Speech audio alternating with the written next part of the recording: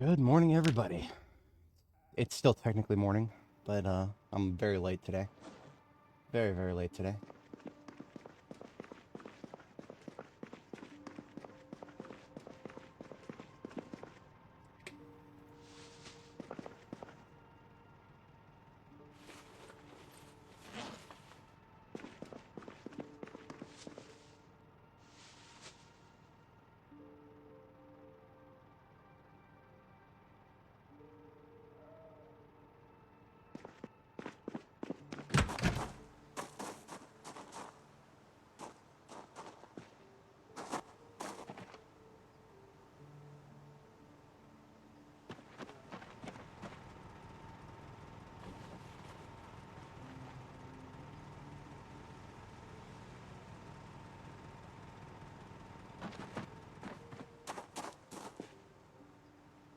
Been using a lot of 45 ACP.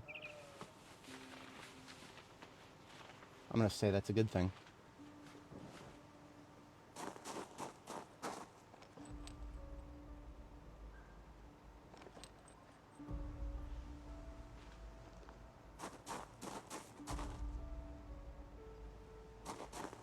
Also completely used up our 357. I can't help it if pistol caliber weapons are just that efficient right now.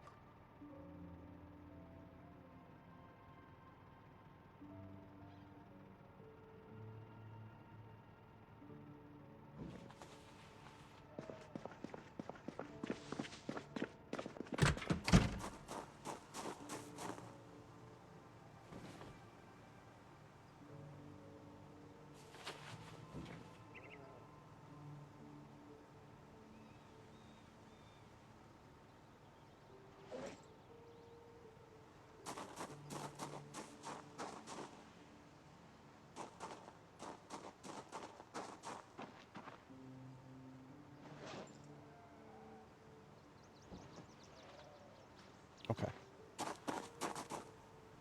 That's us very well equipped then. We've got ourselves an entire carton of shotgun on standby, with some loose shotgun, and some loose of everything else ready to go.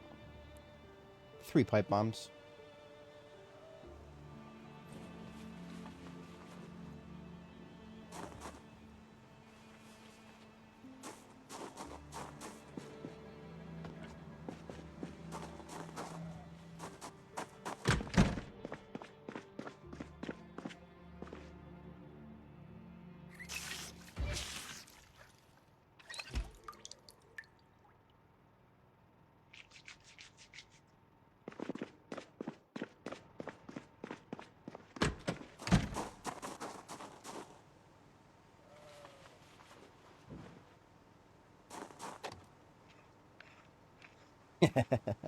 Yep. Early to a very late stream. But yes, indeed. I've mentioned this a few times before, but YouTube's algorithm doesn't often promote me to newer viewers anywhere near as much if I start the stream late. It seems to be that YouTube really wants me to start at the same time every morning.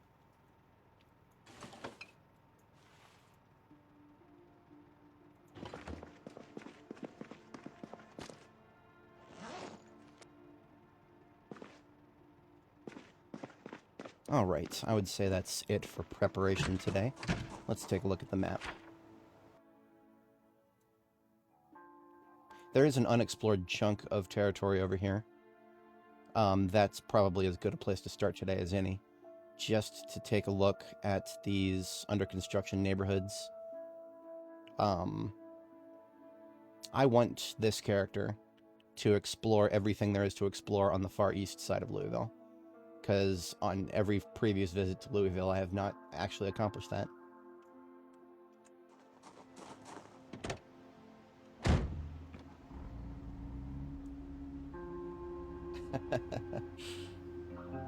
Yeah, it's definitely not for everybody, especially when there's nothing new. Maybe if there was something new in the game, it would have a little bit more staying power, but a normal person who is not going to have the extreme logistics drive is probably going to run out of things to find interesting for a little while. And I couldn't even tell you if the latest patch that's coming up here, 42.20, I couldn't even tell you if that's going to help or hurt the situation, because there's some things that they could do that I feel like would make it a lot more appealing for returning players. And for some reason, I get this sinking suspicion they might not do any of that. Now, okay, here's another... I have been under the impression that these zombies here... this one is an obvious trap. If I walk over it, it'll wake up. Now, I was under the impression that these things show up because glitched ragdolls would otherwise show up in their place. But the glitched ragdolls happen because zombies fall off of high places. Where would this zombie have fallen from? The sky? In any case, let's just get rid of it. There's another one down here, too.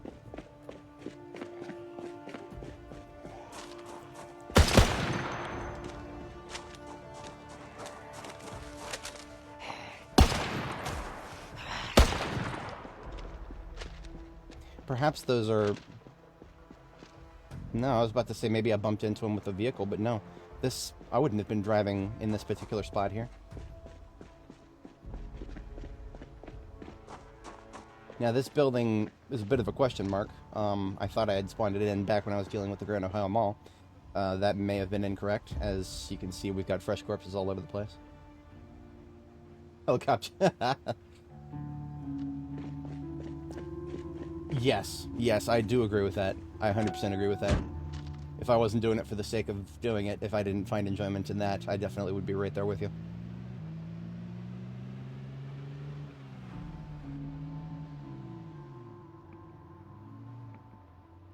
So our destination is this under construction little neighborhood joint here. We should have pulled... there would have been a lot of zombies in this first area next to the large building that's under construction still. And then a bunch of foot mobiles on the ground between these houses and around that area. But we pulled just about all those out of there with the siren. So I'm thinking there should just be stragglers. I don't know if that means there could also be pockets, isolated pockets of Zeds that we did not successfully deal with.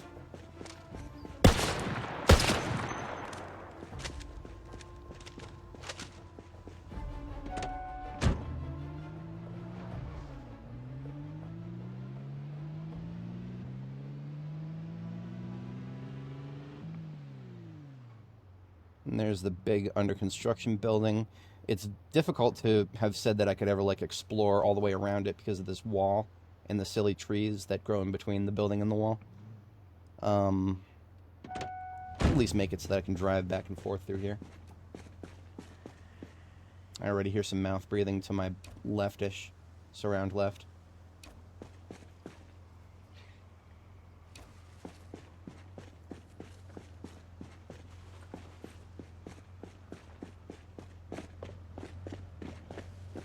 Axe in the trunk. I see this tree shaking. That could be a Zed trying to go around. Yeah. Right this way, ma'am. You think you can get me because I got a tool in my hands? I am a fire officer. That goes for all y'all. Let's go.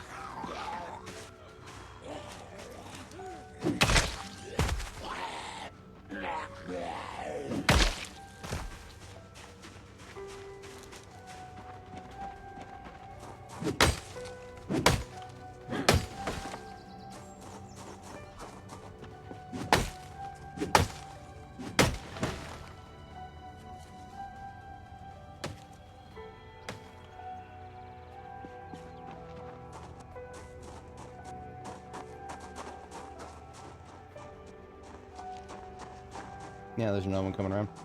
Oi, you missed the party, bub. Right this way. Command, how's it going?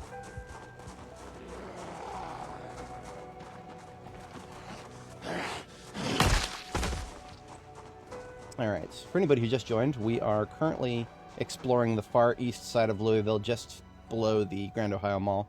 Grand Ohio Mall is basically just if I go up center here and keep going.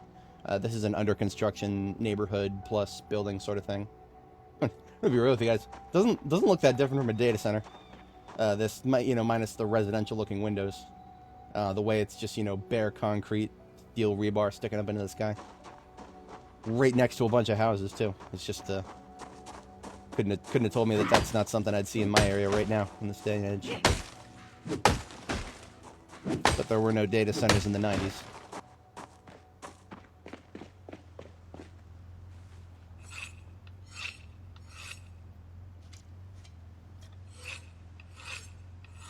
Alrighty. Now I can drive in and out of that area much easier than before.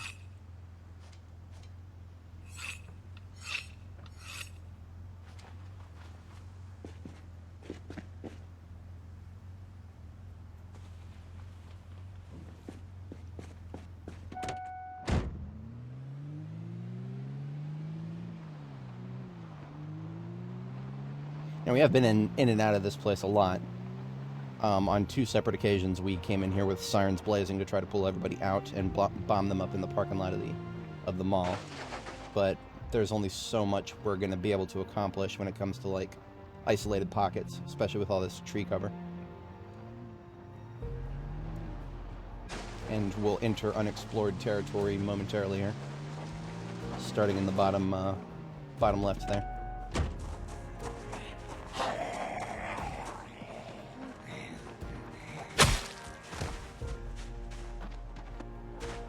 I'm going to treat this area the same as I was the residential area earlier in my previous stream, or near the end of the previous stream, where there's probably zombies in the area that are not immediately coming out, and they're probably coming from every direction if I start shooting, so we're going to put a moratorium on guns until I have a better understanding of where there might be any pockets.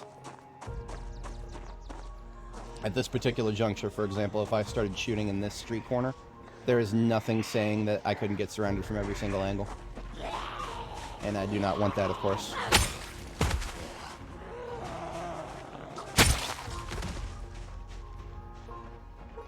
The most realistic thing to do is to establish a safe angle of approach from the top here, because anything from the top is going to be a lot lower chances of high numbers. If I eliminate stragglers, then we have a clean angle of approach for the rest of this play.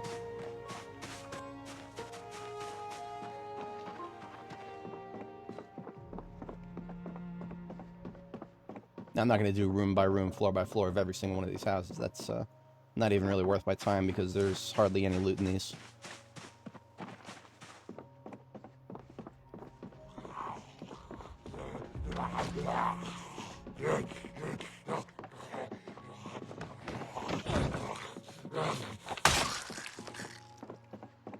Now, I want to say that we'll probably find a lot of steel sheets in these places.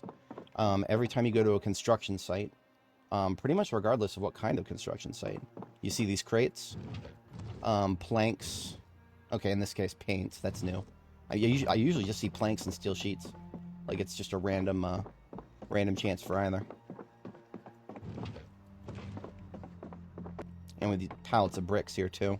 I have not done a lot of brick work despite an affinity for masonry.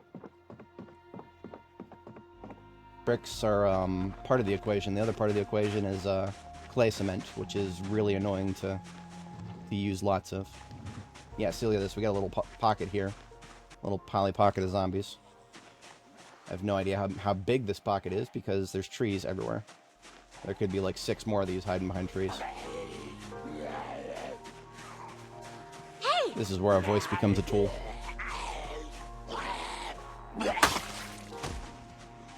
Also, these construction worker zombies sometimes will have very useful materials on them. I have seen duct tape on one before.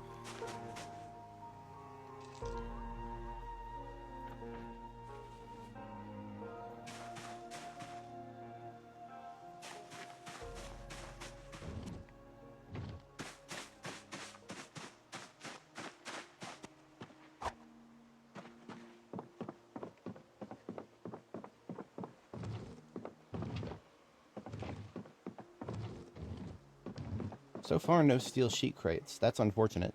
Maybe it's only, like, commercial construction that you could see that. My screen is not yellow, no. That's just a, it's just a camera tint for aesthetic purposes.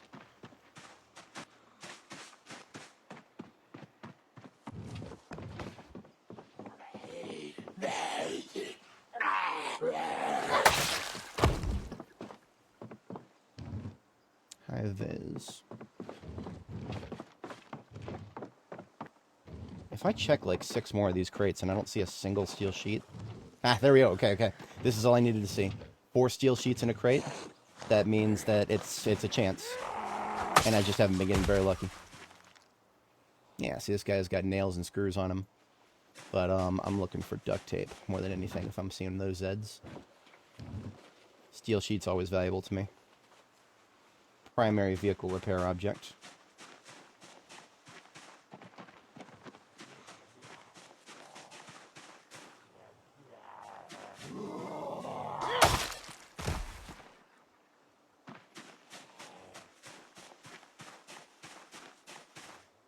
Nope.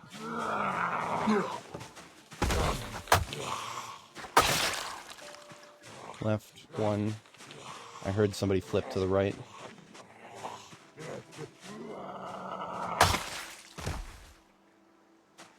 Yes, I agree with you right there. There needs to be a substitute of some kind for clay cement. Like, if you go to a construction loot table, like a warehouse, there needs to be some sort of powdery mix that you can mix that will... A mortar mix. Like a... Regular brickwork in the modern world does not require clay cement. It requires mortar. Brick and mortar. The mortar is usually, I think it's just a premix or a mixable solution that you add water to. So just like, you know, just like all the other things that you can add water to, like a bucket of water to create a bucket of mortar. That should have been added right as soon as bricks were added to this game. The fact that we've just been stuck with clay cement forever is a little silly. Actually, it's very silly. Okay, I'm gonna go ahead and discharge from here. I feel like I'm in a rather central location to the area that I'm trying to clear of pockets. We'll have a bite to eat while we wait for a response.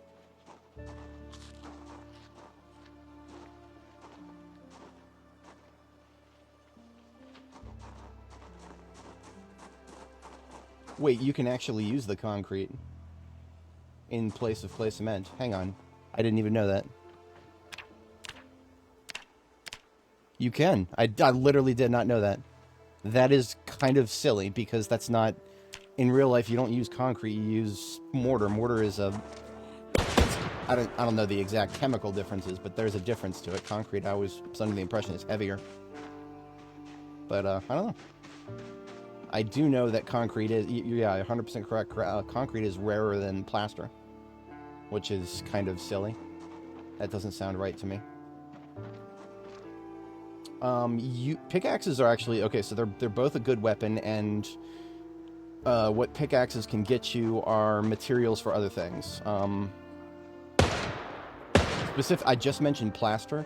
What you can get with a pickaxe is if you see limestone. With a pickaxe, you can mine a limestone deposit. That gets you limestone. Limestone, you can take it to the kiln with some charcoal and make it into quicklime. Quicklime is a substitute for plaster. With quicklime, you can make a bucket of plaster powder. Okay, I am satisfied by the lack of response up here.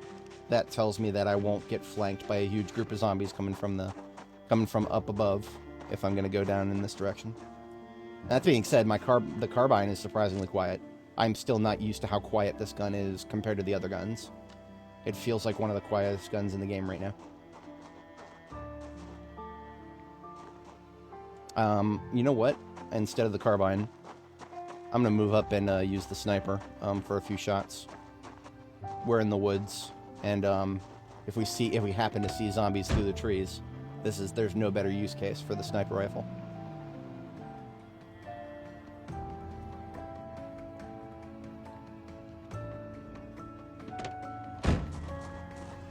MSR 7T with an 8x scope.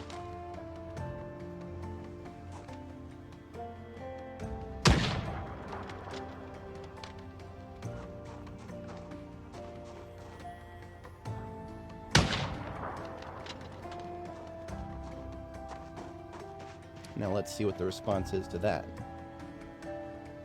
It's a big gun, by the way. I love this thing. I wish this game had anti-material rifles.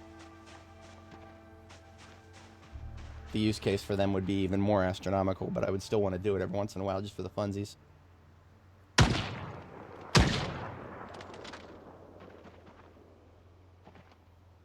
You can see how I can... So this is... I talk a lot about ammo logistics in this game. This is a gun that shoots 7.62. Every time you find a box of 7.62, you're only finding 20 bullets. And so if I go nuts with this gun, it is the ammo stockpile that I'm expending will disappear a lot quicker.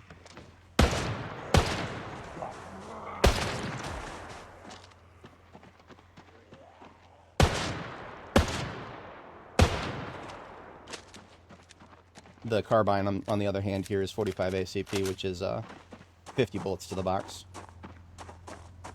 And when you think about the fact that large boxes of ammunition generally have an equal chance to spawn different calibers, the only exception to that rule that I was talking about there with the boxes of ammo and their equal spawn rate, the devs have added... at pretty much every gun store, there's extra places to find 5.56. So 5.56 is still equal chance to spawn inside large gun ammo storages. But there's other places to find 5.56 that you can find. You come out of any given gun store with a lot more of it. So 5.56, which is shot by the M16, which I have always complained about because the M16 is literally 30 bullets to the magazine, despite only being 20 bullets to the box. Unbelievably ridiculous ratio, if you ask me.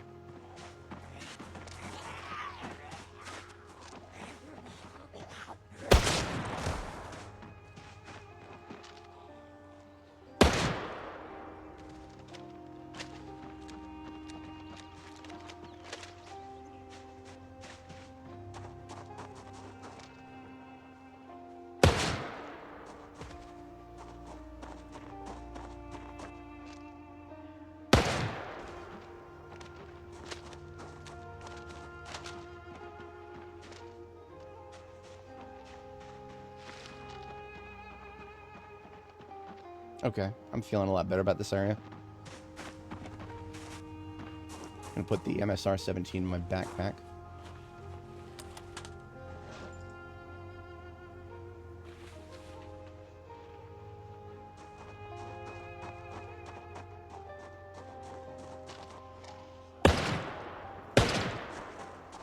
Shoot. Left a corpse in my road.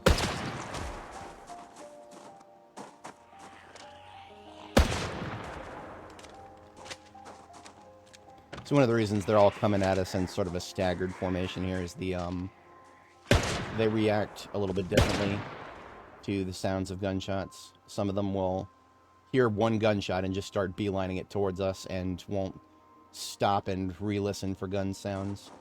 Some of them will pause every single time they hear a gunshot.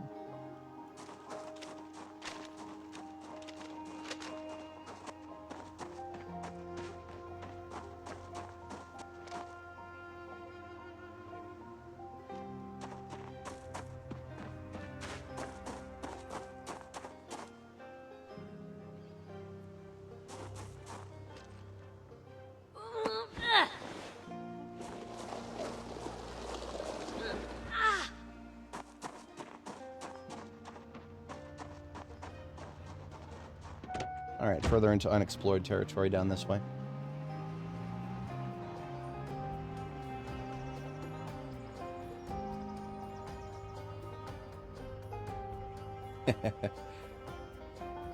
The assault sledgehammer. Oh man. I need to add that to this game's wiki. The assault sledgehammer bill of 1990.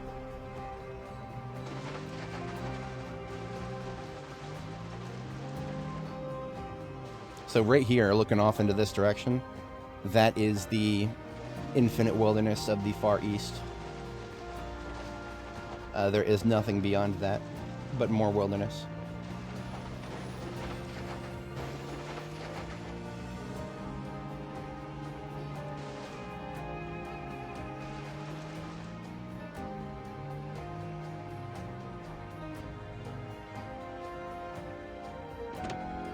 just gonna explore on foot around this bigger section of housing.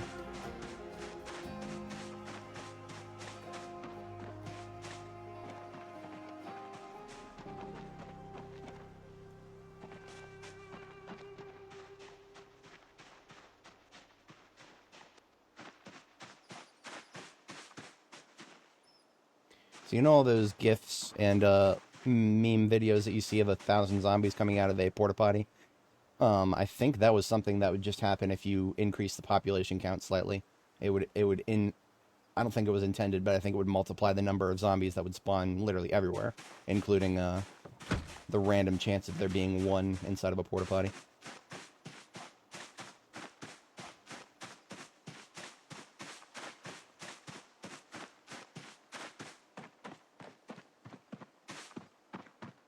"3,600 hours of Zomboid, I have never seen anything more than, I don't know, maybe like 4 or 5 coming out of a single residential bathroom.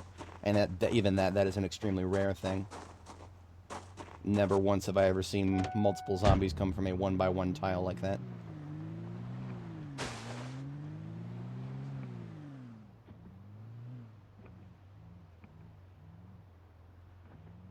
So we explored between the houses on foot, the driveway on this side, quote-unquote driveway, unfinished road on this side.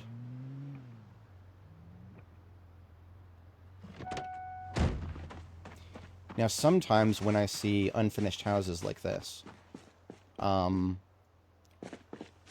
have a particular interest in some of them if there is a fireplace, because these unfinished houses, you can disassemble most of them with carpentry and rebuild them however you see fit, and then use the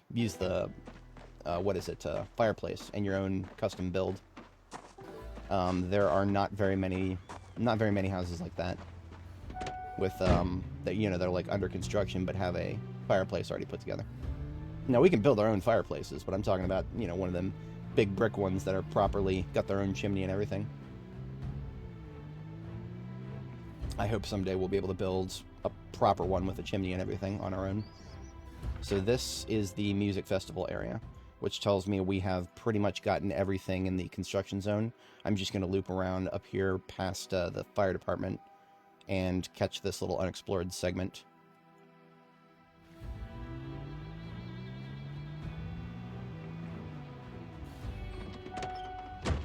We did a pipe bomb activity here in order to clear the music festival crowd. In fact, we did it in the middle of the road here because we didn't have a lot of good spots in this area. So we actually just used this light pole right here. You can still see the dried blood all over the floor.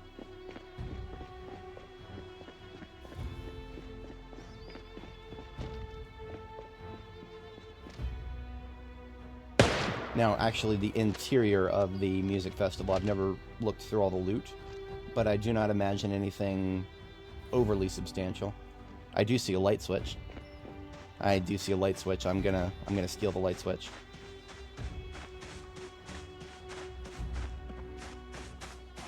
Now, if anybody's not familiar with the meme, why is this Pizza World sign a light switch? I'll have to. I can't demonstrate it here. There's nowhere to show you. But yeah, that's the light switch that I just picked up. Left a lot of beer on the floor here. Wow, it's not even open. All right then. Beer that's been sitting out in the sun for what are we up to? 1 year and 9 months? Sure, why not? Still got the lid on it. Schrader Brow. And look at that. There is a generator out here. Okay. Now it makes sense for this universe. But in the real world, generators are so loud, I don't think you would ever want to have them at a music festival in the middle of it like this. You'd probably want to have generators like off-site, like far off-site. Some of them industrial extension cords or some shit. Because these are loud. Like extremely loud. We don't have room to carry it with us right now. I'm just going to move it to the side of the road. We'll pick it up later. Ooh. Double freezers. More things that I don't immediately need and shouldn't need anytime soon.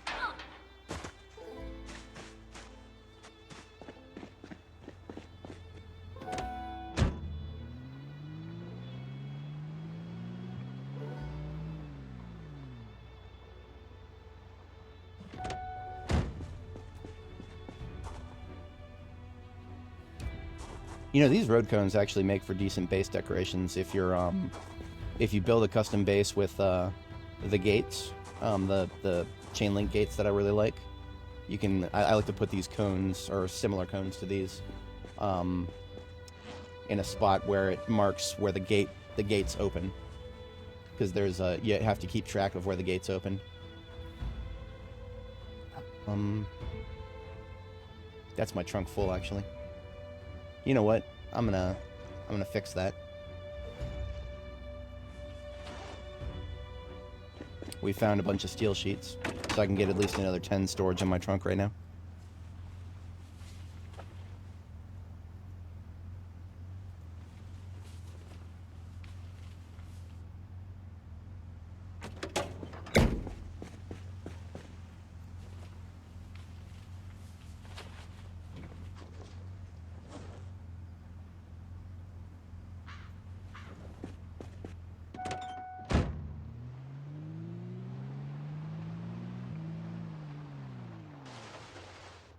Speaking thereof, since it does look like this place is relatively quiet, let's take a look at those crates.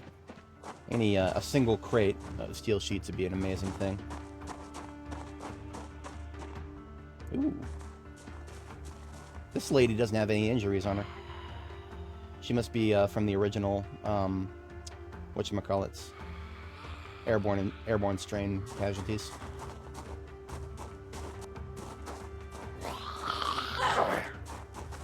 She does have dried blood around the mouth, so she definitely ate somebody. See how the only hole in her clothing is the one we just made. Everything else is pristine. Doesn't even have her ID, so I cannot commemorize her. It is a rare hat that she's got, though. The fancy fossil hat. Fancy fossil hat is a brighter blue.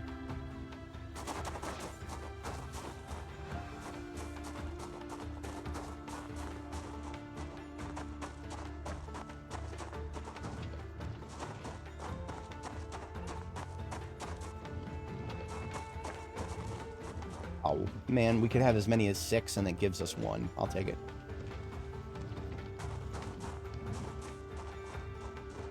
Now, if I wanted to get bricks, each one of these... here we go. 4 steel sheets. If I wanted to get these bricks, each pallet gives you... what was it? 30-something bricks, I think? It's 6 encumbrance worth. So this right here, 6 times 5, that's like... Yeah, it's 30 encumbrance.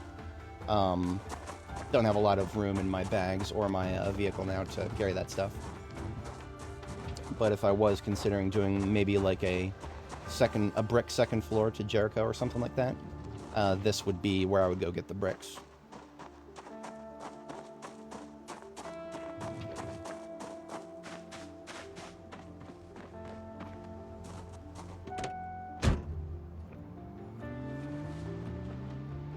What the... And this is why random tree placement on sand is a very silly thing. The ambulance is trying to escape its fate. Poor thing.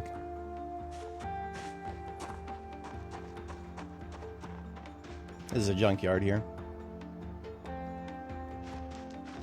Any of the vehicles you see in it will almost guaranteed have an engine quality in the single digits and therefore be pretty much useless. But sometimes they have decent parts on them, and you can always yank engine parts out of the engines.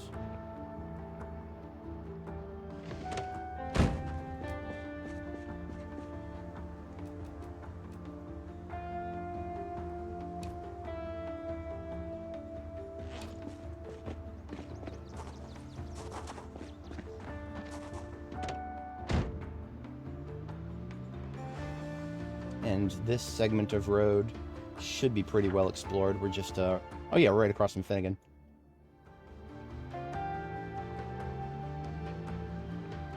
Yeah, we have done much heavy fighting at Finnegan. You know, we probably do have enough time to take another peek and see if there are any stragglers in Finnegan here. If I was going to do that, the heavy armor goes on.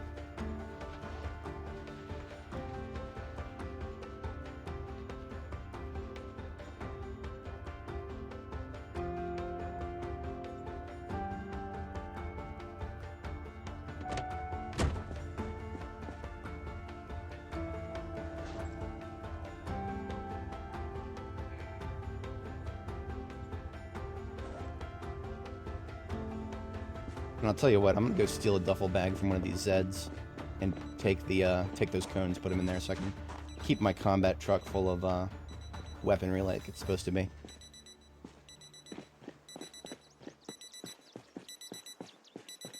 Who's got a duffel bag? Anybody? Yeah, I see one.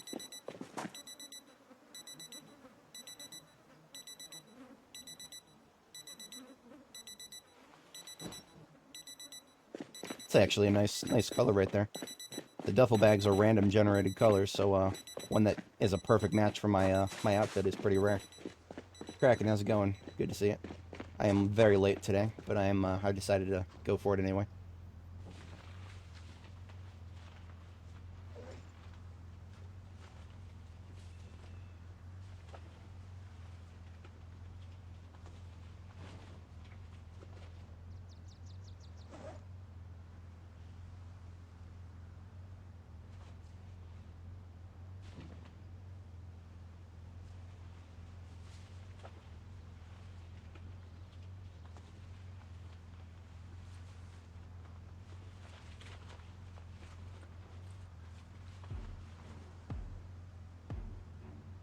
Okay, good.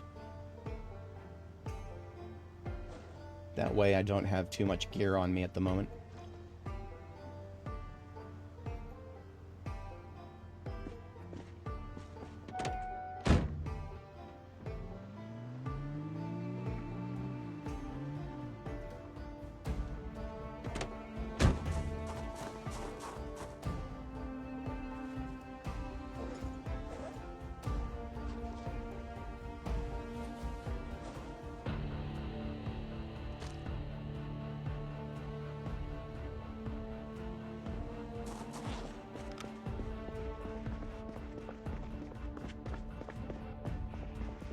Didn't even know this was in here. I was looking for a bathroom so I could get some,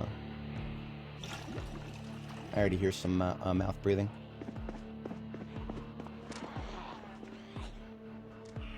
I should probably be quiet about this.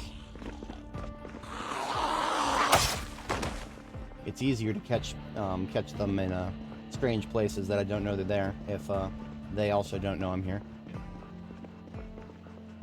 So with that in mind, I'm actually going to put the trapper carbine away. Try to keep my inventory weight on the lower side.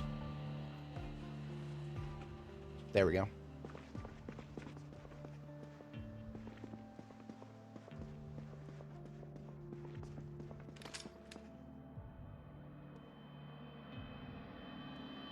Oh, so the wound, it just healed up. It was not substantial enough to last longer than 2 or so days, I think. When we took the stitches out, it was downgraded to a scratch, and at that point, it healed normally.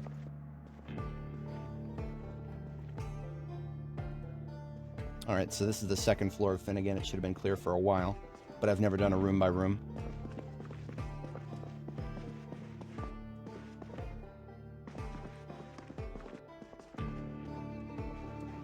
Presentation room.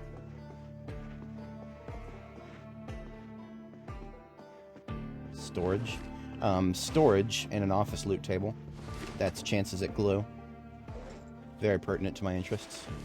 Glue is a critical ingredient for remote bombing.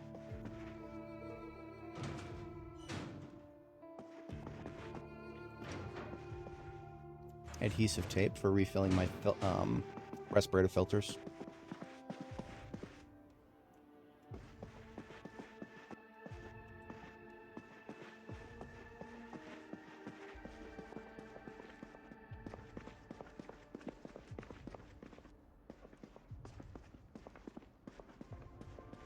This is an overlook.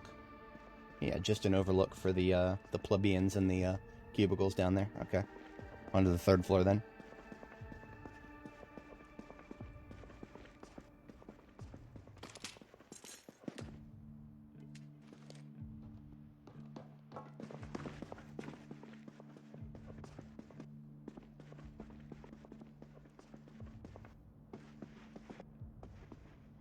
Big old break room and employee lockers. Some cubicles to the right.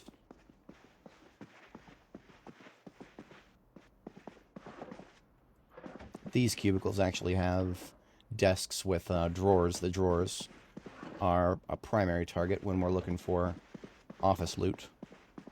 Give me all of that glue.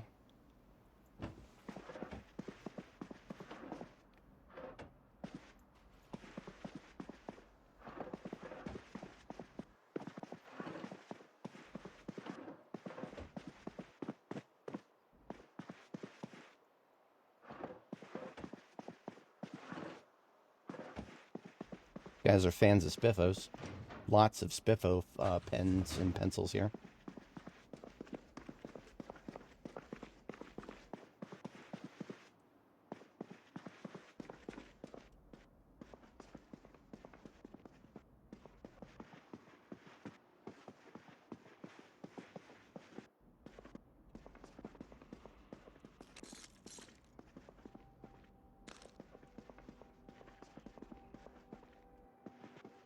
The executive office. That's a wild book to have for Finnegan Research Center.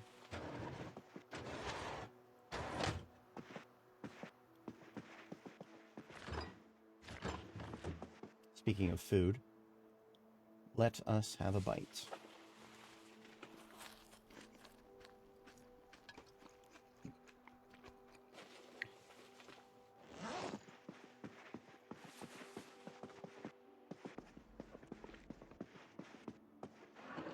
Ha! A flask of gin. All right. All right. Thank you. Appropriate.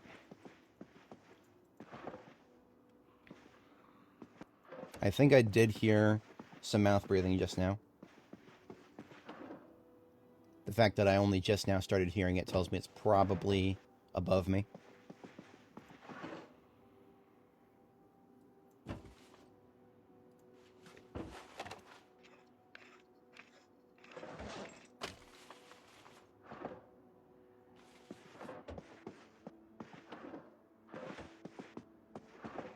So primary loot target for an office table is glue, but we happen to see a radio, CD player, whatnot. Yank that. Okay, now here's a funny thing. There's a key to this place and this desk, and it says Key Hospital. This is not a hospital. This is Finnegan Research Group. I don't think that they're doing any sort of hospital work here. Louisville General is just right down the road.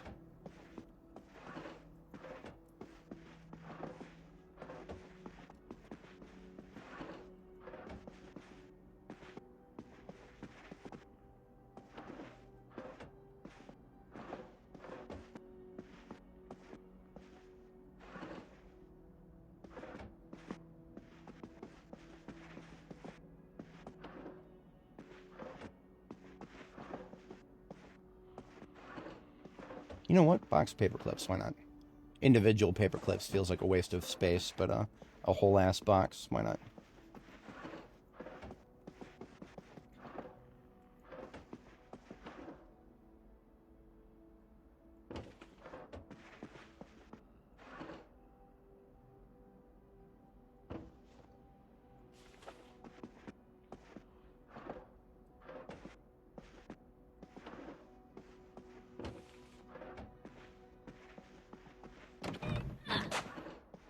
Ah, somebody's lunch. Found what I couldn't find in an entire convenience store. Beef jerky. Leilani Pelletier. That is one hell of a name right there. Stealing that. I believe that was this entire, yeah, that was this entire, bend up here.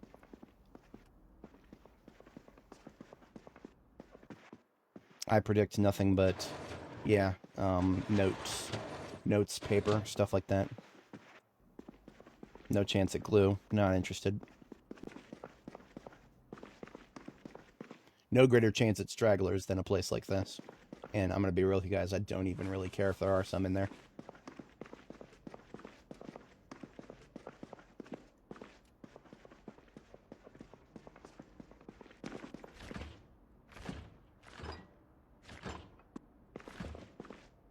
And coffee. Cereal coffee.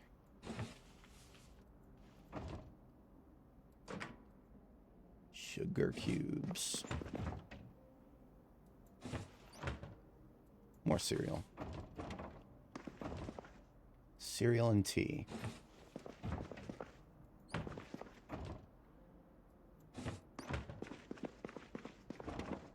Two coffee. Hell yeah.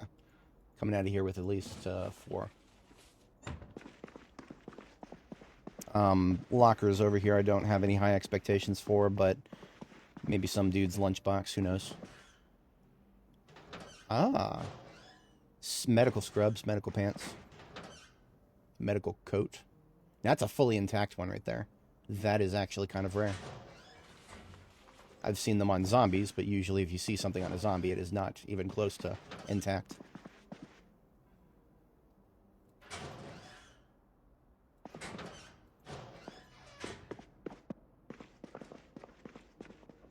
Alright, that's it for this floor.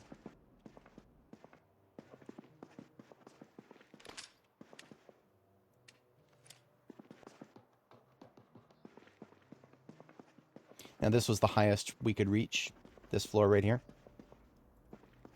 I believe there's a floor above this one, but it would be... There would have to be a staircase somewhere else, because you can see there's no further stairs to go up. Ha! Glue. That's what I'm here for.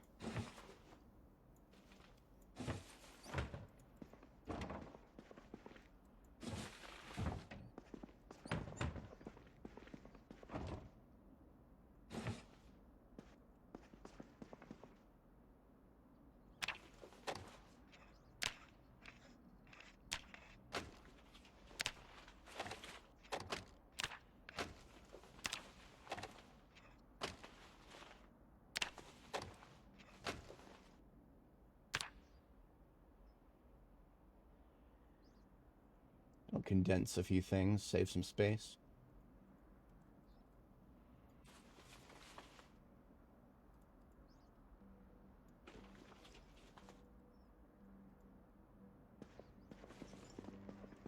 Otherwise, I'm getting pretty full on everything here. My satchel's got a little bit of room, but at that point, it's getting dangerous. If I fill the satchel up completely, I'll be over encumbered, and that will leave me vulnerable.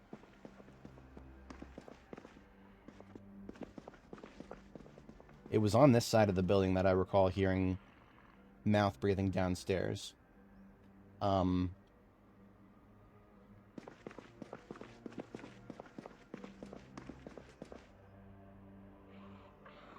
Yeah, somewhere center speaker there, so in this area. And found the stairs to the next floor.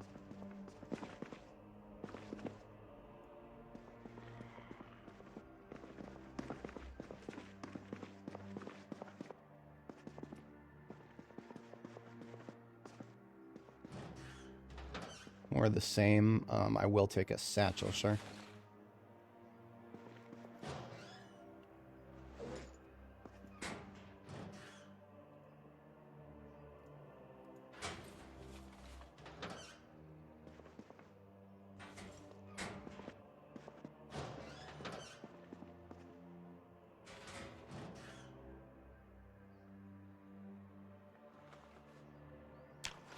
I'm not articulating out loud much, but whenever you see something like a duffel bag, a medical duffel bag, and or a medical satchel, you'll get things like stethoscopes and tongue depressors, which have no purpose, but most of the other stuff in it do have a purpose.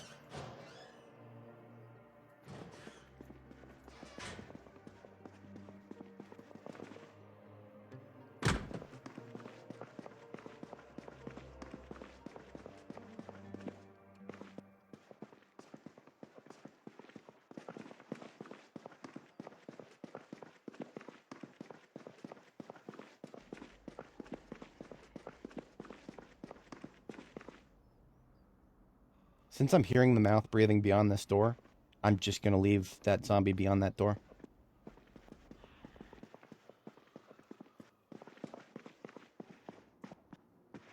We're already past our bedtime here.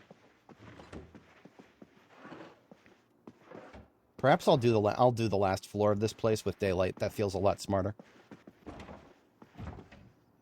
Give me some of that glue. Yeah.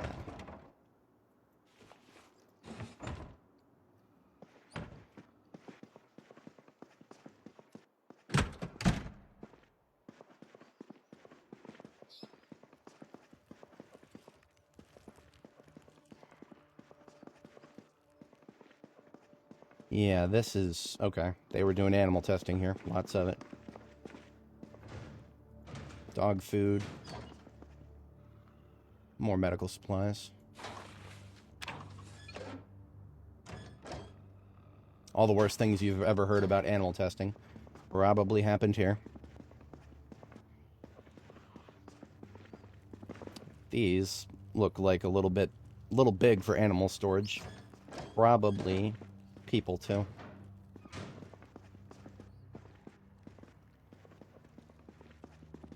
Morgue tables, yeah, absolutely the people here too. These morgue tables are big enough for people.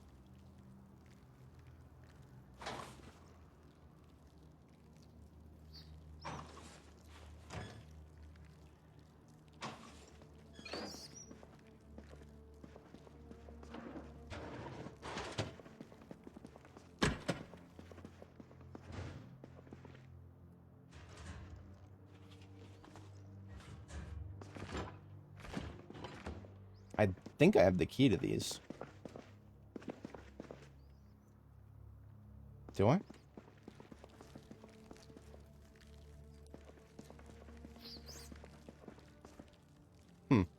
Oh no, there's no doors. None of these are doors. Okay. That's morbid. There's literally no way in or out of those.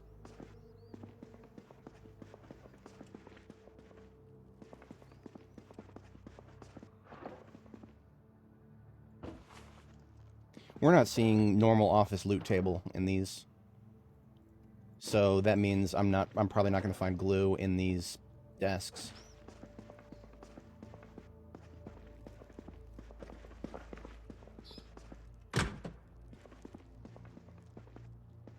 I think we're out of here. Yeah, I want to hit the last floor. I would prefer to be on top of my game for the last floor. Perhaps with some daylight as well. Ah, this is a normal loot table for an office here. Alright then. I'll be extra late for bed, it's fine. We'll survive.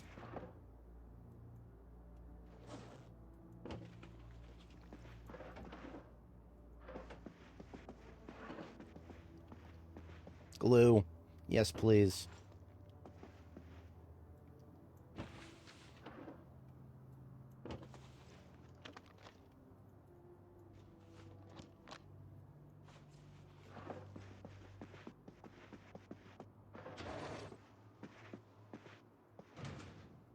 Alright, I am now officially over encumbered to the point of extreme danger. Let's get out of here. This place feels like a maze.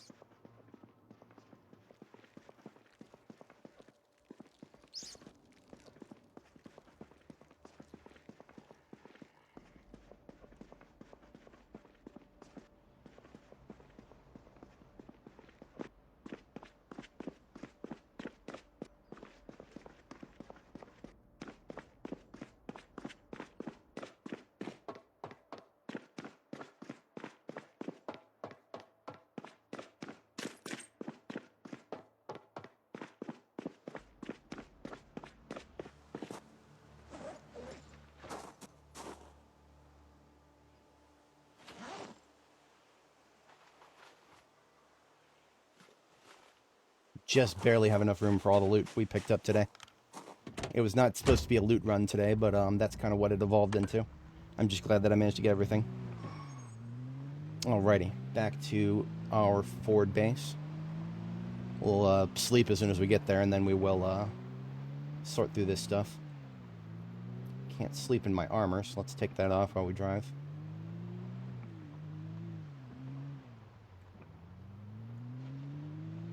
Well, I can sleep in my armor, it's just pointless because the discomfort will make it so that we're not really actually getting much sleep.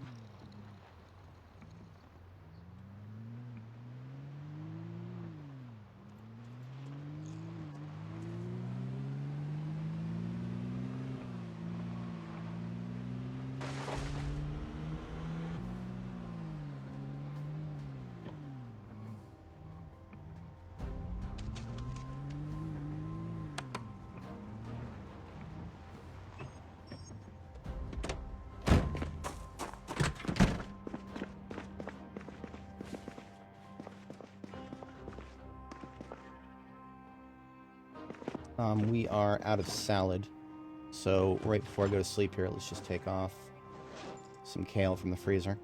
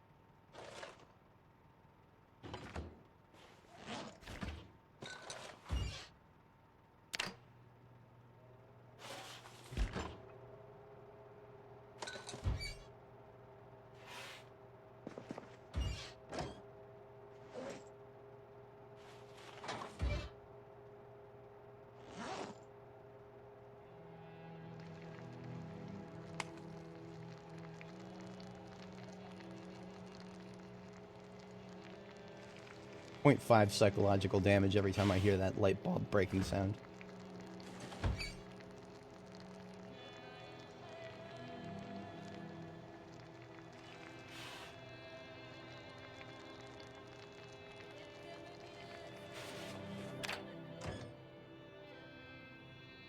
Let's do 6 salads, I think.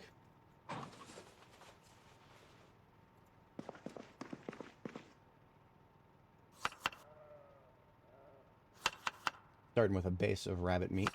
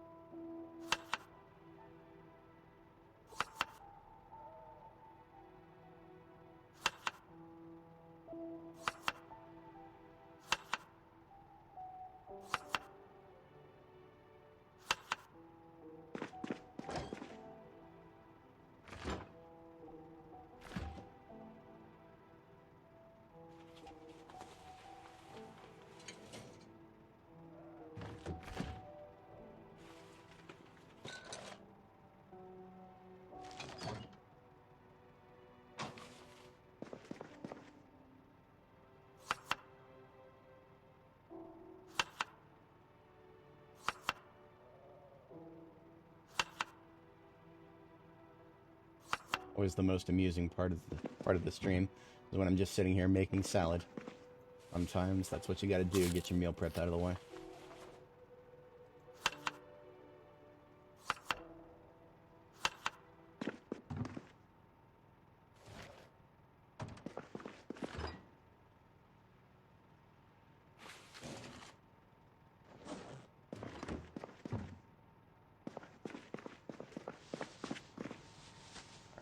Empty magazines for the M9 go in here. We picked up a whole plethora of electrical stuff. Let's just dismantle all of that now.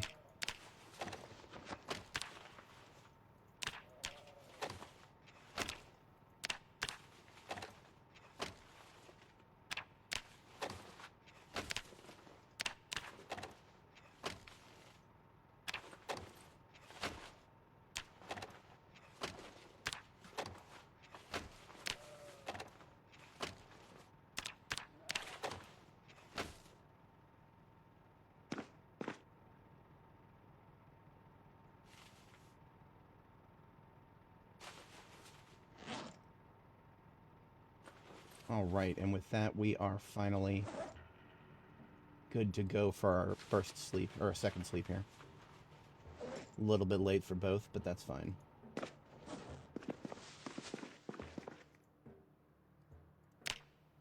Do I have a list of mods? I don't have any mods that substantially alter the gameplay, but I do have a couple. I talk about it in the description. TLDR is not right now. In the middle of the description there. We woke up with a nightmare just now. I'm going to read a book to get rid of that. After reading that book, I'm going to make some tea, I think.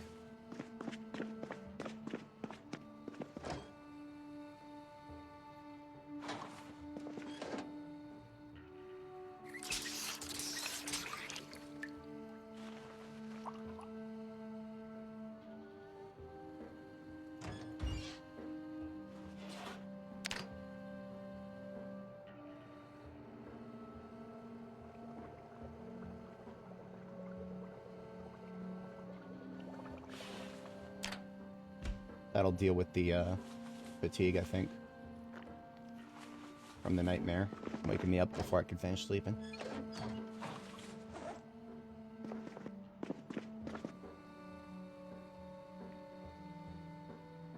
Beer in with the soda for now, seeing as I don't have a good spot for it.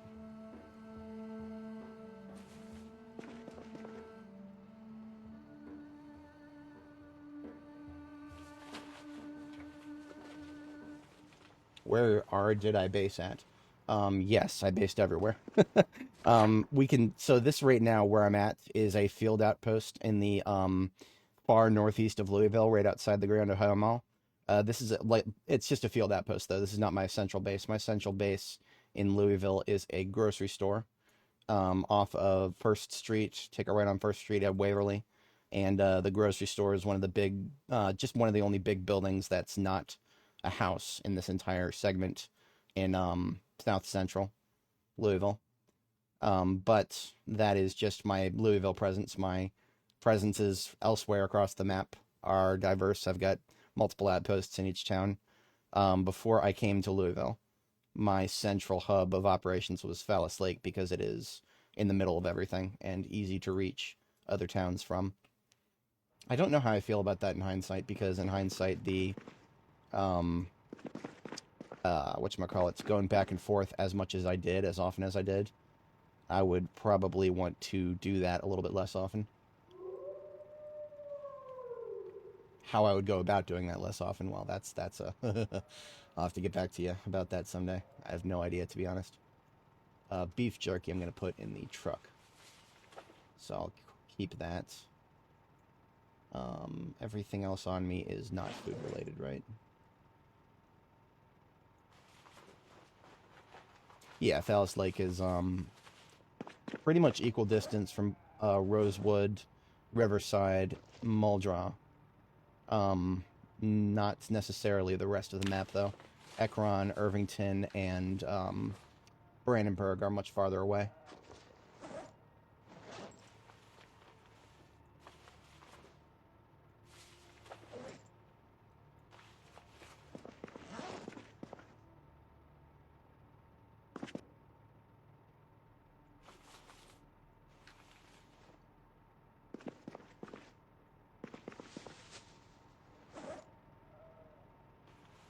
Medical supplies go in here, all of them. Came home with a fair amount. Oh, haha, this is full. Oops. Well now.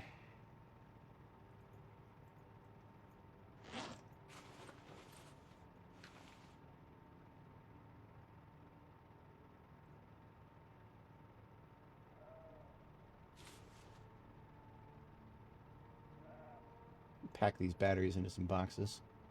Save a little bit of space.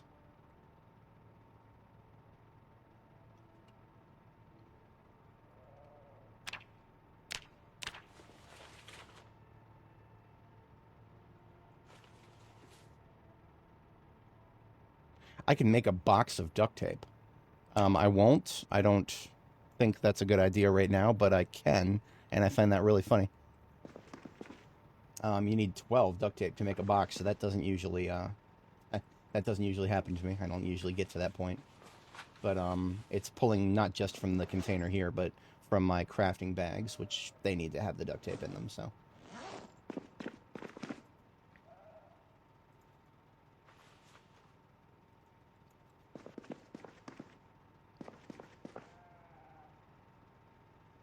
I've been putting tobacco in this side box here.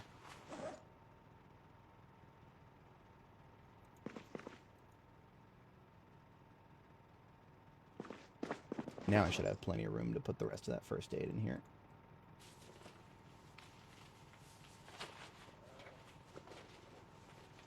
Adhesive tape into the... it's full. Oy. Alrighty then.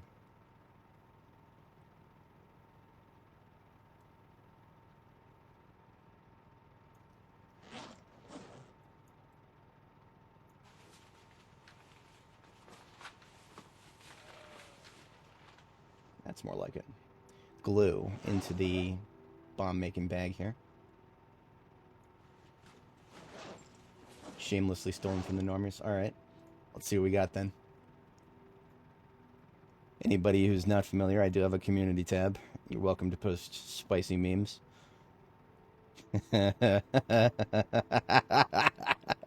Whoops.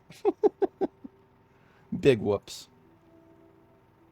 The other day, or actually just before this stream today, this is what could have happened in an alternate universe yesterday's stream. The we got hit by our own pipe bomb, and because of that, well, in a more realistic world, that would probably have resulted in shrapnel being stuck in us. I'm not upset about that not being a thing. Doesn't have to be. So we are up to 8.1 tubes of glue. I'm here for it. Very much here for it.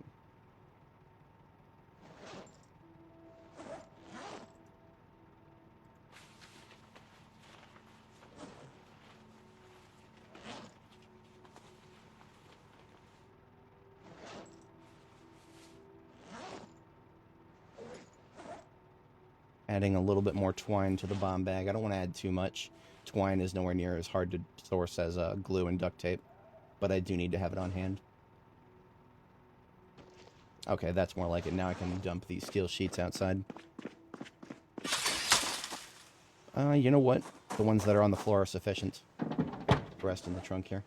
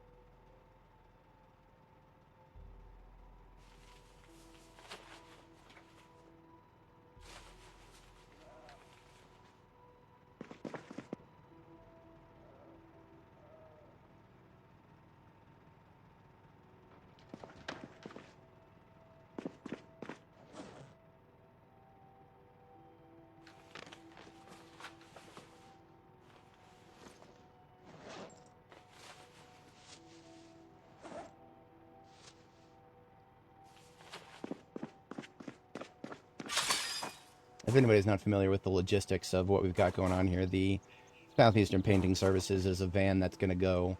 Everything I put in this van eventually makes its way back to my main base. So anything that I'm putting in here now is stuff that does not need to be left behind at a field outpost. We're definitely not done with that procedure. Just sort of an ongoing process. If I see something that has no reason to be put away here, then it gets put away in there instead.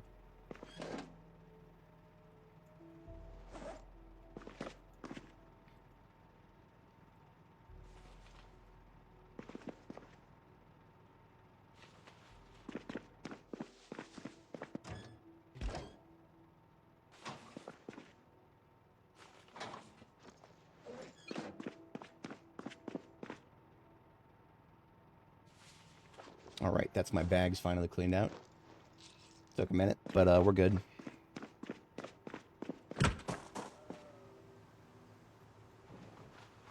Steel sheets that got put in the trunk can go straight over to Southeastern.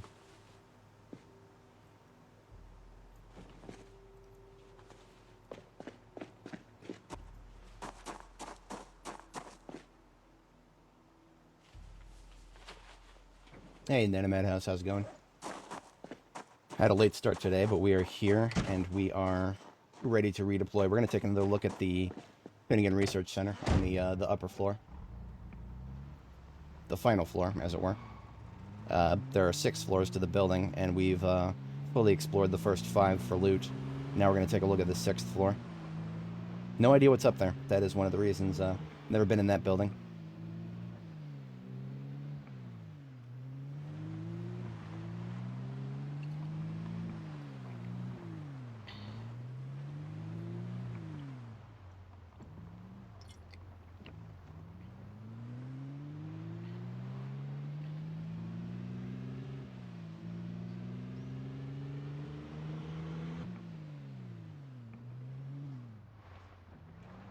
This would be the joint.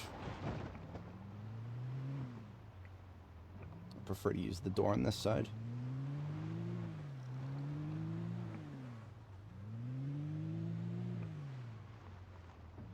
Try not to imagine the smell when the entire parking lot is full of corpse.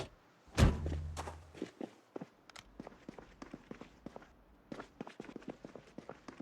just taking speaking of corpse, I'm going to take a quick peek through the corpse pile. See if anybody else has a duffel bag. Yep.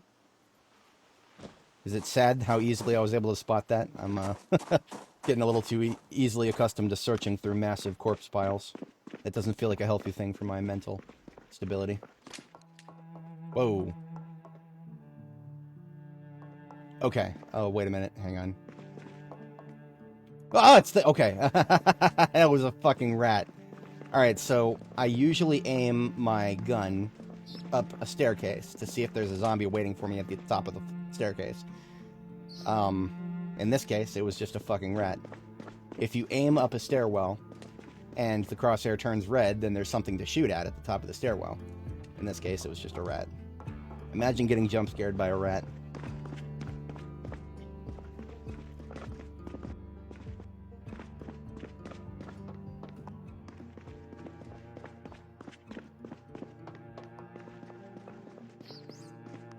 Alright, so this is the 5th floor, and the 6th floor is different based on its placement of the staircase.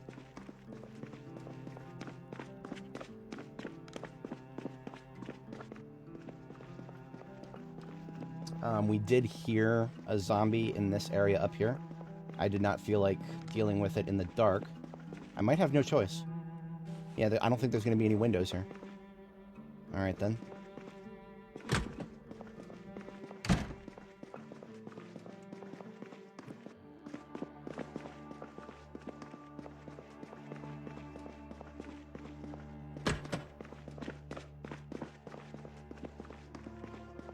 Okay then.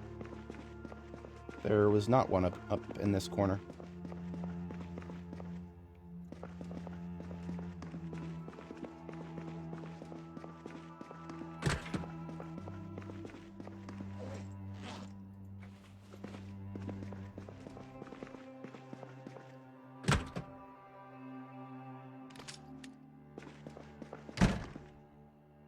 Now, as far as I understand, there's not a 7th floor of any sort. If there was, then the act of cresting these stairs would spawn in any zombies on the 7th floor.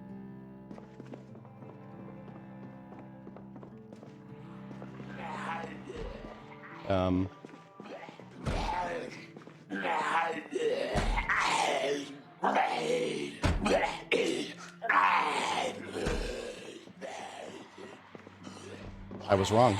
There are many upper floors. Okay, then. I did not know that. I have an idea. And that idea involves the shotgun. We're gonna go get the shotgun. I also forgot my food for the day, because I'm an idiot.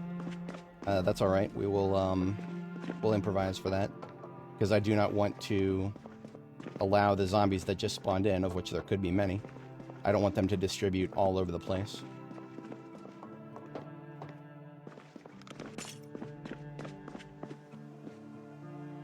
Alright, putting away the 45 ACP. Putting away the Trapper Carbine. JS3T Tactical Shotgun going onto my back. We are swapping out our bandolier, bullets bandolier, for our shells bandolier for the shotgun.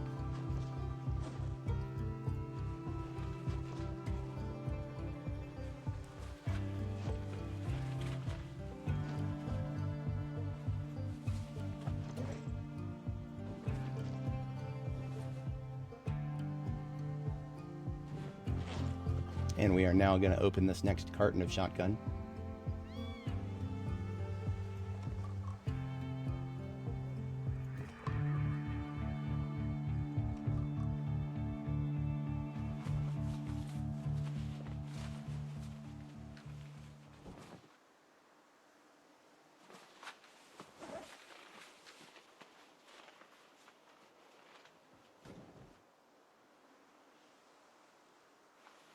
Okay.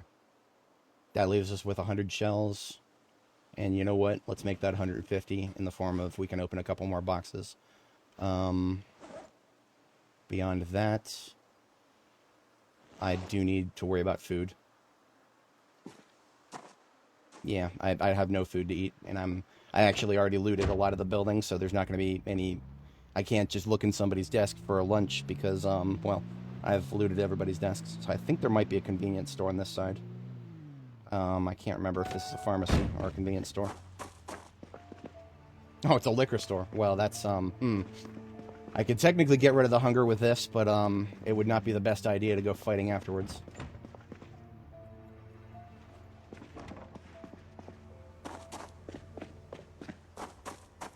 Probably everything in here is rotten. Oh, Rice Krispie. That's probably the only thing that's not. Yeah, I don't think there's going to be much food in this area. I swear there was a Quickie Mart right around the corner somewhere. There is a... I mean, you know, if we're going to go up this direction, we might as well go back to base. There is a gas station in this direction, but, yeah, it's too late now. I'm not, going to be able to stop them from distributing a little bit. Now, they never did break those doors while I was up there. So there is a possibility they never broke either of the doors. In which case, stepping back real quick, back to my base to get my food that I forgot, is not going to harm our chances at nailing a lot of them at once with the shotgun. Because that is the goal. That's why I got the shotgun. I can... Now that they're at such a high elevation, it's going to get harder and harder to pull them all outside in any sort of reasonable fashion.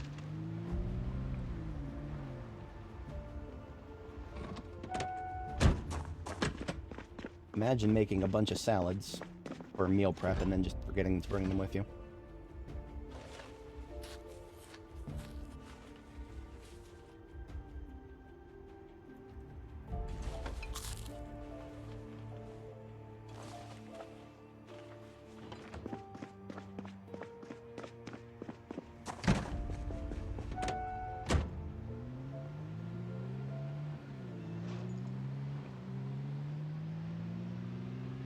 Alright, so I was going to go in there without my heavy armor as well. That has changed. We are now putting on the heavy armor.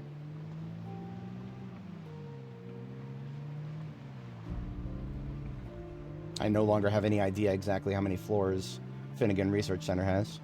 And you know what? I'm going to let that be a surprise. Hey, D&D Dorks, how's it going?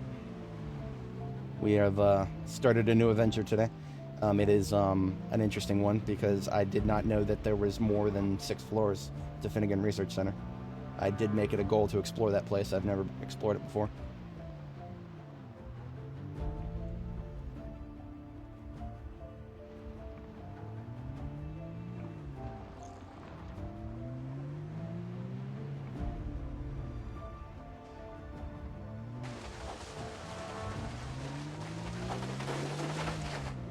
Alright, now we are fully prepared for whatever lies ahead in this place.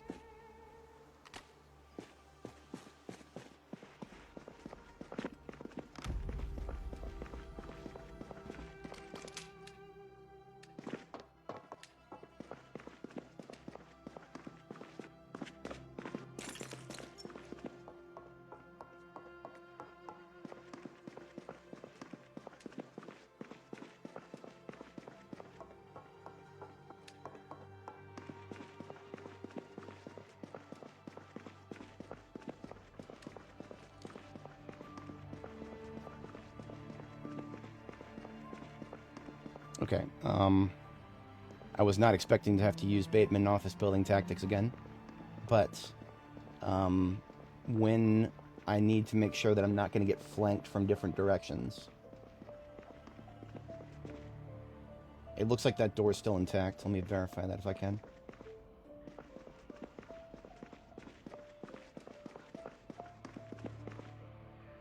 This door right here. The staircase to the next floor is beyond that door, and it looks to be intact. So, what I need to do is just make sure that I don't get flanked from this direction. That's relatively easy if I can find some divider panels.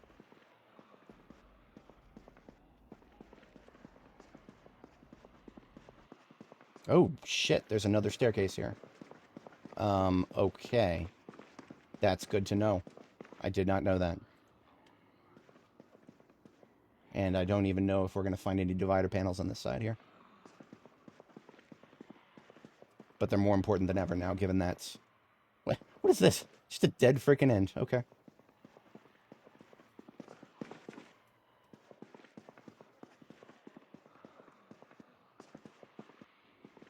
I said the other night that this place is a maze. I might have understated that. I'm going to call it a friggin' maze. Alright, well, I'm not seeing any dividers on this floor. Let's just pop down to the lower floor, grab some dividers. The reason I'm taking some dividers is I need to be able to hear if zombies are coming from a direction that I'm not shooting in. And that's what these dividers will do. We'll hear them when the zombies flip over the dividers. And that'll be our cue.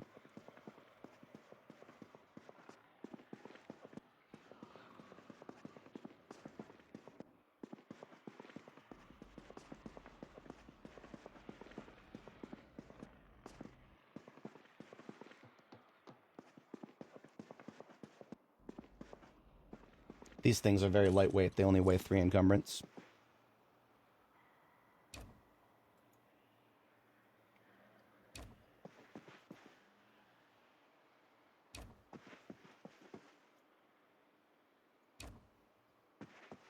Does it? Gonna have to blame YouTube for that one.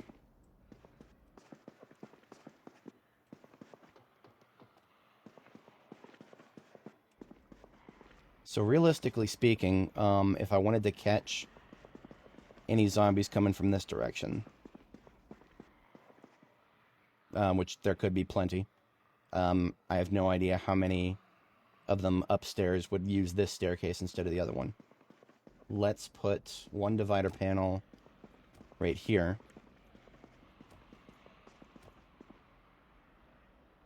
Remember, the zombies will not try to force their way past pre-existing things like counters here, so these counters are not a factor. You know what? This might block the doorway. That blocks the doorway. Okay, never mind. Okay. I don't know how I feel about that.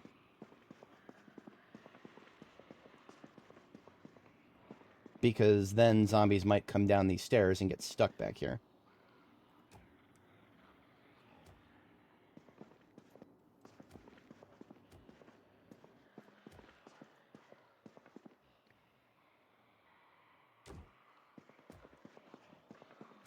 Okay, so by putting these here, and then leaving that other one over there so it blocks the doorway, that leaves me in a place where if they come down these stairs, they should still be able to path to where I'll be fighting, but they'll have to flip twice in a row, and I'll hear both of those.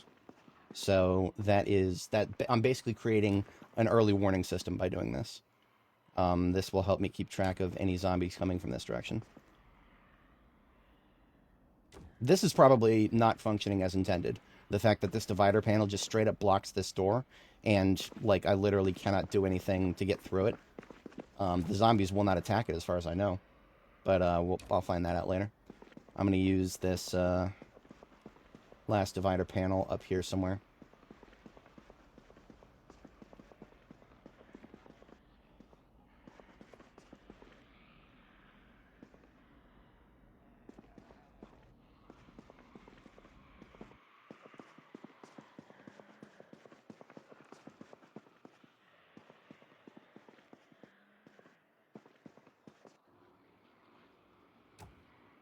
Here we go.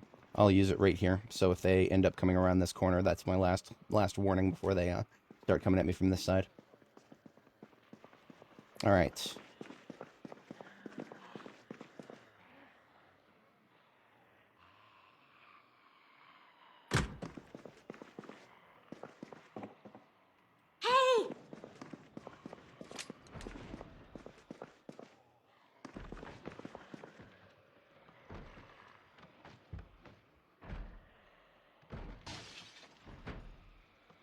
Wait a minute. There might have been several. Hang on, there might have been several. I heard multiple flips.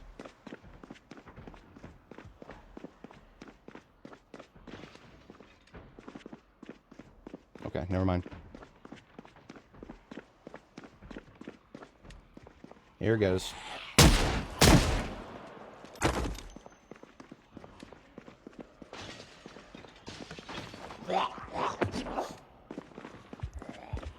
Big mistake to try to fucking trust that. Okay. We're going loud from here. It's fine. If I see a single zombie coming from the right, then I'll know that this strategy is not going to work. In theory, the only way that I know of they could get to me is from the left here.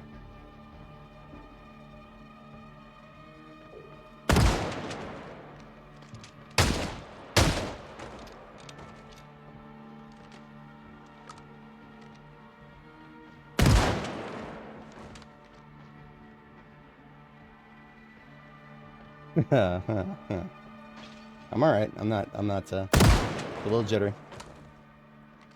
I knew that there was a possibility that lots of them had already come down, but it was an open question, and I assumed the incorrect answer.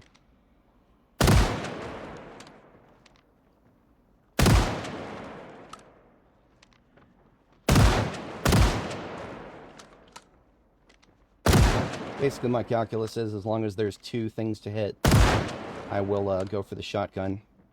And if there's less than 2, I'll try to link it with the handgun. I have spotted so far 2 blue duffel bags. Those could be law enforcement duffel bags. If so, they could have weapons with rare attachments.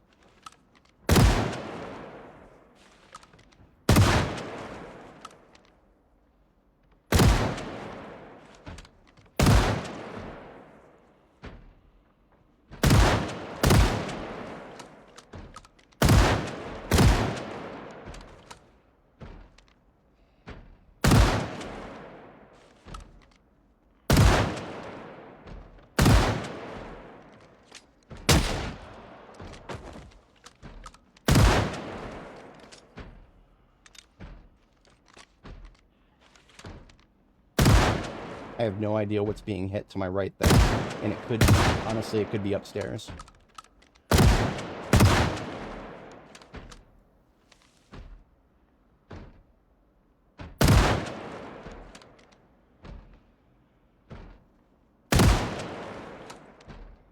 Remember, there is technically 9 pieces of buckshot that comes out of any given shotgun shell. So it's not always the smartest thing to do to wait until there's 9 in a line, but you can theoretically wait until there's 9 in a line. 9 is the theoretical max. I don't think I've ever actually scored a 9 hit kill.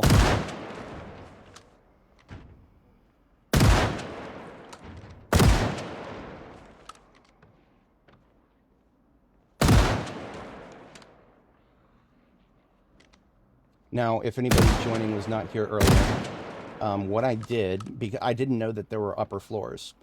Beyond just, I knew there was one above us, but that was it, that's all I knew of. So what I did was I went up the staircase to the one above us. I heard a bunch of zombies, and then I realized that there was a staircase directly above me after going up the staircase. So I realized there was a 6th and a 7th floor. So I immediately went up both flights of stairs and spawned in 6, 7, possibly 8. If there is an 8, I have no idea. We're gonna find out.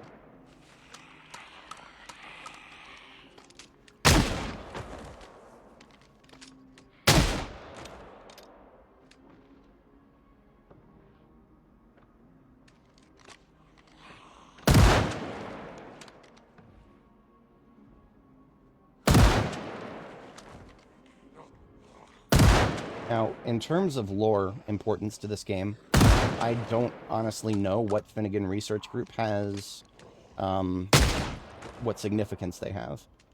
I do know that some people on Reddit were talking about them at one point. If I had to speculate, I would say that there could be some involvement with the military research facility nearby. Finnegan Research Group could be a private sector company working on something for the military over there. Something that could have contributed heavily to the situation. Because realistically speaking, you're gonna have something crazy, research related going on in the military. You're almost always gonna have some private contractors helping out with it.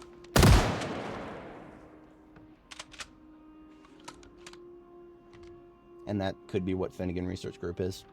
But I have no idea. Informed speculation at best.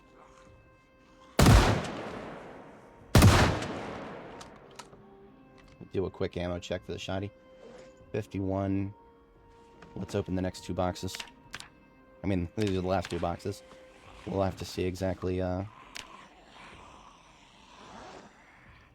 So that's 33 plus 68, so about 100 shells or so. But we're definitely coming to the tail end of this particular couple of floors. I have no idea if there's more floors above us, above the 6th and 7th, though.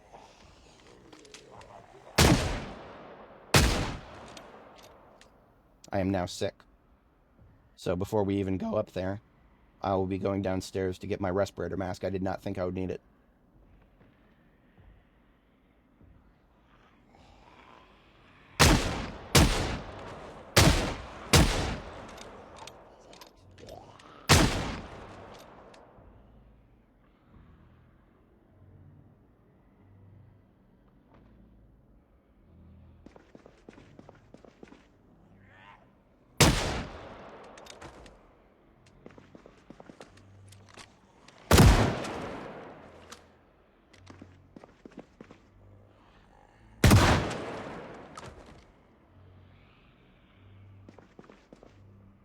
Really want to hold out as long as I can right here. It's the moment I go downstairs, even just to get the respirator mask. I'm going to come up here and they're going to be all over the place, as opposed to in a neat, orderly line. Hey!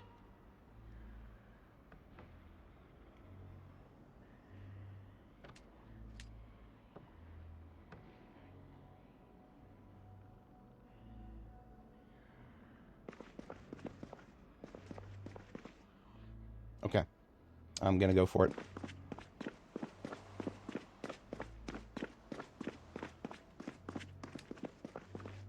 Looks like the little blockade back here is holding firm.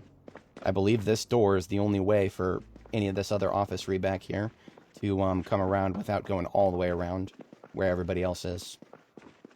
It is a bit of a maze up there, so that's why I set it up that way. Oh, I didn't even notice it cracking. Oh god, oh no, that's not good. We've summoned the zoomers. Oi.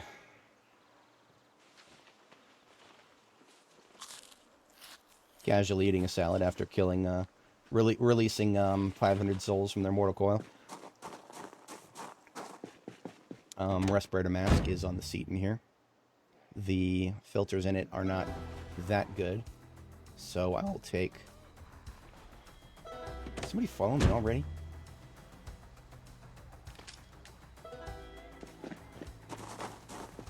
I have no idea where he came from.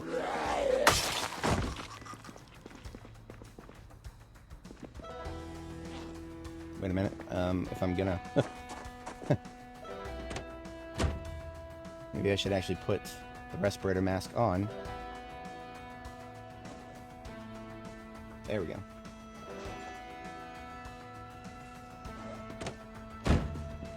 We also took 2 more boxes of shotgun. I'm sincerely hoping not to need it, but it's there if we do. If anybody's not familiar, the respirator mask, the half-mask respirator, it will inoculate you from the zombie stench. So when you get sick, you put that on, and it will make the sickness go away at the cost of your filter condition. So the filter condition is like 25%. That's why I have replacement filters for when it breaks.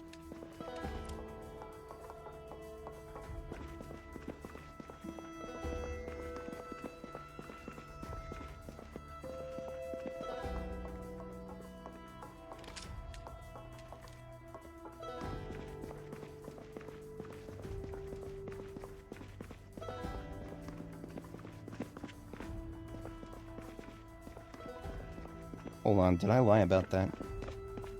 Oh, I did. I did lie about that. Okay. That door that I was talking about, that I blocked up.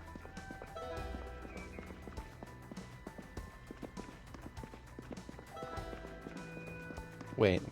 It is a dead end. Okay. I thought that this hallway would connect. It does not. Okay, never mind. It is, this place up here is a maze. I'm telling you guys. This place up here is a maze. This door behind the reception area here. That door I blocked up with a low divider. And that, yeah, okay, good.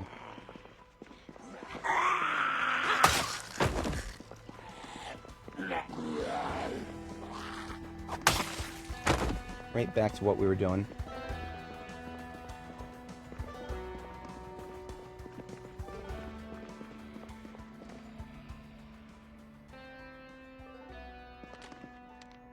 This would be a waste. I'm gonna use the revolver. Just to make some noise, get them over here.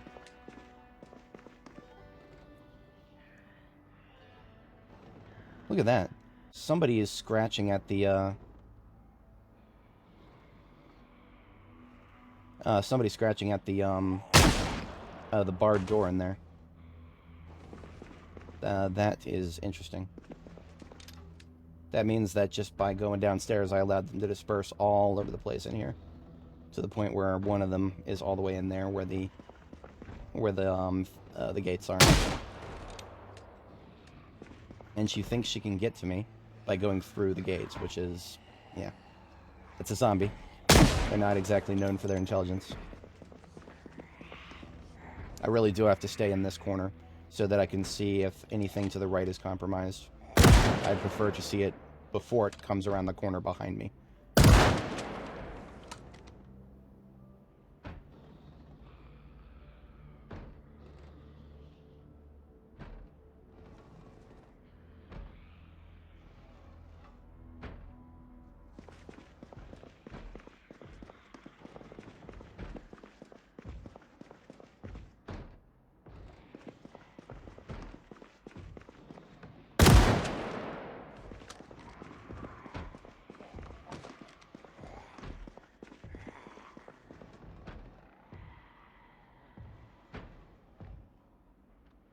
You're hearing the sound of a zombie slapping the construction fence all the way at ground level. That is happening as well because I don't know of anything else that would make such a bassy thump sound. There's not that many of them active at the moment. There couldn't be. Most of them would have figured their way out to me by now. The shotgun blast is about 200 tiles. So we've just got some stragglers stuck on doors and a few foot mobiles who just take forever to get to me, like that one there. Now I'm thinking to come up here with the sledgehammer now. Honestly, this place is such a maze that coming up here with the sledgehammer to bust a hole in this wall so that I can catch the zombie who's trying to get into this cell. I'll kill them through the cell walls. And that would also ensure that my line of fire here is not compromised. They'll still only be able to come from this direction, generally speaking. I didn't expect that this building was going to be the kind that having a sledgehammer with me would make it a better prospect to try to rip apart.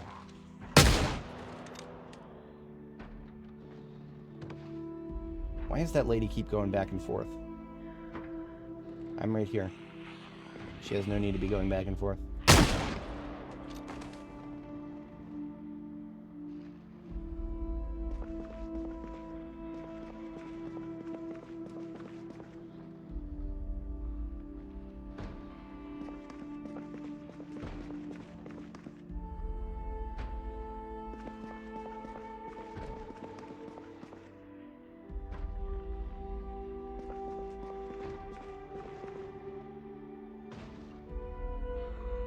That's the sound of a door getting broken. That was not the door to the cell door to my right. And that's why I can't turn that corner yet. I won't be able to for a while. I have no idea what... Yeah, see, why can't I see these guys around the corner? They just immediately pop into view. Doorways and Zomboid are some shit.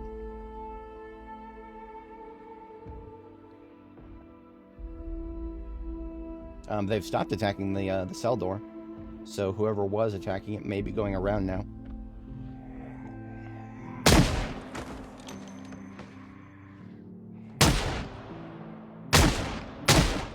That might have been her. I don't know.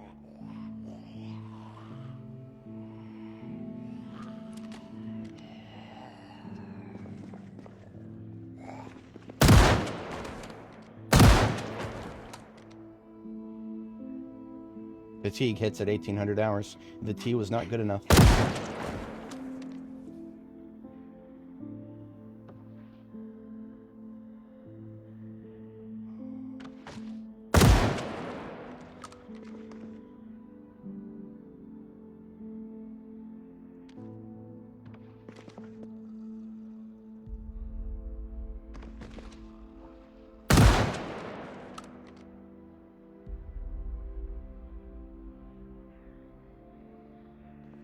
See, I didn't hear any sound for a second, but I knew it wasn't over. Sometimes sound is just not good enough to tell whether there's more in a group like this.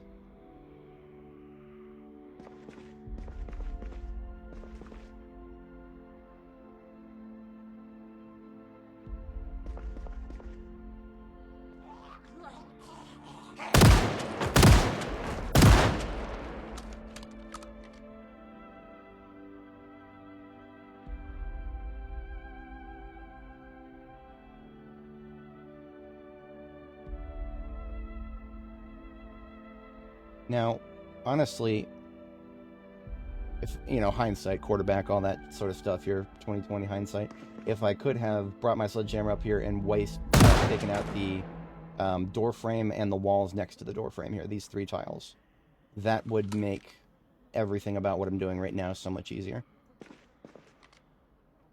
Because I would be able to see targets as soon as they come down the stairs and come around the corner there. My filters have just gotten broken on the mask.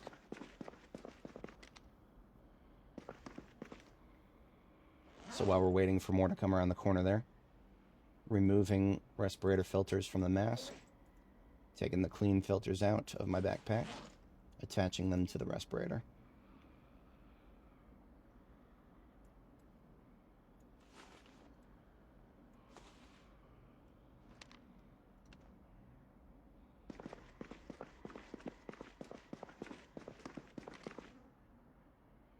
I hate this situation so much that I'm not challenging it. I'm not going through that doorway.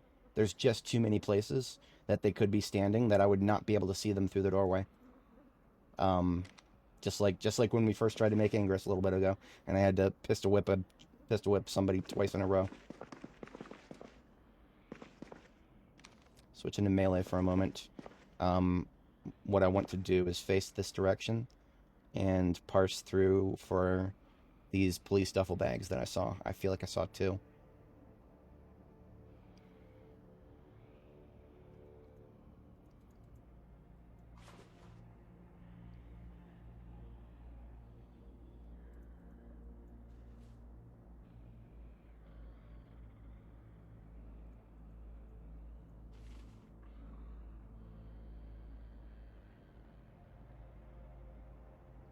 That was not a police duffel bag, damn. Just a duffel bag of the surprisingly correct color.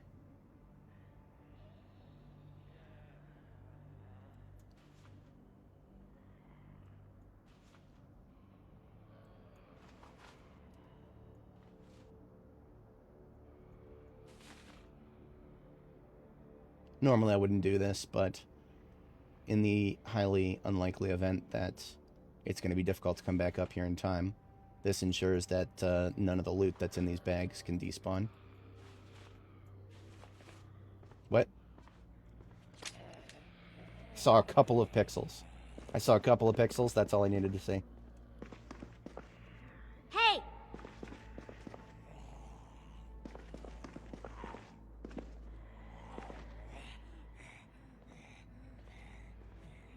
There you are. Oscillating in and out of existence based on the corner of the doorway. That's some zomboid shit right there. Now I gotta hang tight for a second. It was only because it had been a minute since I discharged that I felt comfortable starting to loot.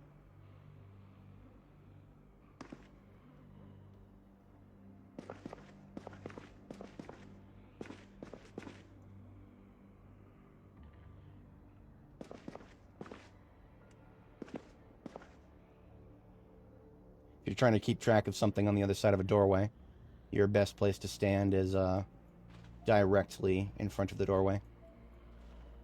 Doesn't promise anything, but it can't hurt your chances.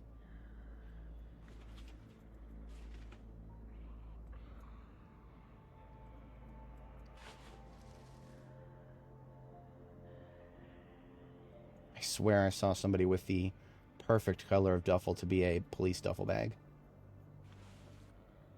I would try to explain why it's worth it to look for a police duffel bag. That would take a minute, and I need to focus, so forgive me. I will try to articulate it once we're out of the danger zone here.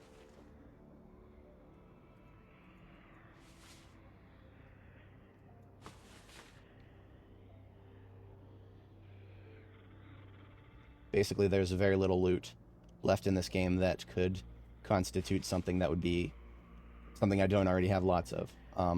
Police duffel bag has a chance of giving us a weapon with ammo straps on it. Ammo straps, for some reason, don't ask me why, because I don't know. Ammo straps. Fuck you. Fuck you. Fuck you. Ammo straps don't spawn in gun stores like they used to for some reason. Don't know why. They still work, though. They still make you reload faster on lots of different guns. Almost there. I see this one more duffel bag here that we haven't seen yet.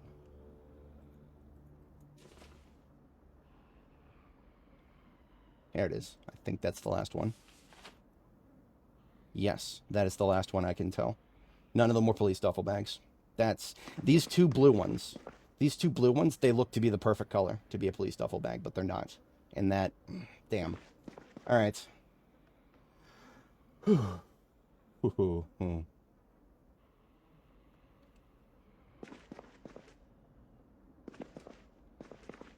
right, I'm going to do something slightly risky. Okay.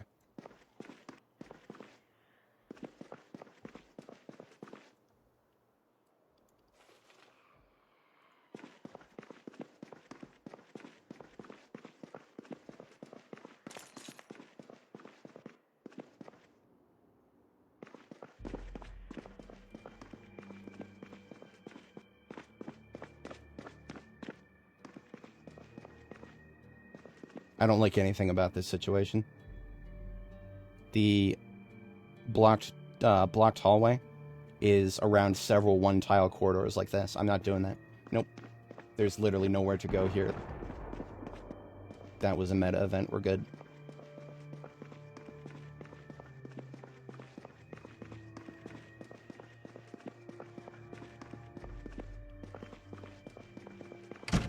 Now that door, of course, would not last long. It wouldn't last more than a couple seconds if there were multiple zombies on it. But the simple act of closing it actually will prevent movement as long as they're not trying to respond to me. If they don't know I'm here, they won't attack that. So the simple act of closing the door is actually kind of a way of just stopping any residual movement while I'm not here. Now look at this. Look at this. There is somebody at the ground floor, and she might not be alone, so maximum caution. She's probably somebody who was outside and heard my shotguns from at ground floor. Okay, where the hell did she go? I saw her go through this. classic case of the vanishing zombie, I guess. That's disconcerting. It's extremely disconcerting.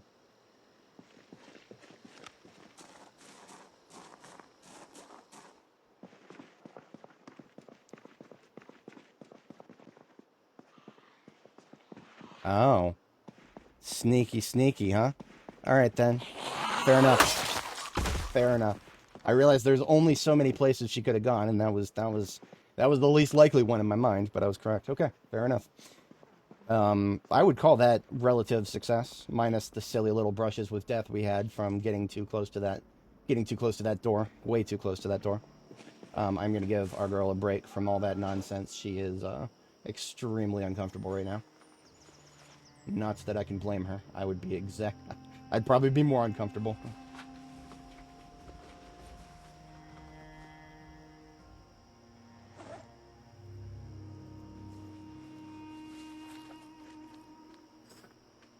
Yeah, that was a classic case of what I sometimes like to call isometric bullshit, where it was really actually hard to tell for a moment there whether she was on the second floor or the first floor. It's all right. We love this game in spite of its isometry, not because of it. Well, actually, there are some people who just genuinely like isometric games more than they would like 3D games, but those people are weird. I don't understand them. No offense if you're one of them. I don't understand you, pal. All right. I don't really have to do anything to sort my inventory. Now, all the loot up there. Okay, you know what? I'm gonna run back up there and grab all of those duffel bags. There's no reason not to. Now that I've ensured that there should not be stragglers anywhere on the median floors, yeah, I'm just gonna go upstairs and pick up all that stuff. There should be no reason that they can get to me now. Now, like I said, if I made enough noise and I attracted more than one zombie at a time coming down the stairs to slap that door, it would break in an instant. But as long as I'm quiet about it, there should be no incentive for, one-off stragglers here and there to come down those stairs and congest it. So all I gotta do is stand right around here and look at the floor.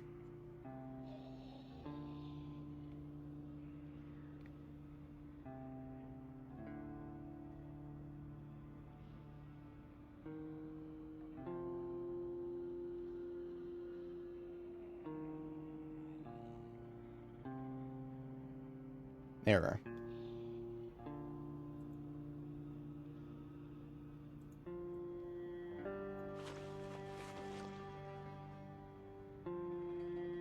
You know what? I don't even care about what's in this stuff. I'm just gonna pick it up. I'll sort through it later. Okay, that's it.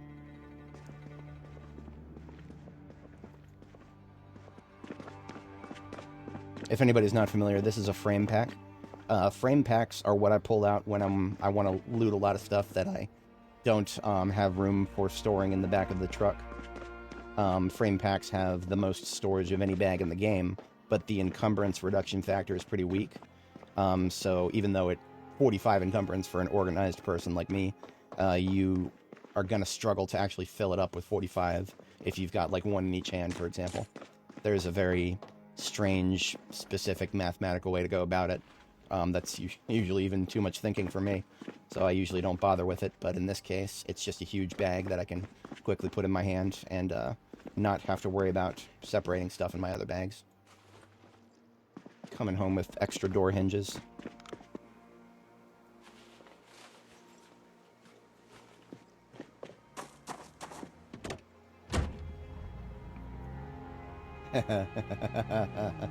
Yeah, no, to be honest, that I understand that mentality all too well, because that is the reason, that is the cope that I stick to make sure that I never touch Minecraft. See, when it comes to Minecraft, I'm actually terrified that I would like it just as much as this game and sink another 3,600 hours of my life into it, and I don't want to do that. Zomboid is enough for me for now. So yeah, I'm just going to stick to the excuse of, I can't stand the blocky graphics. That is my excuse for not touching Minecraft, and I'm going to keep it that way. It is okay to lie to yourself if it prevents you from doing extremely bad things.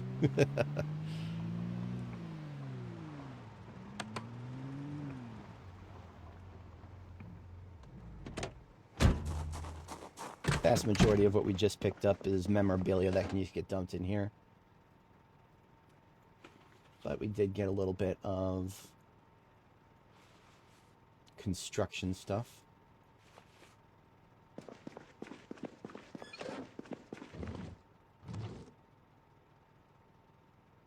Oh, this is full. Okay, so one of the duffel bags are going to be purposed as a carrier of hinges and knobs.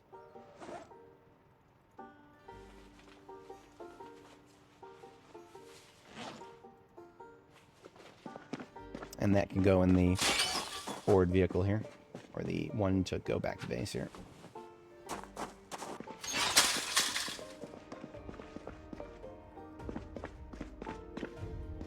I'm gonna do a load of laundry. It's been a minute. We're pretty bloody.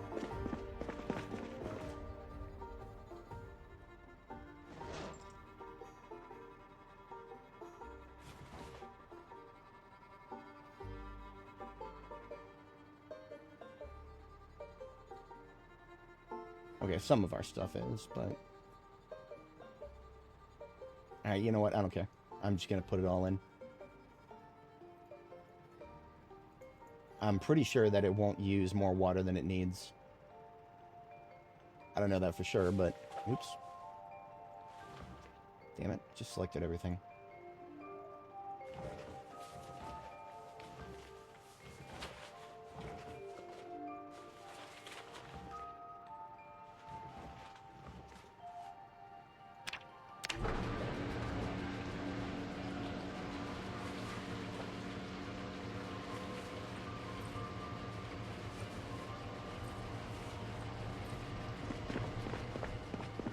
Those are my pajamas here.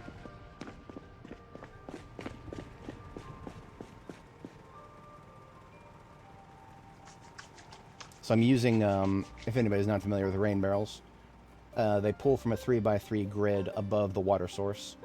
The order in which it pulls from is center, and then counterclockwise starting at the tile directly above center. So here's center, and here's directly above, and then it goes counterclockwise from there. So the first two barrels that get used up by any given water source that you plumb to is center, and then this one, and then so on and so forth. So the last ones to be used are these two that I generally will use for less important things like washing weapons and whatnot.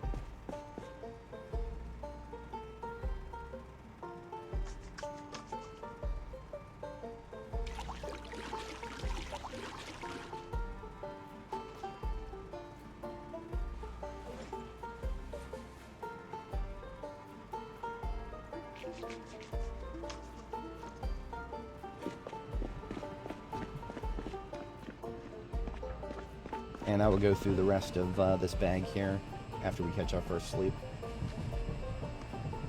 Are we going to be warm enough? I don't know if we're going to be warm enough. I have some extra layer I can put on here. I've got the chemin. And, let's see. It's ugly, but I can put on the hunting vest. I'll do that if I get cold. I don't think I'll get cold at this rate.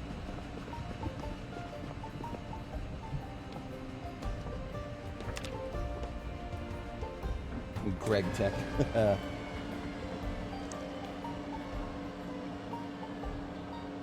I've heard of Greg Tech. I do have a buddy who goes hard on Minecraft.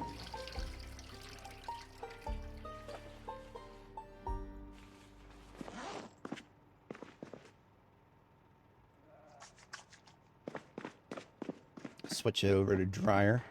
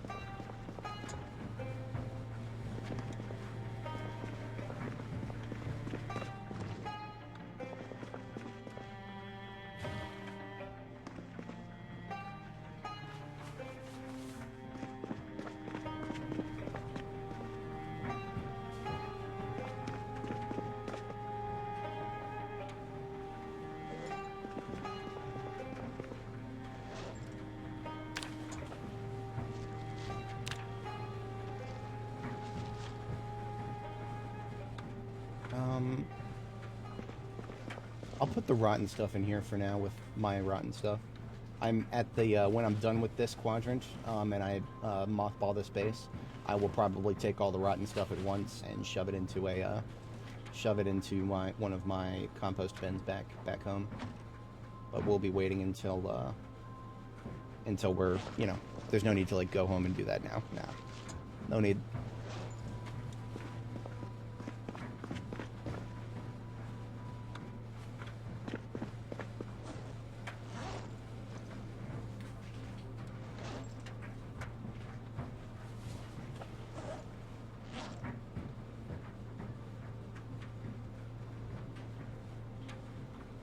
I'll just have a bag of bags here. Yeah, so we'll just have a bag of bags.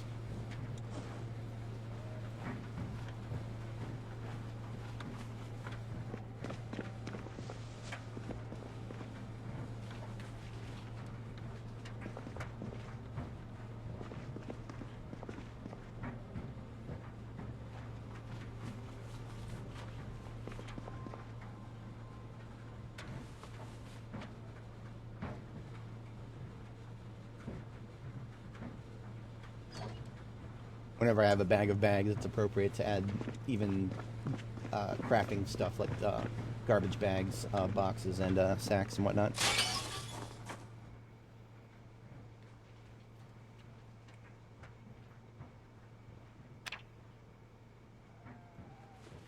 Oops. In you go. Should be done by now. Sometimes it runs way longer than it needs to.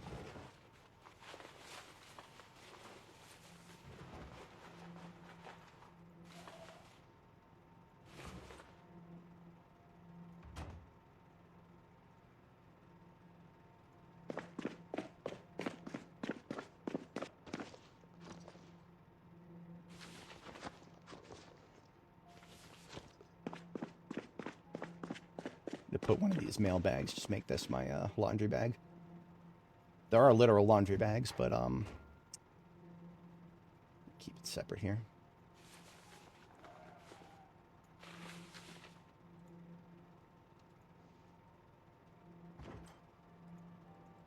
All right, that's much better.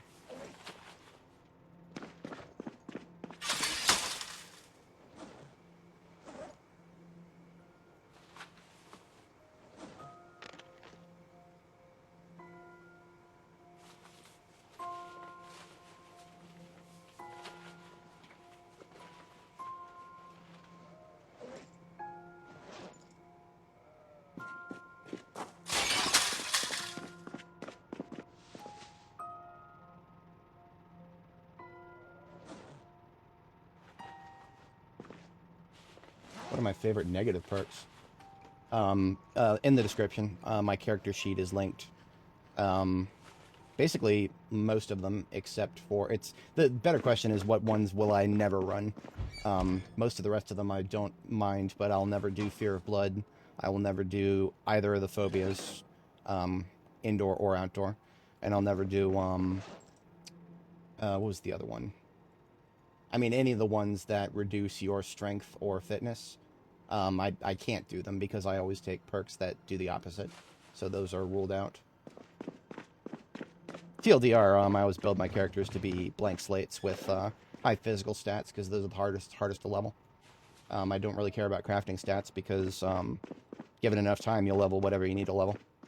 The key is to not die, and strength is your best friend for that. Strength, fitness, and whatnot. Let's put away large frame pack. And homie was asking what town we're in. We're in Louisville. We are in northeast Louisville at a gas station based just shy of the Grand Ohio Mall. I call it Butcher because it is right there on Butcher Street. Do I need to reload any of my big magazines here? No, we've got 26 loaded M16 mags. I just need to bring a couple of those, put them in the combat truck. Yeah, but okay, so focus on what you're saying there as long as you change clothes or blunt weapons. Ask yourself how much time you're going to be spending doing that. And then ask yourself, is it really worth it to have to be constantly forced to stop what I'm doing to do that? Because remember, what's the consequence of ignoring it? If you take Fear of Blood and you ignore it for too long, stress gets to 100. Stress, when it's at 100, you're not able to shoot anymore.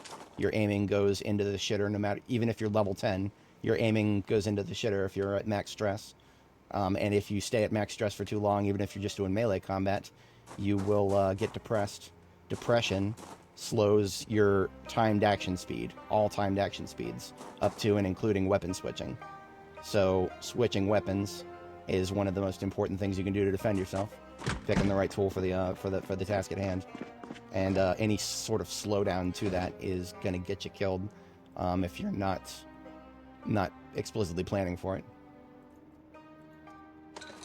But yeah, what I like to when I talk about negative traits, the most important thing I like to think about is action economy. What is the cost in terms of time and what you're capable of doing? Some traits have almost no action economy costs as long as you are playing the game in a certain way. The traits that I choose don't mess up my action. Here's an example right now. It's 4 a.m. As a restless sleeper with the wakeful perk, I basically have to sleep twice every night.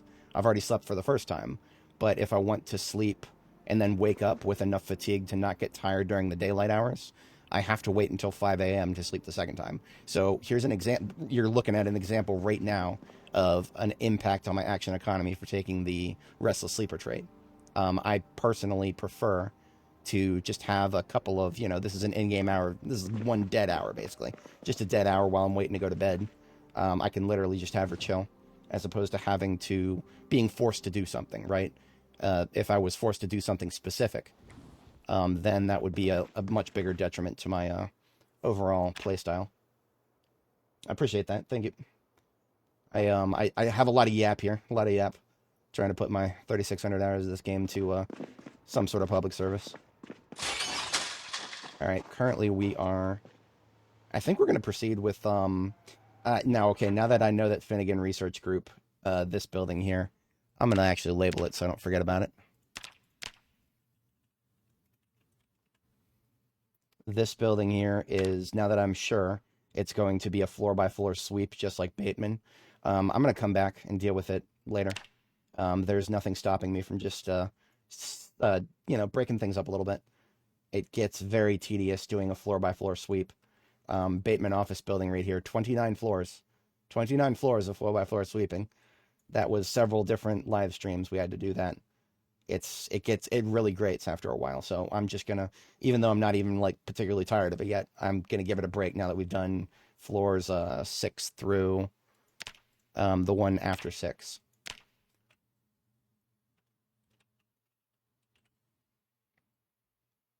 Yeah, I'll put the little marker there that we've cleared up to the 7th floor, and the text is red to indicate that we're not done yet. We'll turn it blue, like Bateman, when we've actually gotten to the roof. So in the meantime, we'll do some more residential checking. We are definitely getting to the point where switching from Butcher to Wellington down here is going to become more and more attractive of a prospect, because Butcher and Wellington are, well, they're both kind of equidistant to Finnegan, but Wellington is a lot closer to unexplored territory that I'm interested in progressing through. So we'll go down Market Street first today here. Go down Market Street and hit St. Michael and explore some of this mapped territory that is not actually explored. We do have a survivor house right here on Clay Street. I think that's going to be today's target. Yes. I also need to fill in these tiny little gaps here. These tiny little gaps are way too close to Butcher for me to have any valid excuse for not having explored them yet. We'll do that first.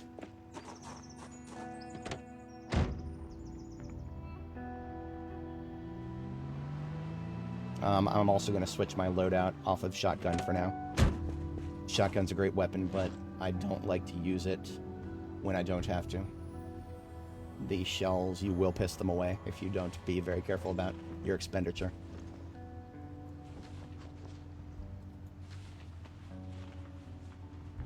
Alright, shotgun and the bandolier has been removed. We're switching to the bullets bandolier now.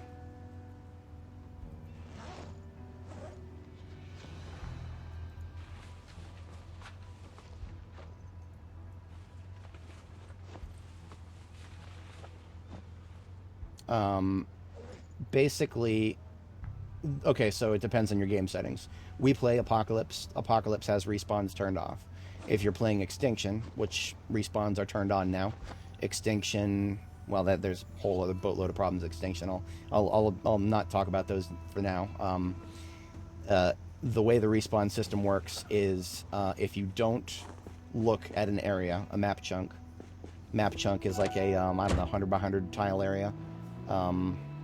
If you don't look at any of that area for 2 weeks, it starts spawning 10% of the initial volume. And that continues every 2 weeks, I believe. Sorry, okay, let me back that up. 72 hours. You do not view an area for 72 hours, and then it starts it starts the respawn timer, which is 2 weeks. Was it 2 weeks? I actually took notes on this. I did take notes on this. I don't know where I saved them.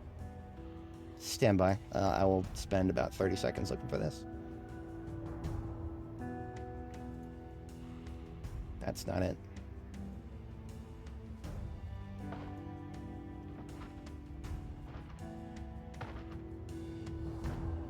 Ah, that's it right there.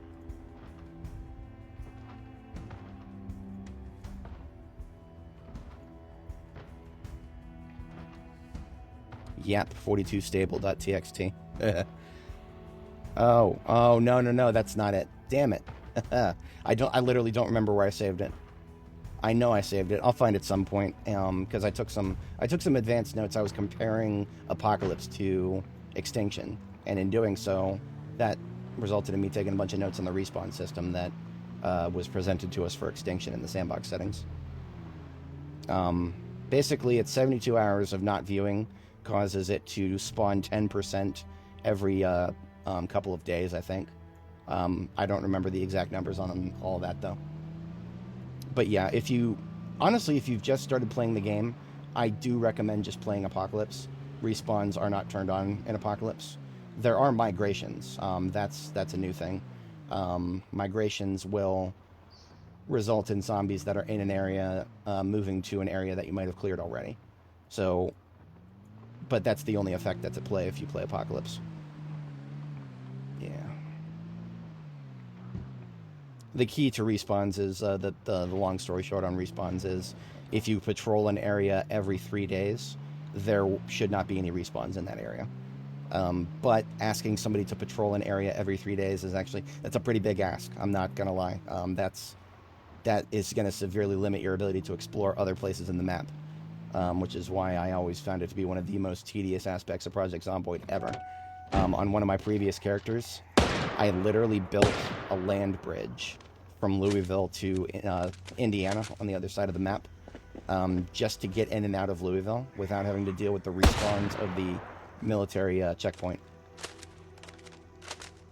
And it still didn't necessarily help us that much, because when I got to West Point, some very strange congestion occurred at the right there at the mouth of our custom bridge, and I never really understood why. I want to say it was the migration system going haywire. I don't think the migration system was ever built to calculate the fact that somebody could build a land bridge all the way to Indiana. We ended up killing something like 500 zombies. Just all at the edge of the river, there in West Point. Supposedly on default Apocalypse settings at the time. That was a 42.10 character, so respawns were enabled.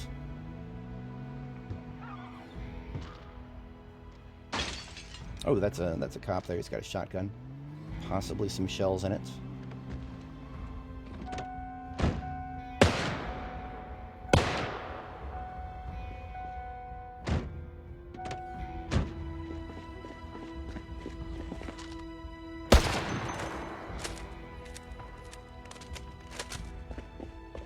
Alright. Nothing in here.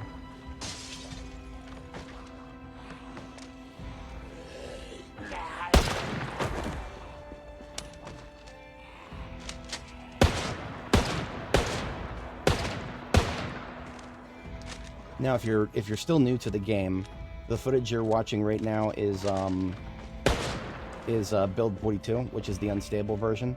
However, within a few weeks from now, an unknown number of weeks from now, 42 is going to become the stable version. And so the game 41, which is what everybody will play by default when they buy the game and start playing it, 41 is going to become the older version of the game, and you'll have to opt in to play the older version. So the version you guys are looking at now, plus whatever changes come with 42.20, will become the stable candidates. Now, I don't know if that means they're going to immediately replace 41 with it. That's possible. They might not do that.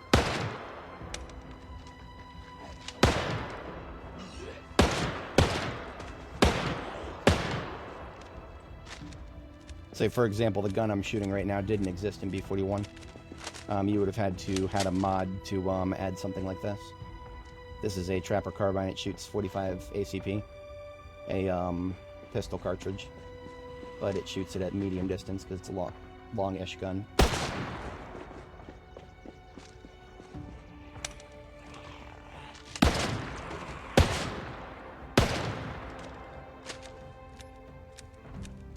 No, unfortunately, nothing about the old version of the game will translate. Your save files will be broken and everything. Now, that being said, when the update comes out, you won't be necessarily forced to play the new version. You'll just have to, if you want to continue playing your old saves, you'll have to change the version of the game that you're playing, which that just result, usually the update will actually like give you instructions on how to do that. I don't know what they're going to call it. They'll probably just call it 41 in the list of betas. If you go to Steam,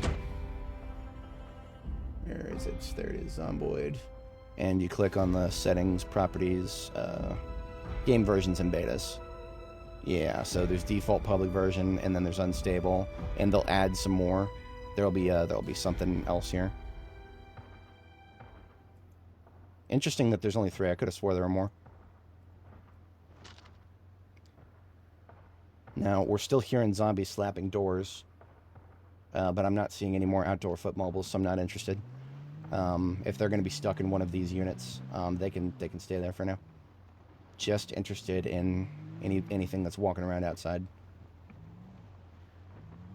I would hate to live in this area and have to drive into one of these single-lane accessible, single-lane accessible garages. So any one of my 5 neighbors would have to not be going into their garage while I'm trying to get in. Ugh. That is, no, that's poor urban planning right there.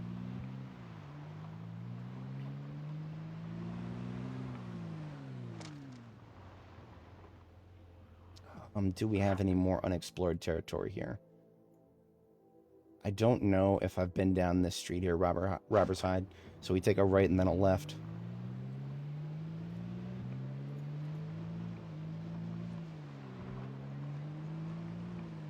Oh no, this was the one. Okay, this is the one with the blue step van. You know, that blue step van looks pretty. No broken glass in it. Well, then I zoomed in and I saw the broken glass. Never mind. We're committed. We're taking a look at it. Eh, garbage. Let me break out over here. Yes, no. There you are. Kill you quiet like.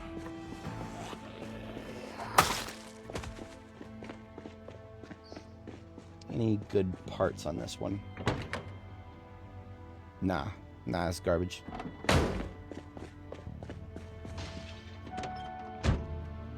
Alright, that should be all pockets of this area explored. I cannot acquiesce outdoor foot mobiles here. This is a little too close to poacher.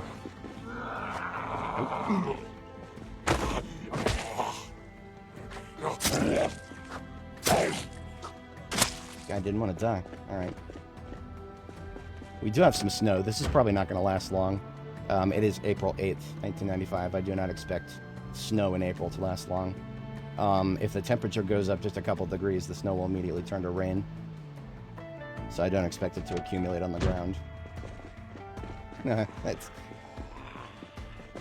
See, once 42 goes stable, I'll probably actually make some more standalone videos about Zomboid, as opposed to just stream of consciousness stuff on a live stream. I'll still live stream, but I'll make some actual edited videos. I've been waiting for 42 to go stable, because otherwise 42's unstable. It's been changing so much. It's been changing so much, so the actual information that I could present on it, like even now, even though we're only one version away, I have no idea what's going to change in 42.20. They've already confirmed towing is going to change, so that's one of the most important things, is how to tow a vehicle with another, and that's going to change, possibly significantly. I don't know. It feels really broken, and it's felt broken for the whole build. And there's other things that have felt broken, like this could be wishful thinking on my part, but I'm really hoping they fix the agriculture system. It has been far too long that they screwed up the agriculture system for this build and then just never fixed it.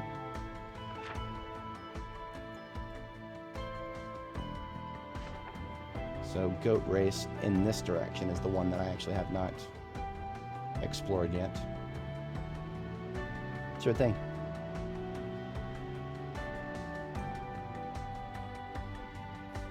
Nothing particularly of note here.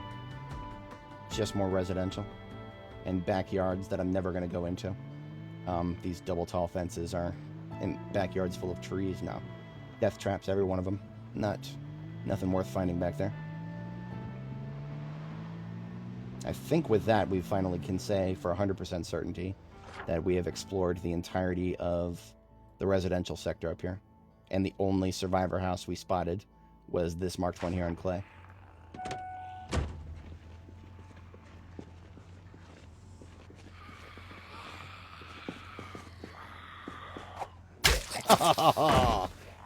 I am the spy.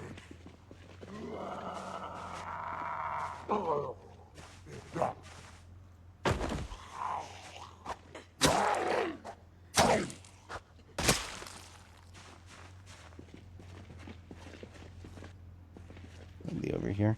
I heard some mouth breathing over here somewhere. That might have just been the one I yanked.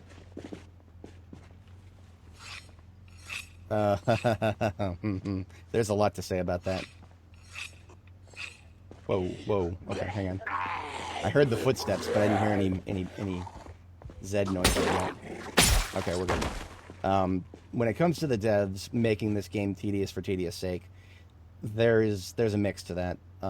There's absolutely kernel truth. 100% agree with certain factors of it. Other things, it is very possible that they could make this game more tedious at a drop of a hat. There are things in this game that, if you really want to chase realism down the simulation hole, I think the word that a lot of people use when describing this game, like realism or, simulation stuff, the word that I would recommend shooting for is authentic. You're looking for something that does not break your suspension of disbelief. Going through 100 houses in Kentucky in 1993 and finding not a single gun, that does not feel authentic.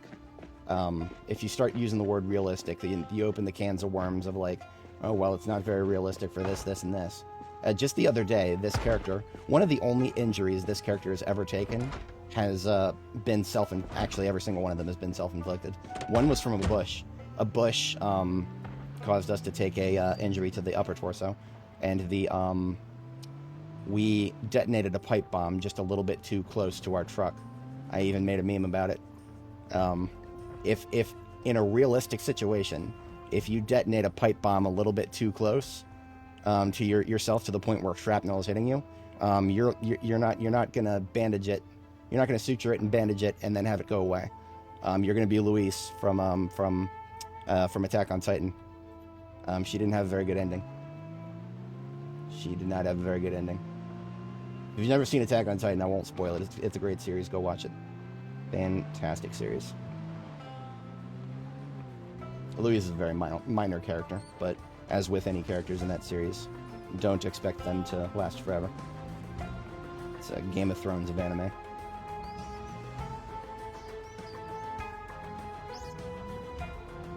Bumping into this rat gets blood on my hood, and minus a couple percentage points to my tires. If you ever see me just get out of my vehicle and kill small animals for no reason, that's why. They're quite literally a hazard to the health of my vehicles. Here is one of our targets for the day. This is the only survivor house that I noticed in the area. We identified it by the boarded up windows and doors. We have killed a lot of the Zeds in the area. We have not discharged firearms in this area. And that means there could be a significant number of Zeds that just haven't been woken up yet. And I don't feel like waking them up. This is a very small place in terms of survivor house. Let's get this unbarricaded. Not worried about this guy. He's got to break the door before he gets to me.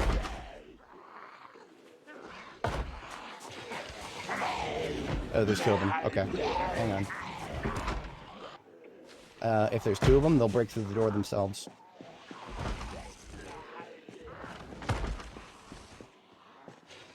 Remember, if you go into close quarters combat with zombies willingly, you're just giving them the advantage. Don't do that. Don't give them the advantage. If you have to fight indoors, you're probably doing it wrong. Bring them outside. There we go.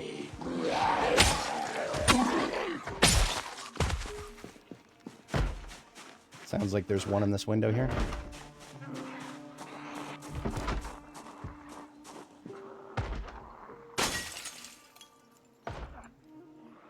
Doorways are extremely dangerous. There can always be a target to the left or the right of the doorway that you're not going to see until it's too late. So I always approach doorways with extreme caution, especially in the current build where you can literally get this close and the game doesn't show you what's inside. Come on, what is that? It's ridiculous. Now, there couldn't be anything directly to my left in there, but any one of these tiles here, if there was a zombie on them, I would not be able to see them right now.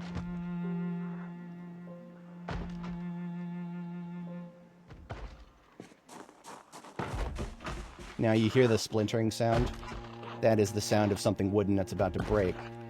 I think she's going to break one of the two barricades. When she does that, I think I can actually shoot her through the... I think when there's only one barricade, you can shoot them through it. And I think that's what I'm going to do. I was saying before I didn't want to discharge any firearms here. My only other options for going in there don't feel very safe. So I'm going to go ahead and let her break that.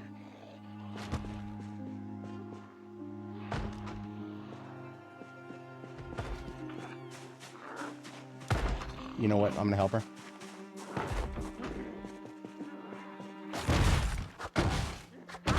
There we go. Now I can see her head. And I can do a little bit of this. Now I've got to stay up here and eyeball for anybody I just woke up with a gunshot. I've seen many people say, oh, guns are useless in Project Zomboid. They're not. You just need to understand the consequences of shooting them.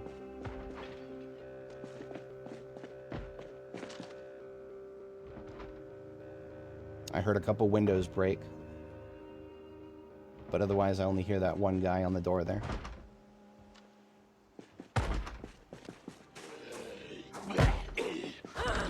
The door is not unlocked, so I cannot,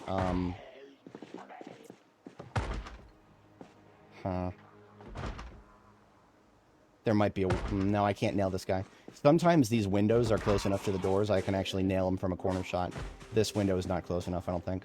I'm gonna nail this guy before he even comes outside.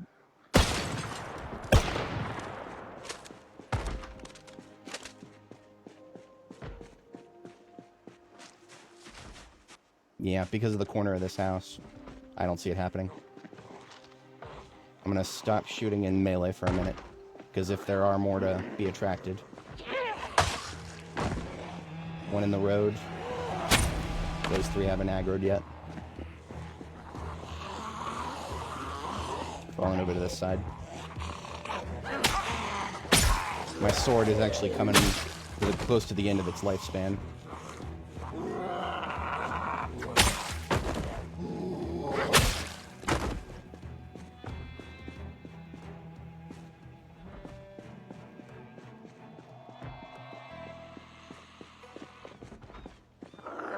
Sounds out watching TV. What?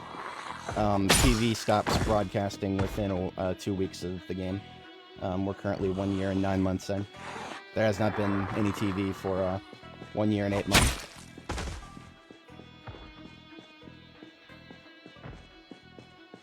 Melee also doesn't do anything about depression. Melee does reduce stress a little bit.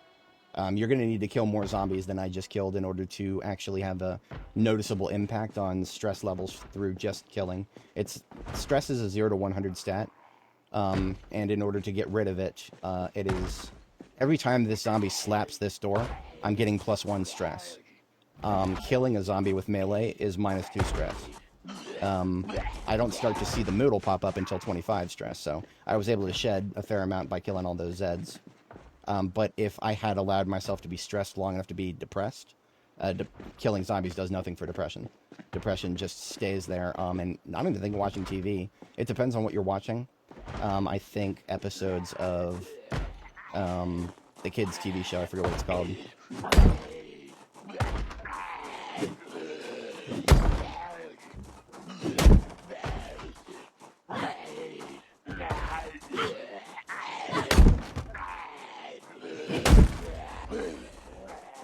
Sorry, I had to use all of my brain power for that one. Basically, what I was doing is I'm level 10 axes, so I swing at the door with the axe, take a step back, and basically as if every swing that I took was going to be the last one, because as level 10 axes, I do a lot more damage to the door than he does. So I was statistically far more likely to break it than him. Can you see my clothes? Viking, I can do you one better. I've got an image I can show you that explains my choices of clothing. I don't think I have this linked in the description. If I go to Imgur, go to my post history, go to my I hate Imgur sometimes.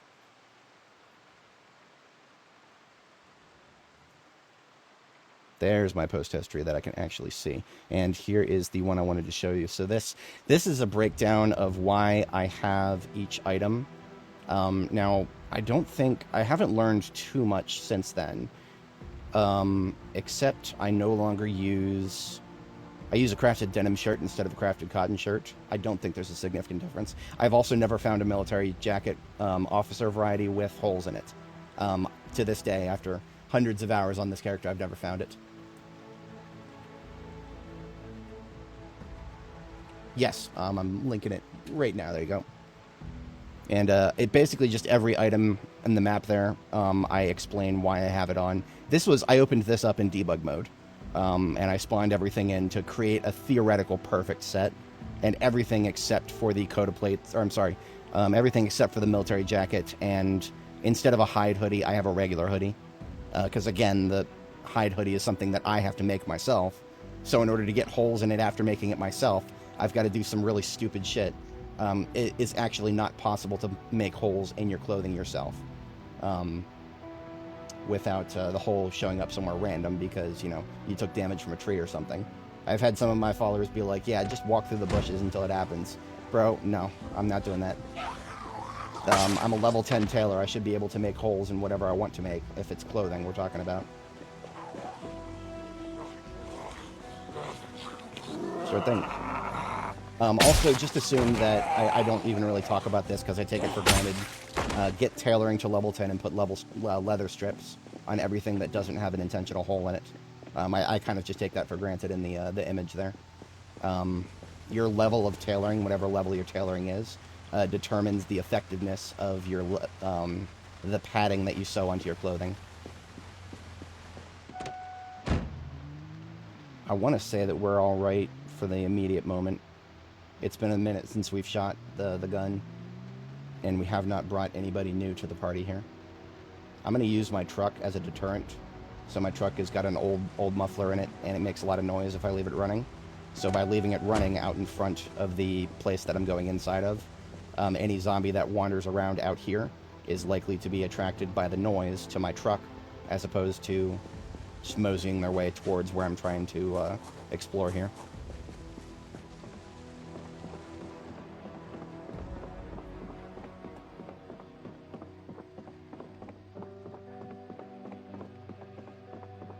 Now the backyard has the doors and windows barricaded.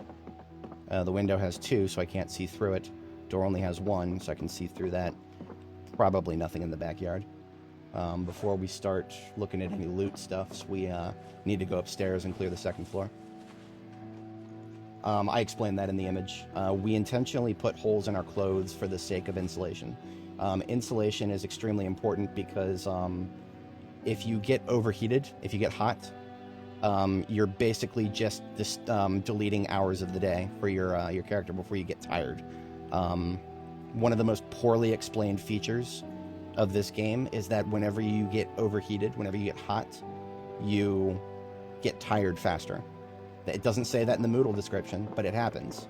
And that I spent thousands of hours playing this game without ever understanding that my character was just getting tired earlier in the day randomly for no reason I could explain. It was because I was hot. I spent time overheated. I used to think the consequence of being overheated was just you had to drink more because you're sweating more. No, it's also you get tired faster. You're literally, the longer you spend overheated, you're just deleting hours of the day from your life. Don't do that. Not good. So I literally build my clothing around ventilating the place of your body where most of the heat comes from, which is your chest, neck, and head. So you can see that my character's overall insulation levels, because we're wearing a leather jacket, a hoodie, three or four different shirts, but most of those layers have holes in the chest, while the arms are fully intact. The arms, because, body heat does not vent out of the arms per se. It's mostly just the underarm and then the chest itself. And then the lower body, almost no body heat actually vents directly out of the lower body. Heat rises up through the chest, and the game does a very good job of simulating that. Yeah, the drinking water problem that's something that if that was the only problem, I think a lot of people would be perfectly fine with just drinking water all the time, just refilling your water, have a little bit more water bottle here and there. But if you try to deal with it by doing that, then you're not gonna have a lot of time a day. All right, nobody in the immediate vicinity out here. Anybody who would be up here would be behind a door. So now we do door-by-door sweeps. If you're opening a door and you don't know what's on the other side of it, I personally recommend backing up as you open it. Treat every door as if there could be one or more behind it.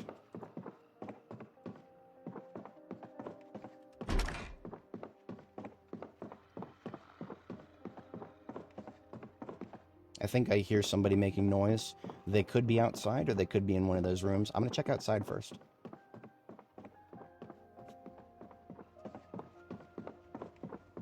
Because I have no door between me and the outdoors here. Okay, nobody out here. It is probably somebody. Now, this house, you know what? Here, I'm going to do something else to make my life easier here. This china cabinet is so large that it blocks line of sight, I think. I'm literally just going to pick it up. This is one of the reasons I always carry a hammer.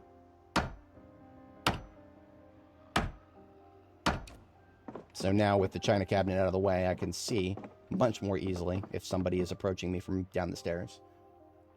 Line of sight is an extremely important thing. All right. So I did hear some mouth breathing. I'm going to assume one of these two rooms here. I think this is just a closet here.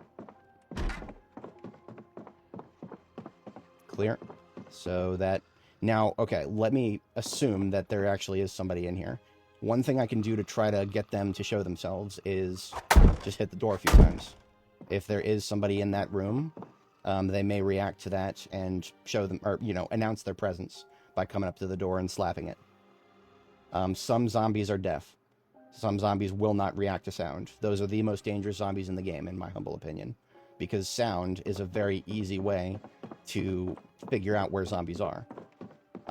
Not only are some zombies deaf, some zombies also don't make noise. My previous character, Nora, she took a laceration to the torso. That is the last time I received damage from a zombie. It was because we had one that never made any noise, and also didn't react to sound until they saw us. So, without further ado. Would you look at that? Would you look at that? Probably some deaf asshole.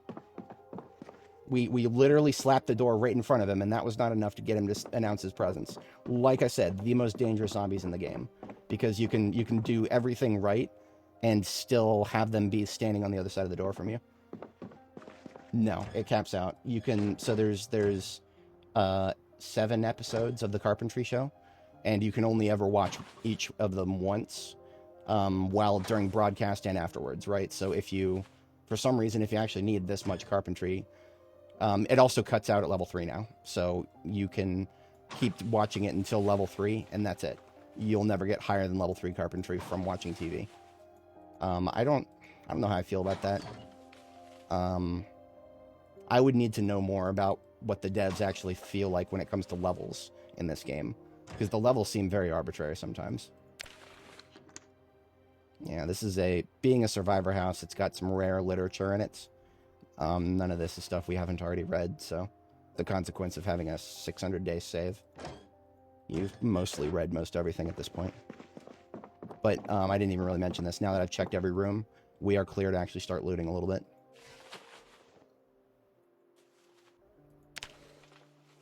The vast majority of this stuff I probably won't need. Oop. Whenever you have a survivor house like this one, make sure to check every single container. You'd be surprised. Kitchen counters are actually some of the most important.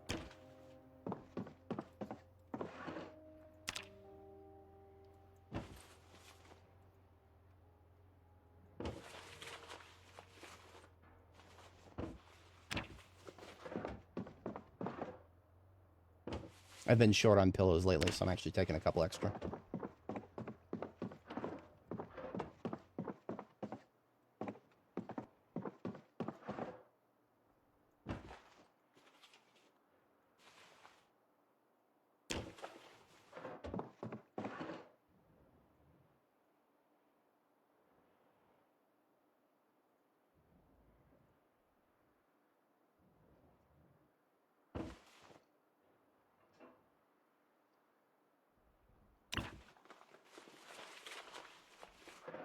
And I always steal the flag whenever I see one. I add it to my own base. Sort of a trophy. Alright, so that should be every loot container on the second floor.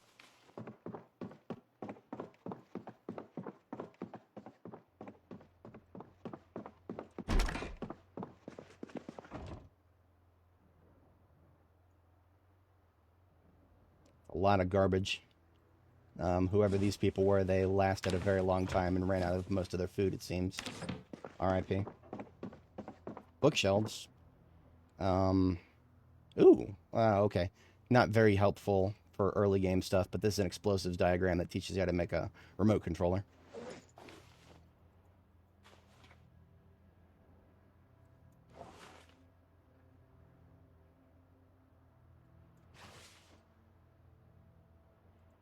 A couple of skill books we already have plenty of copies of.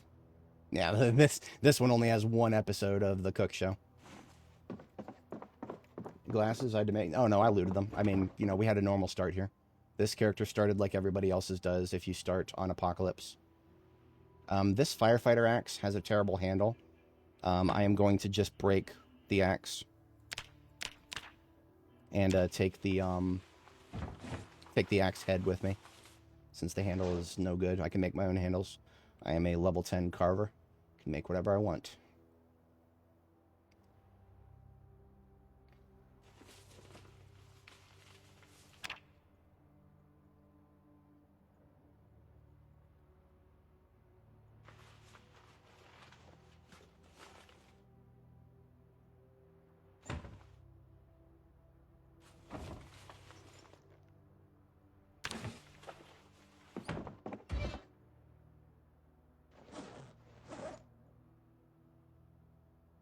You know, even in the kitchen, not much. This is a pretty sad... Oh, here we go. Okay, a few guns. Better than 0 guns, I suppose. Whenever you come across a place like this, any magazines you find will usually be fully loaded. Same with the guns themselves. So this BF pistol, or the Desert Eagle, has got its magazine as well as the ones we found fully loaded.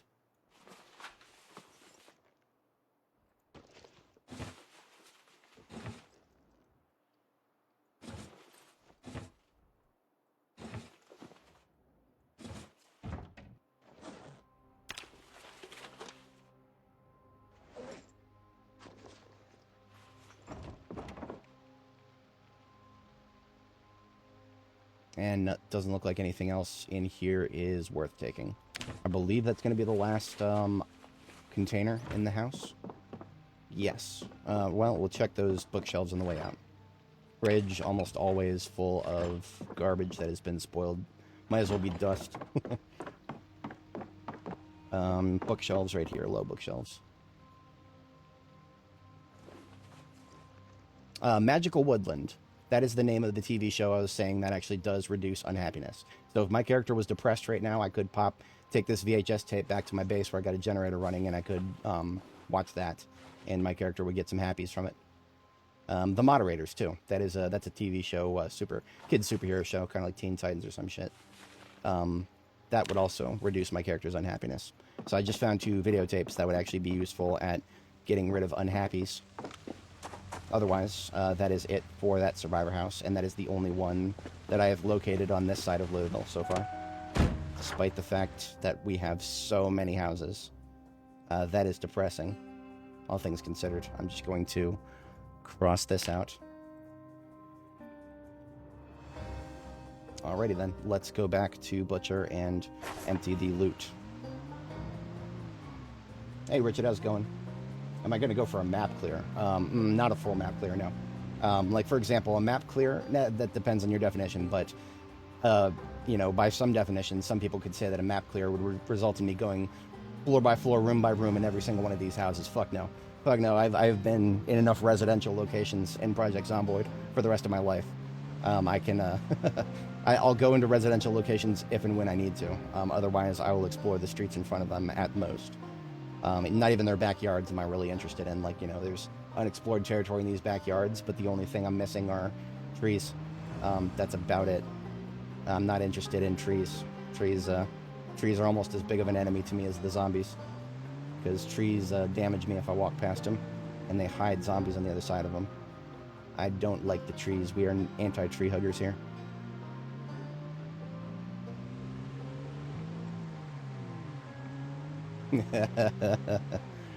I mean, I have a huge collection of VHS tapes back at Jericho. Wait, no, I don't. That's back at Phallus Lake. That's whatever. Whoa, I don't want to do that. That was a freaking stupid move. Imagine running into your own race car. Oops. Turned a little too hard there. Alright, loose guns. Just gonna put those straight in here. Loose ammo has a home in the SWAT van.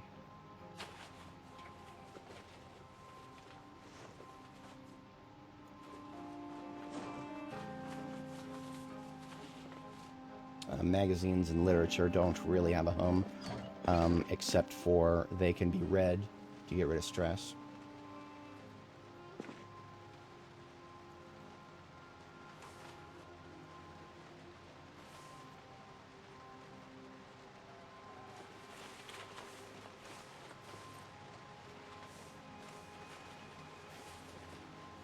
This bookshelf is just about full, so I'm putting a moratorium on bringing home any more reading material.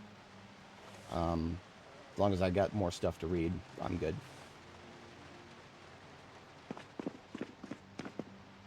Memorabilia goes over here. ID tags, name cards, stuff like that.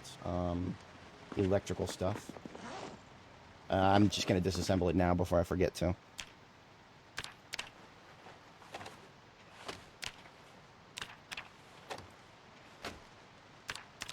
If I was really running out of room in my bags, I could disassemble this stuff before I left as opposed to after. But that's a lot of standing around. If I'm going to stand around, I prefer to do that at base instead of in the middle of zombie territory. Do I ever participate? No, I don't do multiplayer. Someday I will make a standalone video explaining my thesis, my 95 theses on multiplayer survival crafting games. The short version is I've done enough 24-hour rotating security shifts for the rest of my life.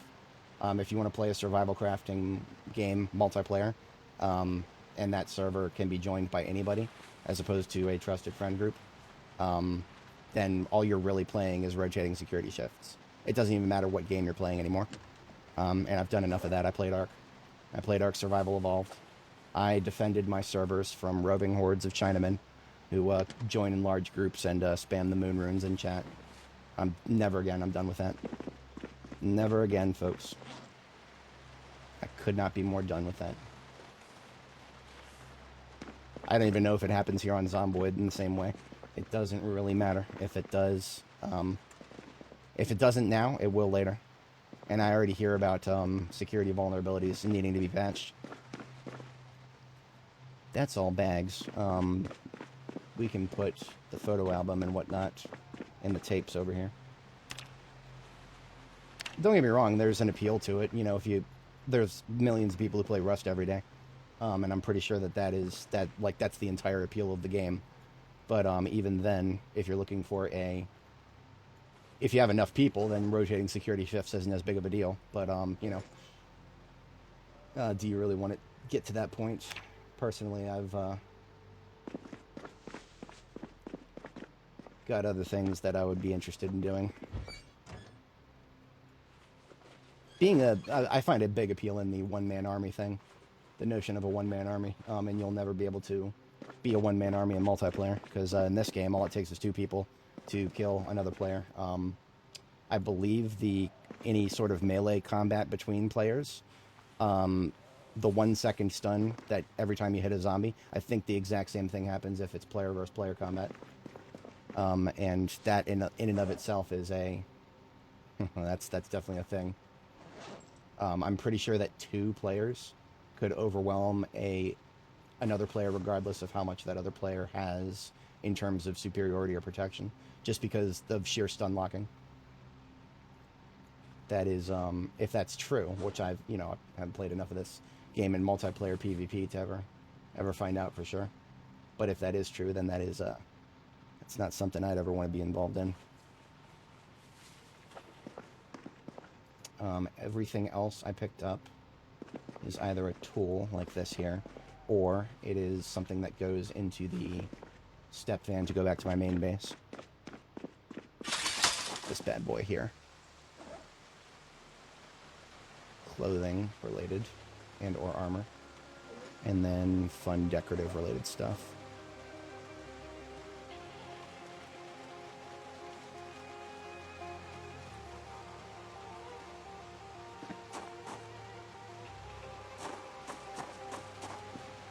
The trunk of the fire truck.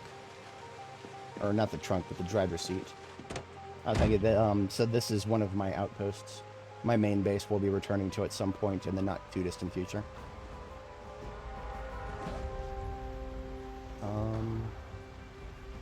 I do not think I'm going to need this gun case. I'll just leave here.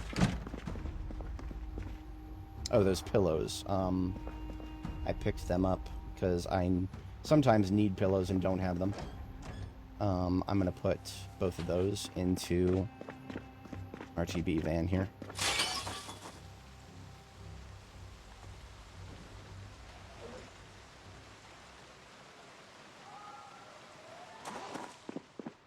I think pretty much everything in here is also slated for RTB.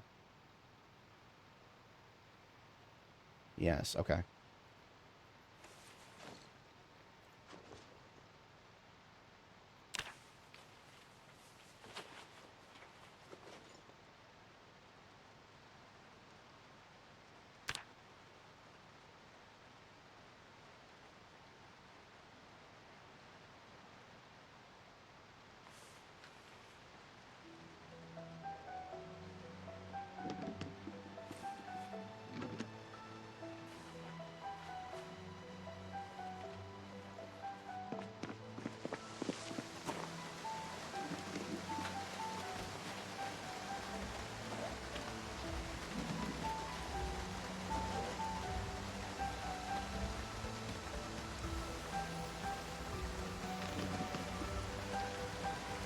Beautiful. Okay. Very beautiful.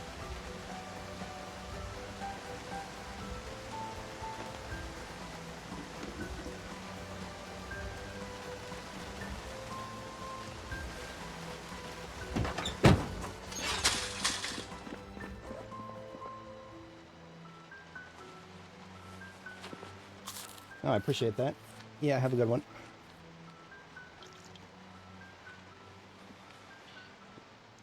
Perhaps YouTube is going to still recommend me a little bit today. I have noticed some new viewers dropping by, which is a great thing. I started today's stream a little bit later than I normally do, and sometimes when I do that, it results in YouTube not actually recommending me as much to other people. YouTube is a very strange beast sometimes. I am going to replace my swords. Both my sword and my machete are long past their prime here. Yeah, they are henceforth decorations for the wall here. If anybody is not familiar, B42 adds 3D placement for any objects you place on the ground, and that is the single greatest thing to ever come to this game. You can quite literally decorate things in this game better than you ever could in The Sims.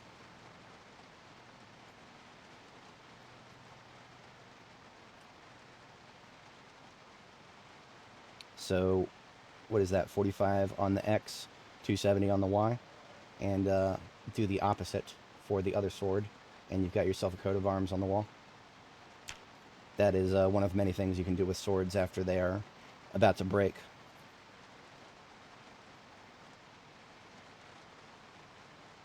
What are we looking at? 315? Something like that.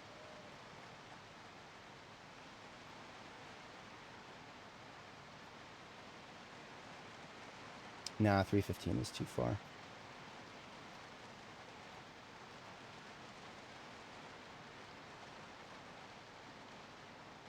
No, it is 315.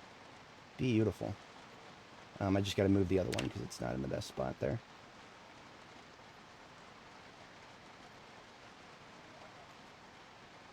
There we go. And then we put the machete, which I'm about to replace. We'll put that in the dead center. I love two swords and a machete is the ratio of weaponry that I should be using. The machete is basically just a sword, but one-handed and slightly shorter reach, which is why I should be using the sword more often, henceforth breaking them more often. And there is our coat of arms for locally used weapons. Now to replace them, I should have several replacements, either in the trunk of the fire truck, which I don't, skill issue. I should have a little bit of everything in there. The ambulance on the far side here. Not the left, the far right side. Our right side is my expedition ambulance, and it's got the big bag of blade. Several swords, machetes, hunting knives that I made a long time ago. Still going through them. At some point I'll need to make more swords. But otherwise we got a fresh sword and a fresh machete now.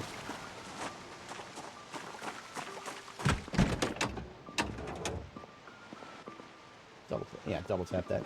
Alright, so we are 2 hours out from bedtime here. So we don't have enough time to start any new expeditions.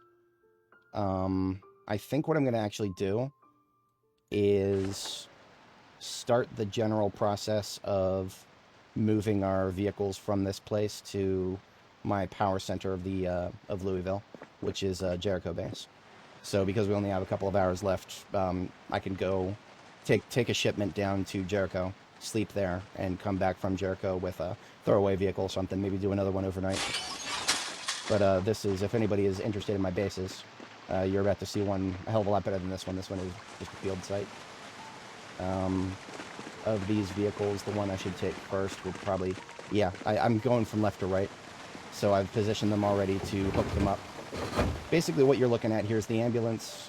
Ambulances are capable of towing the step vans. That's a combo. Both of them have good tires. And the ambulance has the engine power for it. And for each ambulance in here, we've got various stuff. Like in this case, it's vehicular repair stuff, among other things. And every one of the step vans is an ammo carrier.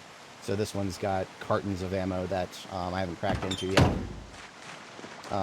So basically, everything that's in these ambulances and step vans needs to stay with wherever I'm operating out of the most. Before we go, I need to fill up the tank of this thing. This is one of the ambulances. I didn't actually fill the gas tank up.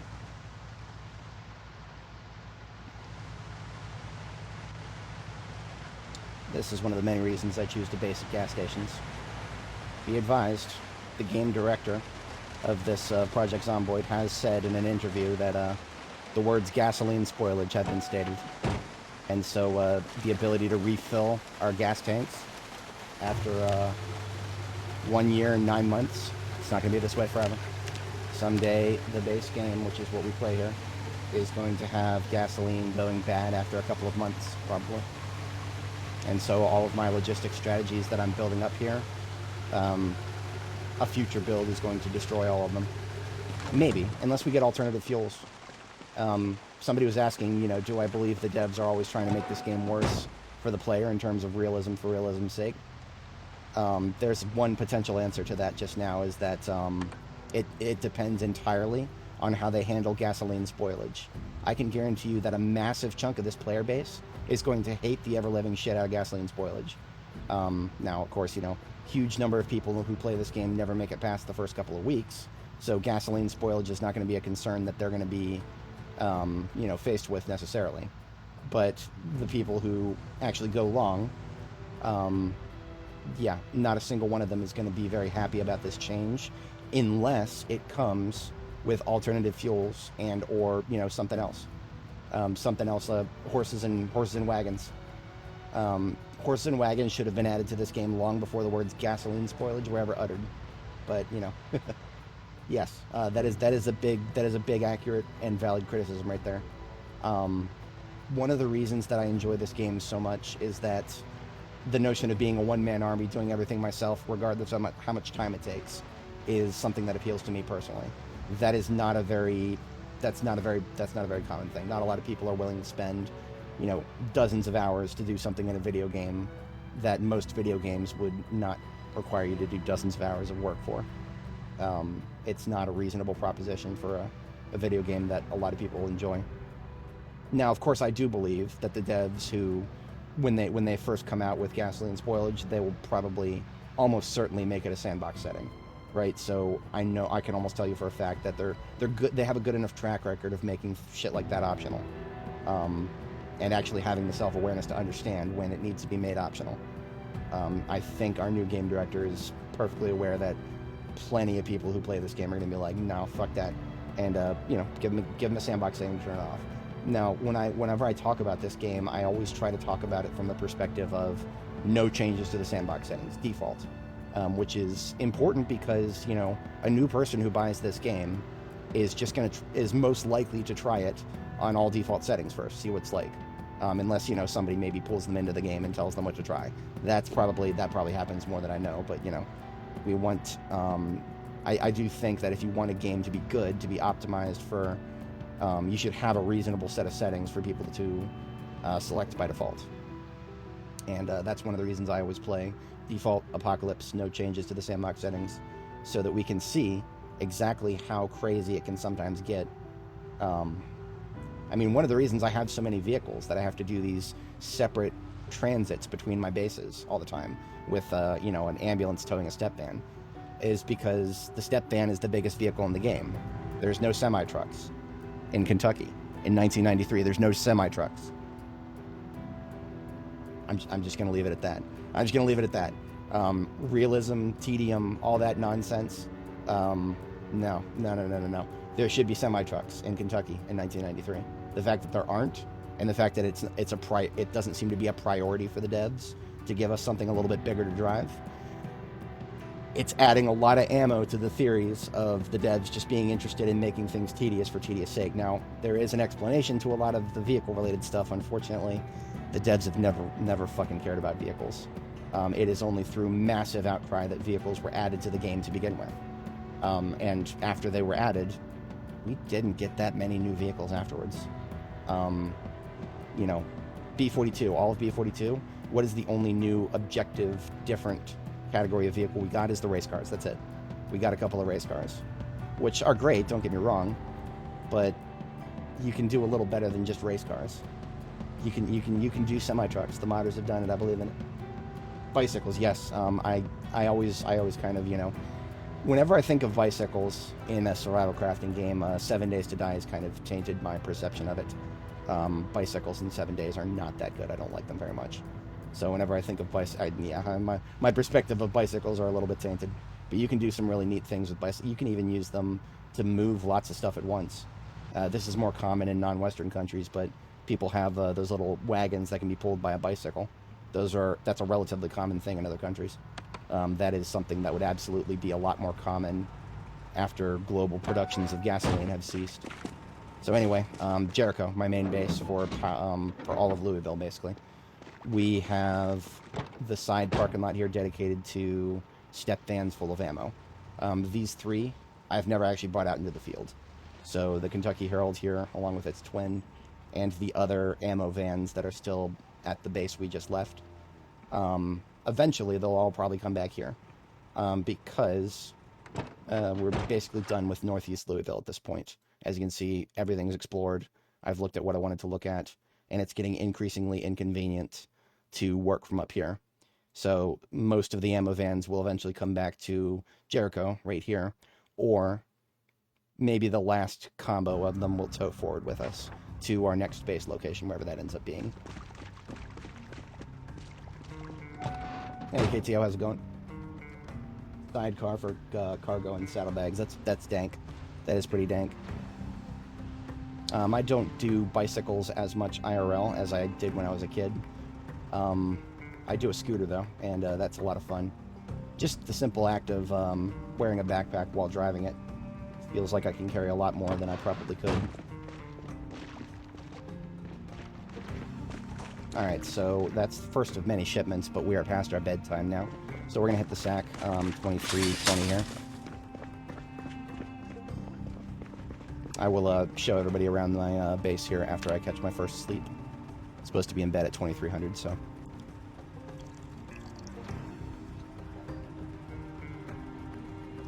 Alrighty.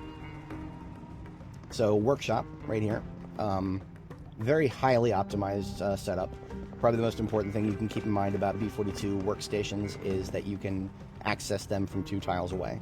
So by standing right here, I can access the forge, which is, on the other side of these crates. And then the same applies for if I stand next to this crate, which is my pottery crate, I can access the kiln, hand-operated press, all the way over here to the pottery bench and the pottery wheel.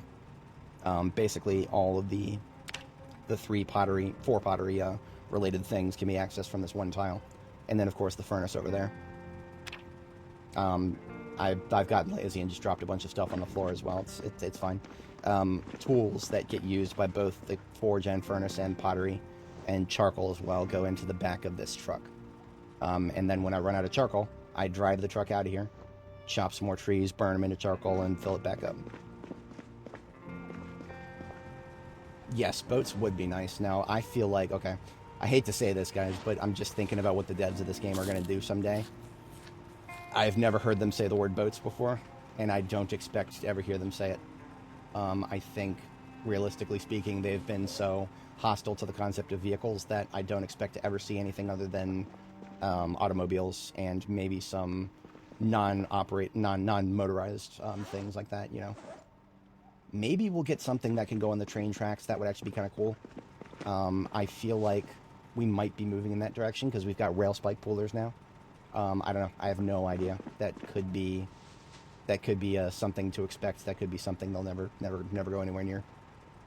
So a lot of my deep storage is on this side of the base. These 4 step vans are full of loot that I have not emptied and put into storage yet. So if it seems like this base is not exactly filled out, you would be 100% correct. Right now it is mostly kitchen on the right-hand side here, and workshop on the left-hand side, and then massed storage on the back wall down here. This massed storage is actually almost full. It's almost full. I need another entire set of storage put in before I can start emptying these step vans over here. Because this row of crates up here, this is supposed to just be tools, materials, and electrical stuff, and then guns for these 4. Every other category of stuff I would normally have should be probably on this wall somewhere back here. I have been procrastinating on getting that put together, but it's alright. Outside, with parking lot, of course. Now, everything about these law enforcement vehicles, I've been doing this mostly with ambulances, but anything in this row, including the race car, can tow anything in this row. Basically, everything over here is something that can tow a step van. Step vans being the biggest storage, and LEO vehicles being the best engines, generally. Yeah, honestly, 7 days has... I have a lot to say about 7 days, but I have nothing but good things to say about their world generation system. It is one of the best I've ever seen in a survival crafting game. I would go as far as to say it's probably a little bit better than Minecraft. But, you know, Minecraft is a very different game with a trillion more things to do. So, yeah. I also don't play it, so, you know, make of that what you will. I'm mostly going off of visuals when I say it's better. Because I do actually care about visuals. I like this game in spite of its isometry, not because of it. I actually have something I need to sharpen here.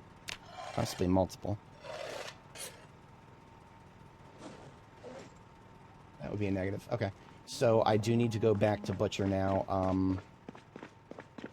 Yeah, I need to go back to Butcher. That's my forward base. Because there is not much that I can do here. Just checking. I'll take another look at my crops. Honestly, I probably shouldn't have spent much time here. Some of these crops might die from the snow. But if I wasn't here, I don't think they would. For some reason, we had a row of onions here. All these onions are onions that I replanted after the first row died, and I have no idea why. And it might have something to do with cold hardiness. I have no idea. But otherwise, we've got strawberries. You would think strawberries might die if there's snowfall, and it's multiple days of freezing temperatures overnight, but no. I'm pretty sure in real life, if this happened, you would want to prevent them from getting frosted by covering them with plastic sheets or something. Please don't tell the devs about that. Please. This game is tedious enough. It's already... I've already had to learn an absurd amount of stuff to make agriculture just work for me. The rest of what I planted is over here. We got sunflowers. Sunflowers, we're going to harvest them, cut the heads, and dry the heads. Harvest seeds from the heads. Sunflower seeds in large quantities will get us vegetable oil. Vegetable oil is one of the two easiest ways to put on weight. Vegetable oil and butter from the cow. We do have a cow over there in the green pen. Over here we've got roses and chives, as well as marigolds. These roses were very hard fought. They don't spawn properly anymore. Feeds for them, at least.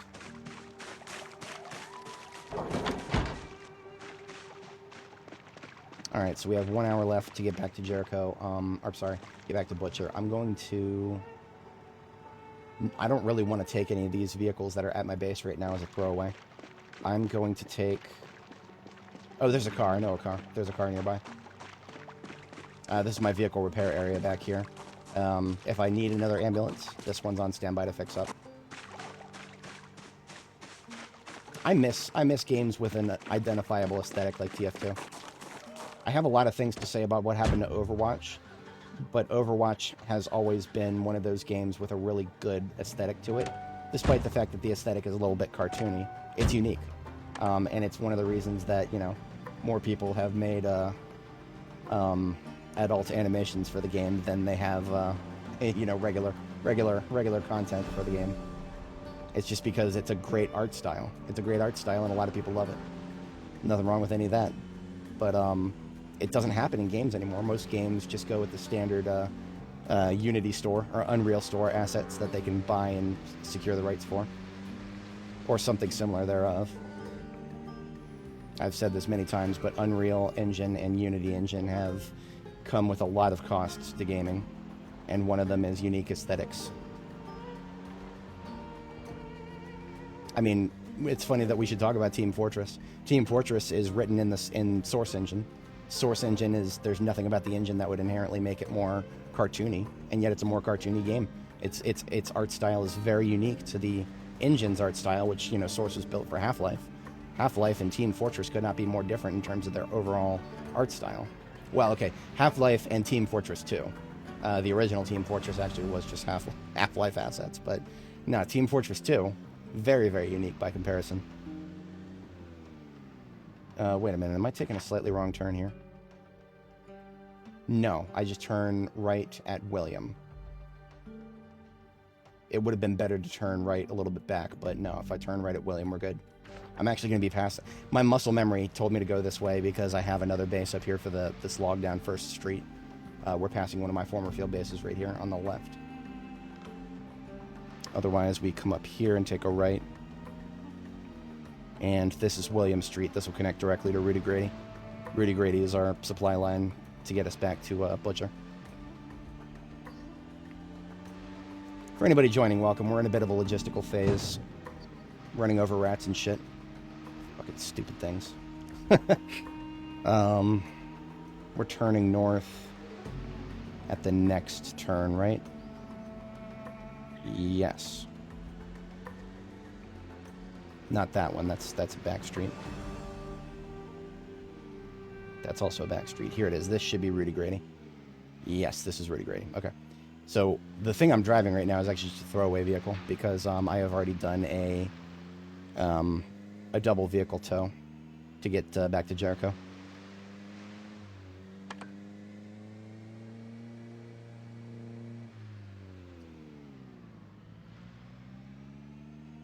And I'll be just barely on time for bedtime here. Now, one of the slight problems is, I don't know if you guys are noticing these frame rate drops. I am noticing them. And these frame rate drops are not going to get any better as long as we've got snow falling after a rainfall. That messes up the weather system, something bad. The devs don't spend enough time testing winter weather that I don't even know if they know about this problem. I would submit a bug report, but they don't listen to mine, so maybe they'll listen to yours. I can't take that shortcut. Yeah. A little bit of muscle memory from my previous character there. On my previous character, I just made a hole in the fence.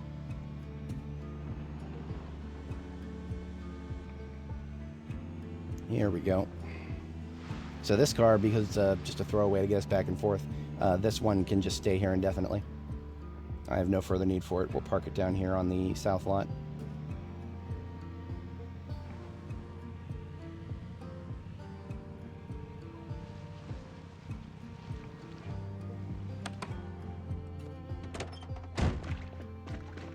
And you hear the sloshing. You hear the sloshing. That's what I was talking about. Where there's just the stupid little glitch that happens where water gets stuck on the floor after it switches from rain to snow and then back again.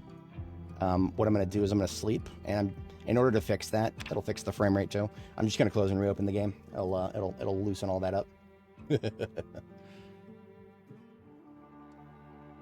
Really? You know what? Okay, so you're telling me that Team Fortress got its unique look just by accident. Okay, I'm okay with it. I am so okay with that. You have no idea how okay I am with that. But yeah, I'm just going to close and reopen the game. That is going to loosen up the little memory leak that happens in Louisville there.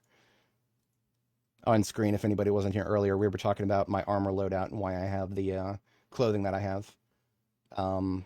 Subtract from this the fingerless gloves, the bone choker, and the coat of plates, and replace the military jacket with a regular leather jacket, and that's my current outfit. This is a theoretical perfect armor outfit that I would have if I could. That would require me to find a military jacket in the officer variety with holes in the neck, upper, and lower torso. I have never seen a zombie wear a military jacket, so I don't think it's possible. It might be possible if you go to a military tent sort of loot source, like at a checkpoint, and have it be looted and trashed. Because I do think that a looted and trashed POI will have any clothing that could spawn there may spawn on the floor in a damaged form. So there's other ways theoretically that don't involve injuring yourself while wearing it or trying to find a zombie that wears it. But in any case, you may notice that there is a distinctive lack of sloshing around now. Yeah, that stupid little problem between rain and snow. You see it a lot in fall and spring, most likely. Checking my kit here. I think we're good. I just need food. I forgot food once already today. Not again, thank you very much. KTO, were you here yesterday when I found out exactly what kind of damage somebody can take from their own pipe bomb? Were you here for that? Because that was pretty funny. That was a trip. That was a trip.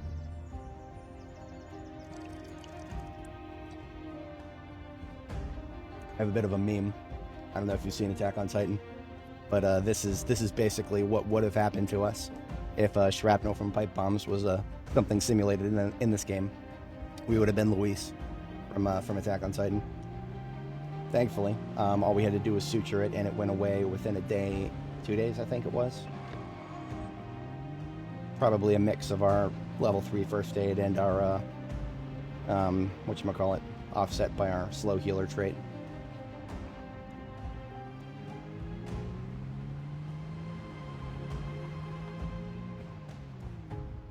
You know, I don't know if I've been close enough to this motel here to spawn it in. I'm gonna check. If I haven't spawned it in, then that's a lot of potential energy right next to my base. I'm gonna take a quick look at that. I know I've driven close enough to see the interior, and it looked empty, but it might not be. I'm aware of that Zed over there.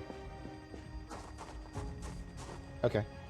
Nobody in it, that's fine.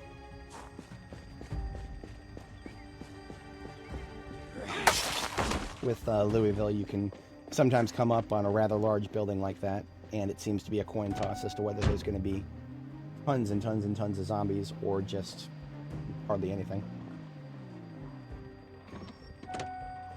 Yep.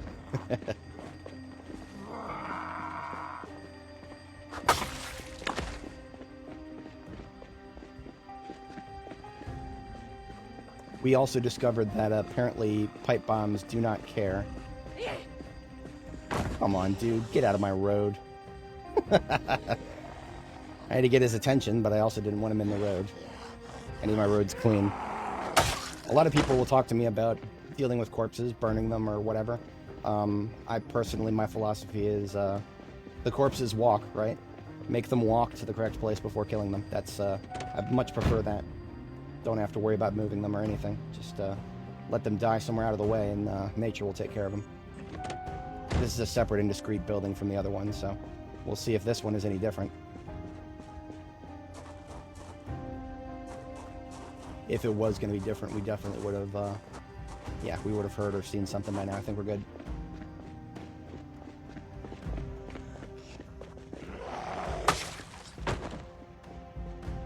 Yeah, I know, right?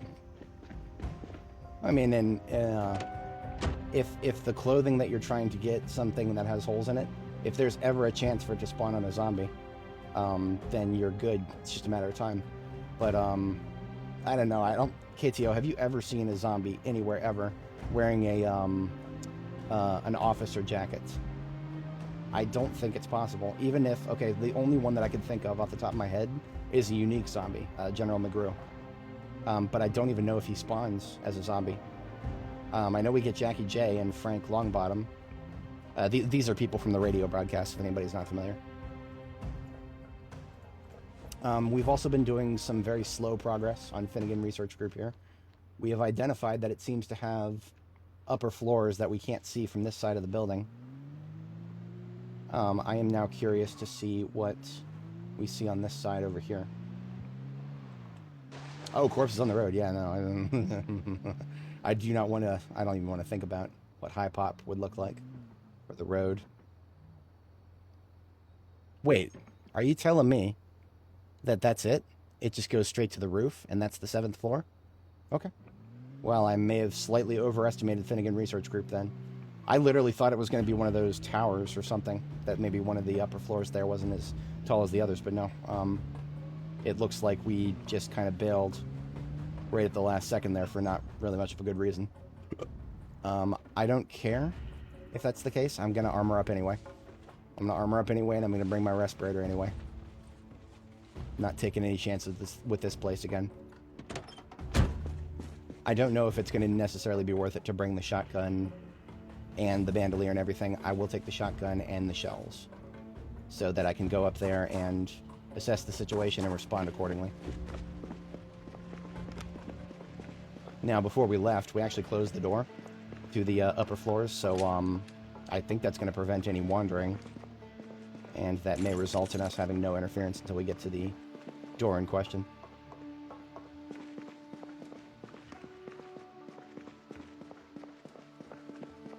Yeah, you know, I have not done like a 200% sweep of the ground floor. So I might do that, but otherwise I'm 99% sure there's no ground. I don't think Louisville has any basements. Like, literally any basements at all. I cannot think of one off the top of my head. I think when the map designers were working on the map, adding basements to stuff, I think they stopped at Louisville. Just like the same way that they started there, they stopped at Louisville when it comes to the clay at the riverside. All right, this is a very problematic corner. If anybody wasn't here earlier, narrow doorway here, narrow doorway here. Zombies could be anywhere in this area that I'm highlighting now, and I would never notice them until they were right in my face. So I hear somebody mouth breathing. I did close the door though. Okay, I closed the door, so I'm just gonna run for it. If a zombie doesn't know you're there and you run past it, you generally have the advantage. If they know you're there and you run past, don't do that. Don't do that. So because I don't hear any aggro noises, they don't know I'm here officially.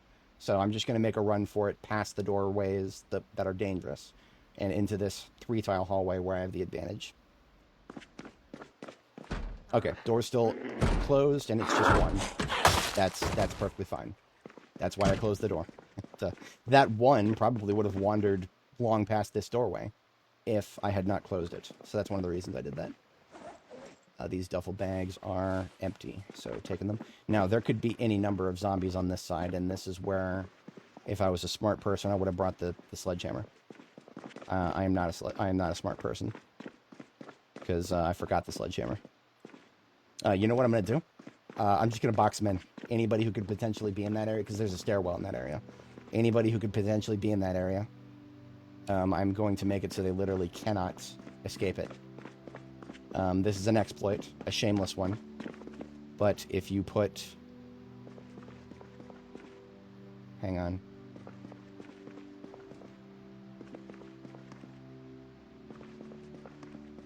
Thumb on the space bar in case I get ambushed.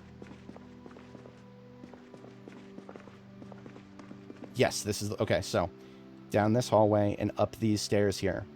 There's a staircase on these 3 tiles here that goes up to the 2nd floor. Or the floor above us, rather. That's why I have these barricades to have them flip over as an early warning system. But if I put a barricade directly in a doorway, they literally cannot cross it. Where did my barricade go? There it is. So by putting this here, this doorway is unattackable. Not even I can attack it. So they literally can't go through it. That's probably... I do expect that in the future, the devs will change it so that these are attackable. That would be just the equivalent of putting a piece of furniture in the doorway. For now, it makes it completely invulnerable. The zombies literally can't go through it. So, make of that what you will. We now have only one stairwell that they can, go up and down to get to me from. Eeny, meeny, miny, mo. We're still being quiet about this for now.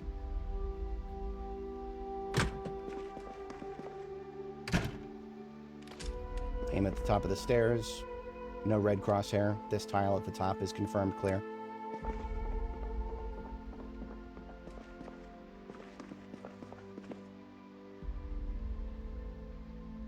Now, I don't like this situation at all. I hate everything about this situation. Because if I go through that doorway, I have no idea what's in this hallway. If I go up the stairs, again, I have no idea what's in that hallway and what's going to come up after me, up the stairs. I am going to assume that these stairs go straight to the roof, and that the potential for a huge swarm of zombies upstairs is low. That is my assumption, and based on that assumption, I am going to go up the stairs first. Actually,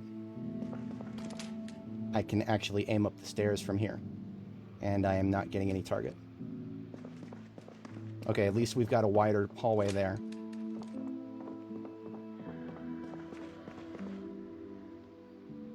Okay, hang on. I'm pausing the game really quick. I don't understand this building's layout right now. I genuinely don't, because I was expecting this to be the roof. I am now very... No, okay, we're just gonna have to take this floor by floor.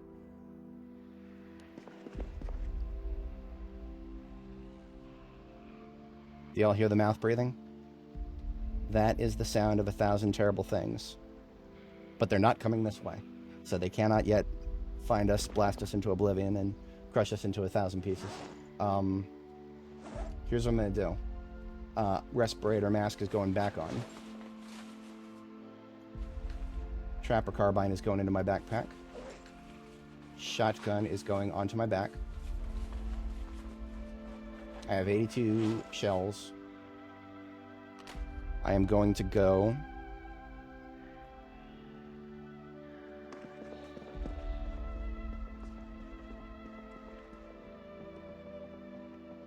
Okay. We found the roof. Okay, I am... This place, I still don't fully understand it. But... I actually kind of... Okay, I'm just going to use the roof. Yeah, I'm just going to use the roof.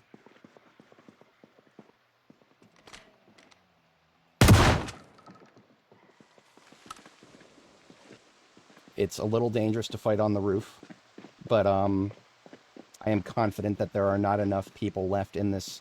Now that I know that there's not another floor up here, I have not been very good at keeping track of what floor I'm on in terms of how many floors there are total.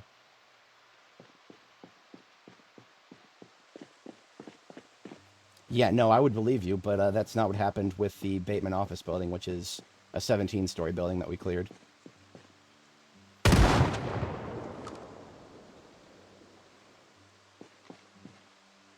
At least I have no chance of getting flanked while I'm up here.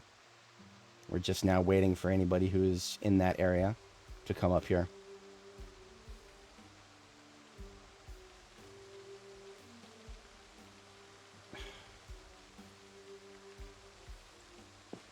Wow, would you look at that? Nobody's coming.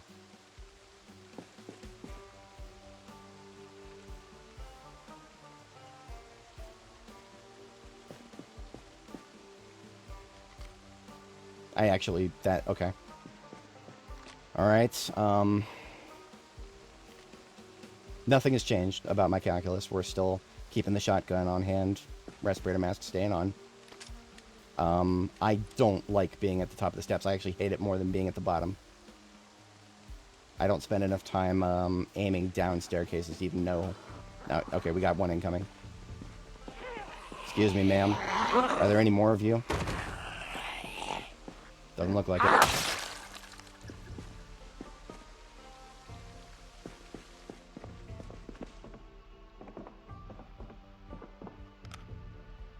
Forgot that I turned my flashlight off. Okay. At least one to my left somewhere. We do have a lot of open space here. Okay, I'm gonna risk that, I guess.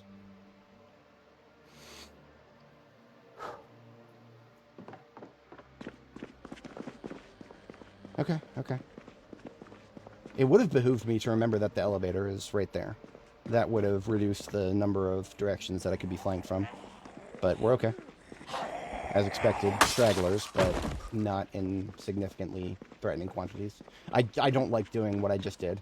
Everything about what I just did was... there was no reason to do it. This lady here seems to be one of those ones that doesn't react to sound at all. Which makes me think she won't even notice me until my knife is in her skull. Goodbye. Goodbye, Zed boy. Break room. I do still hear groaning to my right somewhere. And Matt or Lisa groaning somewhere here.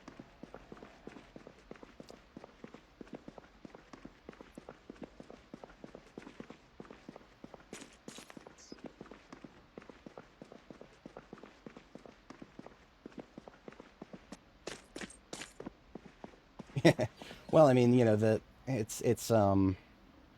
I like to think of it as, you know, where do I have the advantage environmentally? And that is where I can see them. And where I can see them is anywhere where there's no close or, you know, tight corners, for example.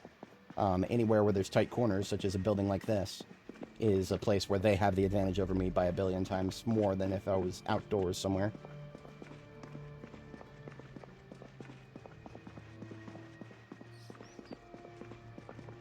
But, you know, special forces, when they're clearing buildings, Corners are probably one of their most feared things, too. So I'm not going to act like I'm Special Forces or anything, but you bet your sweet ass that if they fear corners, so do I.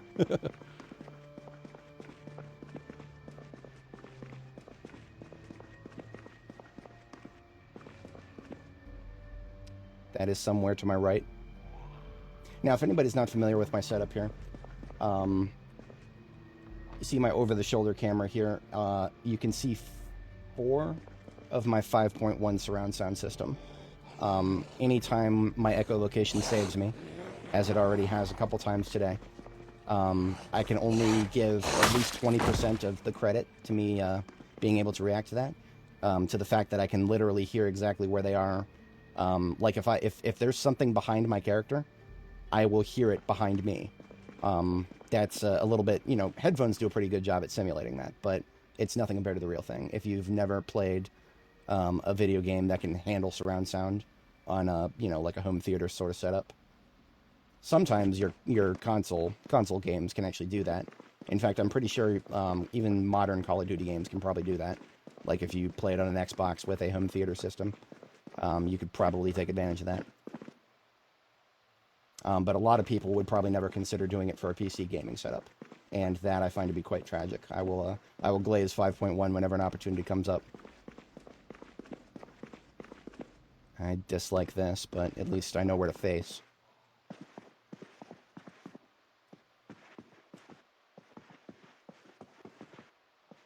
I've said this a couple times already, but if the zombies don't know I'm here, and I run past them, they're usually not going to be able to immediately grab me. But if they know I'm here, they'll be making a set of noises, usually. Identifiably aggressive noises, as opposed to the calm mouth breathing that you're hearing now. It's somewhere to my right, and it's not close enough to the center to be here, not close enough to surround to be here. So, you know what I'm going to do? Hey! I'm going to hit Q. And let them show themselves.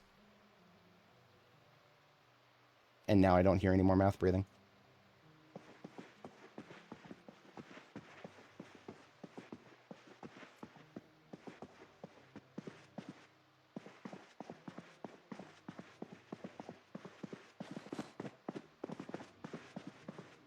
Okay, that's this building pretty much clear. Yep, that is this building clear. The Finnegan Research Group. Rather curiously, every time I loot a desk in one of these places, I seem to have a substantially higher chance to find Spiffo merch. Spiffo pens, Spiffo pencils. Is that intentional, I wonder? If so, why? Is there some collaboration between Finnegan Research Group and Spiffos? Perhaps to disperse some sort of chemical agent in the food, in the burger slop, as it were? Who knows? Questions for later, right? For now, I am here to steal some flashlights and any radios I might come across. I have been running a rather severe deficit of electrical parts, so any electrical stuff that I might find in cabinets like these, instant disassembly. And then I'll want to parse through all the desks to see if there are any sticks of glue. I have not done any pipe bombings today on this stream so far. As we progress a little farther to the southeast, that we might ID a few opportunities for that. And if I wanted to do a remote pipe bombing, I would need glue. Glue is rarely found outside of offices like this place.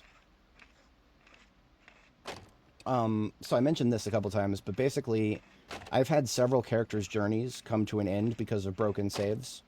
42.10, 42.13, and 42.16. This character was started on 42.16 because that broke my previous character's save. Her playlist is linked in the description. And then same deal before with 42.13. We started her on that build because my previous character, even before that, is also linked in the description. Basically, there's 2 playlists, my previous 2 characters. Both of those characters had their saves broken by an update. Personally, there's only one of 2 ways right now that your characters can stop being playable. One of them is for them to die. The other is for the game to get broken by an update. personally, of those two endings. I know which one I would pick every single time, because that just means that we get to say our character sailed off into the sunset to continue being the last person on Earth, which is, you know, that's a pretty sad thing in and of itself. But better that and alive than that and dead, I suppose, depending on your outset. I'm one of those people who, at one point, I was a rather depressive individual, and the only way I was able to get past that in life was to turn and run in the opposite direction. I'm now pathologically optimistic. Not even so to the point of, you know, optimism can actually get really fucking annoying if people don't know how to do it right. I prefer to say that everything I look at, I try to have a positive mental attitude. Even in an apocalypse like this, that would be the only thing that would keep me alive. It's just the ability to assume that it is possible for things to get better. And I bring that into video games as well as real life. And that would probably be something that my characters would have to rely on. Otherwise, you know, being an actual Lamo, L-A-M-O-E, last man on Earth, that is not something anybody ever wants to be. That is all the desks on this side. And we do have desks on the other side. I didn't check them all. Okay. Let me disassemble a few radios here, because we're actually getting inventory cap threatening here. Now, a fun thing that I was actually doing recently is you can use Depot Downloader to download any version of the game that's ever come out, even though the devs no longer make it available through the usual channels. Let's not abuse that too much, because, of course, if you start posting guides on how to do that everywhere on Steam, the devs are going to have to clamp down on it and make it harder to do. So don't do that. If you know how to do it, then do it. If you don't, then, well, I don't know if I'll ever actually post an instructional video on how to do it, but the short answer is, if you know where to find Depot Downloader, look up a little bit on how to use it. Go to steamdb.info to get the right depot numbers on the unstable branch, and you can download it from there. But what I did with that is I downloaded all the versions of the game that would still play my old saves, and I did a bit of a retrospective on how B42 changed over the years. It has changed quite a bit. Some things have changed a lot less than I expected. There were some very striking similarities between 42.0.2, which is the first version of B42 that I went long on, and the current version, which is 42.19. Yeah, KTO, that is a problem I am noticing more and more. Turning a regular bomb into a remote bomb is actually a substantial cost of electrical parts, more than I really paid attention to in the past. So the break room here, I always make sure to check those. Coffee is our primary target. Coffee is something that actually deletes large quantities of fatigue. Straight up deletes it. Not how it works in real life. Another example, if you really wanted the devs of this game to give us more realism, we don't want that, but if we did, there would be a separation between actual wakefulness and energy. Like, those two concepts are completely separate for actual human beings. Wakefulness is something that you can cheese by drinking a lot of caffeinated beverages and, you know, ginseng tea and all that. You can chemically cheese your wakefulness. You cannot cheese the circadian rhythm. Your body does need to actually stop what it's doing for an extended period of time. Usually that comes in the form of sleep. Some people do it through meditation, but no, you usually want to do it through sleep. And if you don't do that, you're going to cause all kinds of problems. But a lot of video games don't accurately model that. And a game like Project Zomboid would be one of the few that I've ever played that if you threaten the devs into doing it, they might actually try to do it. Now, okay, another thing though, that's an example of realism that might actually be better for us, depending on certain circumstances. But I'm gonna stop there. That's for the game that I'm designing personally. I've already got the notes for it. The game is called USG, Untitled Survival Game. I don't know if it'll ever actually come out. If it does, I'm going to have to fund the development from the success of any other creative projects I do. Which, you know, that's assuming a lot, right? Assuming that any of my creative projects will ever turn a profit. I you know, any time I do something creative, I just assume that I'm doing it for fun. I do not assume that I'm ever going to make money off it. This is, I always say this, you know, if I were to get, like, one of my videos go viral and I get 500,000 subs tomorrow, I would have a plan for that, but I don't actually expect it to happen. That's like getting struck by lightning for YouTube standards in this day and age. You'll notice that we haven't had a lot of influencers that have showed up out of nowhere in recent years. Almost every influencer is somebody who's been around for a couple of years at this point, you know. The biggest ones, you know, Asmongold, Hassan, they've been around forever. And that's, you know, that's because they have not had to crack the ceiling that has been built beneath them. Just, you know, through sheer number of people trying to... I recently learned that, unironically, there is a live streaming university. Unironically. Apparently, that's a real fucking thing. So all I can say is that made me laugh quite heartily when I learned that was... I thought it was a joke. I genuinely thought it was a joke when I heard people talking about live streamer university. I'm like, what the fuck do you even do when you go there? Apparently it's a real thing that people charge money for. Make of that what you will. At university, I went to George Mason University for film and video studies. I didn't graduate. I dropped out after a couple of years for reasons completely unrelated, but I learned a couple of things. About 80% of what I'm doing right now, you know, up to and including building FFmpeg myself, because I got so fucking tired of the non-proprietary libraries being in every other downloadable version on the internet. I didn't learn none of that in college.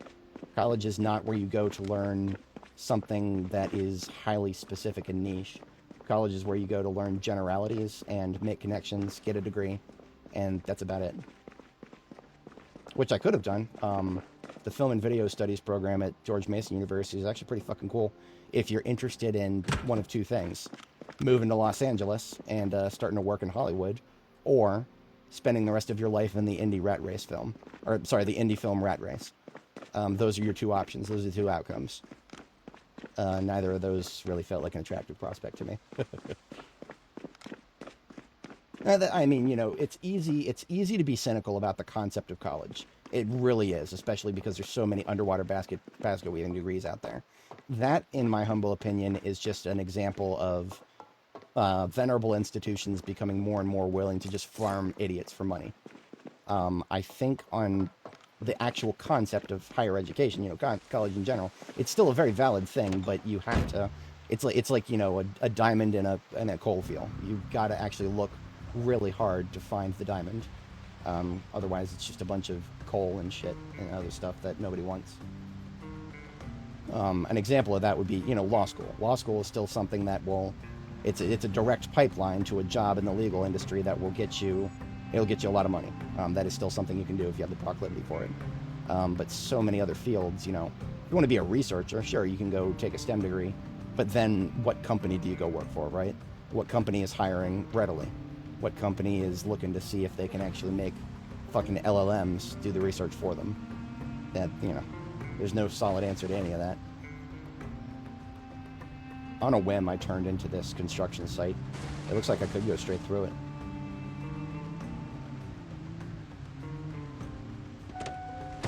I know, right? Latinx studies. Oh boy. Oh boy.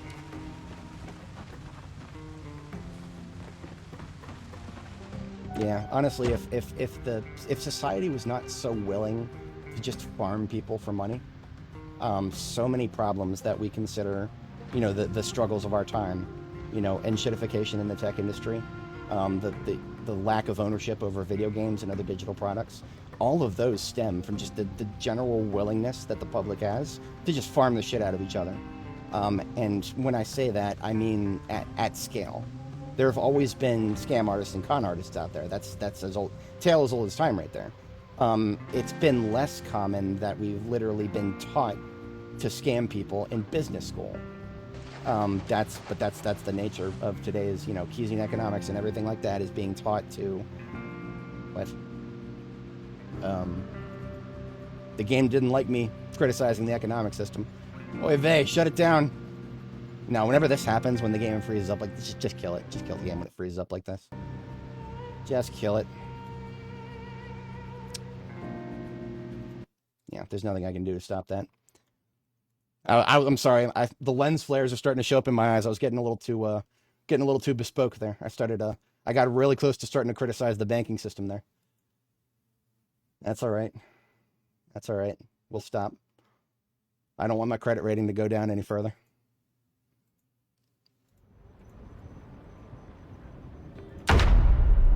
But yeah, whenever the game locks up like that for no apparent reason, it's usually just gonna sit like that eternally sometimes. So just do your Alt F4.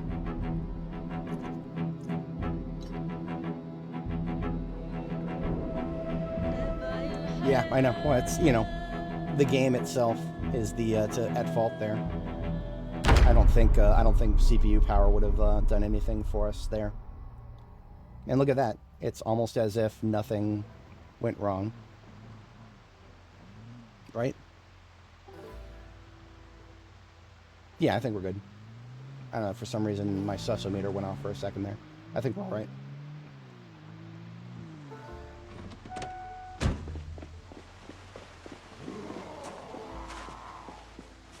I can put my shotgun away now.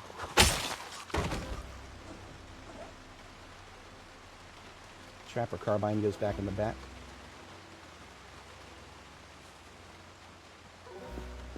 Yes. Yeah. Thanks for that, Kraken. That is 200% correct. I might steal that. That is 210% correct. Now, so I'm sitting there. I'm making jokes. I'm making jokes about the banking clan and whatnot. It's relevant. I promise it is, because when you have a society that is okay with ripping each other off, it leads to problems that don't get solved after literal thousands of years. And this is not me joking. I'm not joking. The distrust between the three Abrahamic religions is very, very deep between the other two, and one of them in particular. If you know, you know, and if you don't, it seems like a very simple divide. The thing is, the other religions, the two of them that are, the most populous on the planet, make it a very grievous sin. There's a very grievous sin called usury. That is called, loaning money and charging interest upon repayment. That is supposed to be a mortal sin, at least for Catholicism. I don't know about other, I'm pretty sure you can't do it in Islam either. Or there may be very strict rules on it. I don't know. I do know that Islam has a lot of very strict rules in it. So I won't even speak for the one that I wasn't raised in. I was raised Catholic myself. And I do know that usury is supposed to be a sin, a rather grievous one. For another particular Abrahamic religion, usury is not a sin. And because of that fundamental divide, that has led to so many other problems that have persisted for literally thousands of years. A simple disagreement over an economic principle. And, it's also because there's supposed to be a morality behind that, right? There's supposed to be a moral reason why we don't loan something to somebody and then make them pay back more than what they loaned to us. There's a moral fundamental behind that. But because, I can feel my credit rating going down 1 point for every word that I'm saying on this topic, so, make of that what you will.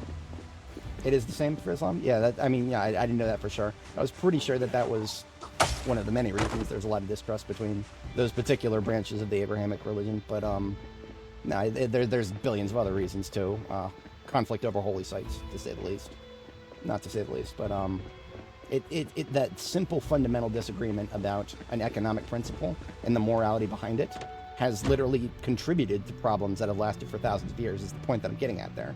So when you look at the modern context and the fact that we are now having fundamental disagreements with the business class over, morality behind economic decisions, is it really worth it to maximize shareholder value to such an extent that you no longer care about who's buying your product? Like, you just take it for granted that your product's always going to get purchased. There's a lot of that going on right now. When have you guys last felt as though Coca-Cola or Pepsi was at risk of a boycott being effective against their products? That is such a laughable concept. And because of that, it's just led to business practices getting completely disassociated with you know, actual economics, to the point where they feel like they can just get away with whatever the fuck they want to. And, well, that's led down to a really long rabbit hole. But when you literally teach people in business school that shareholder value is all that matters, most of the time the people at the ground level who buy your product, who ensure that you're actually worth the P&E that your stock charges for, or sorry, the P&E that it's actually, you know, valued for, those people don't actually have a lot of weight because they can't exactly organize. I'm starting to sound a little bit more communist now, but honestly, it's when you get to a certain point, you realize that communism only exists because Marx had a lot of criticisms that were right on point. He just didn't have any solutions. That's his biggest problem. Marx had a lot to say that was very correct. He just had nothing to... He had no real contribution to a solution. You can't expect people who just want to get to the next day to unite across the planet. The workers of the world will never unite, guys. I'm sorry. They're too busy just trying to get from one day to the next. And they will make a lot of compromises to do so. Yeah. Oh, okay. So, and that's another thing, right? For the in group, to treat the out group differently. That's always a thing too.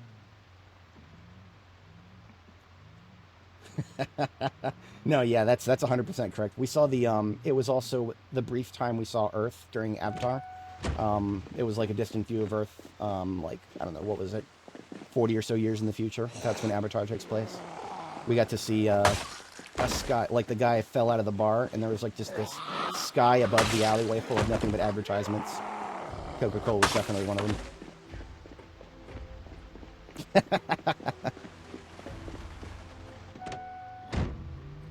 I'm pretty sure that was never a thing, but I don't know. I wasn't around then.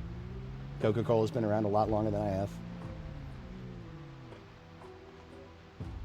I think we're starting to enter territory that I've done less work in here. That was kind of what I was doing here. I was just, you know, I'm sitting here yapping. I'm also looking around specifically for residential roads that I have not cleared as diligently. What is this building here? I don't remember. I would like to remember what that building is. In order to get there, I will have to go around. It looks like. It does not look like Rat Hunt goes... Does Rat Hunt go straight to Cartwheel here? Yes, it looks like it does. On the other side of my ugly face in the top there. Okay. So I'll clear this road. We'll check Cartwheel, see what's going on there. It actually was. Wild. I mean, I also remember... I do remember reading in, you know, 19th century periods where a lot of things that are currently Schedule 1 substances are... they were just recreational, as accepted as alcohol was. It still is, to a degree.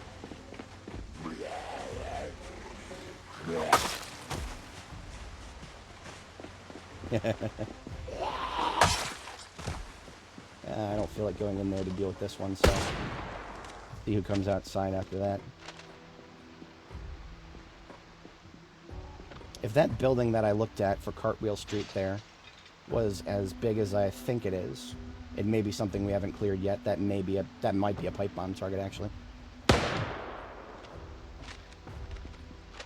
If anybody's not familiar, the weapon is a carbine, trapper carbine. Definitely one of my favorites now that I'm level 10 aiming.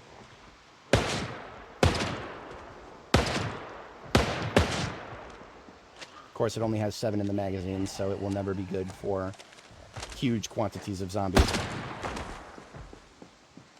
We're testing the boundaries here.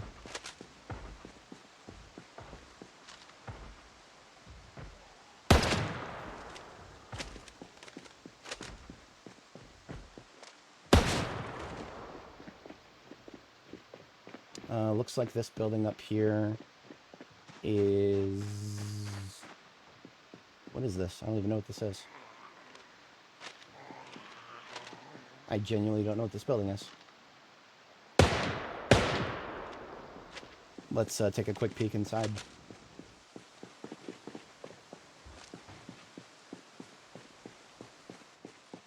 Okay, just a large connected shopping center of some sort. It must have already spilled its contents because if it hadn't, simply stepping inside would have resulted in a bunch of zombies popping into existence.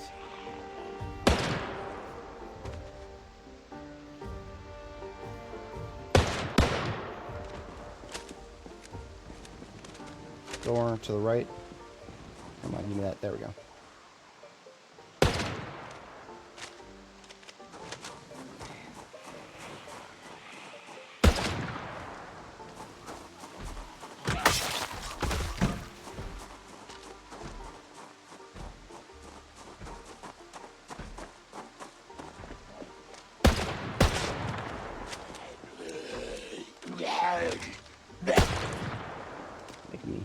Turning into a crawler like that, I couldn't knife him. Melee weapons versus crawlers is actually a very dangerous prospect. I don't recommend it. I mean, you know, honestly, that is... I was talking about that yesterday, Kraken, with the boomers and the sensible economic decisions. It's...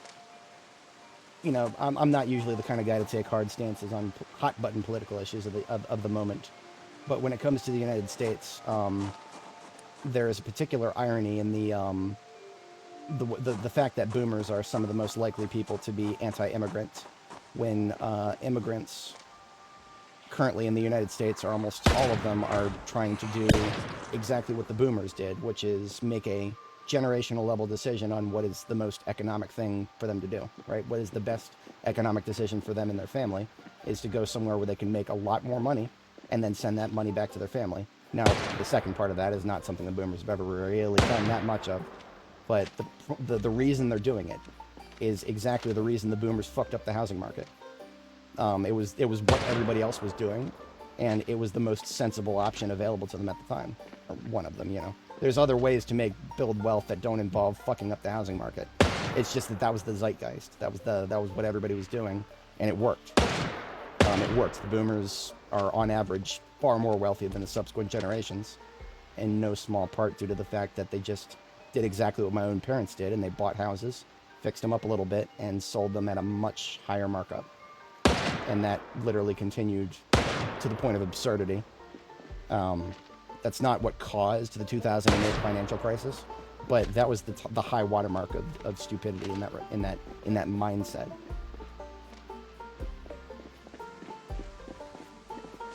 No, that's not a personal gripe. That is a generational gripe. That's something anybody can That's something anybody can sympathize with or, you know, staunchly disagree with. I mean, even my own parents, they haven't necessarily admitted or, you know, denied culpability in that. I have said to them straight to their face, I love you guys, but you contributed to this. And they don't, you know, they usually just change the subject at that point. They know. And like I said, they're just doing what was sensible to them at the time, and the damage has already been done. So you can't exactly sit here and blame individuals for it. That's always the approach I've had. You blame individuals for a generational level decision. You usually want to look at the enablers. And that's true in both cases. Who was the enabler? Who were the enablers of the problems that happened with the housing market? That's a much more obscure question. Who were the people who decided to build McMansions everywhere at extremely weak construction that's barely going to last a couple decades?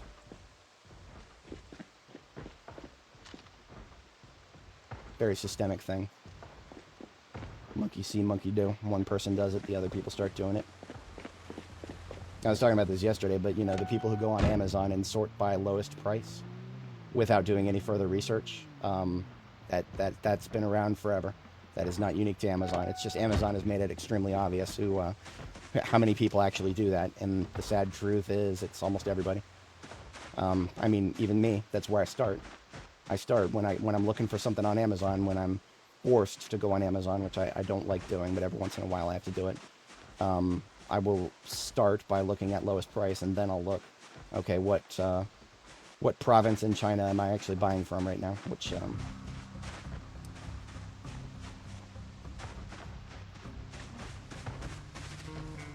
post-socialist. Oh yeah. Yeah, that's and you know that's just that's got to be a remnant of the zeitgeist, right? The zeitgeist was that this was the system and it was going to work. When you convince everybody that something that probably isn't going to work is going to work. There's been a lot of that. There's been a lot of that in recent history.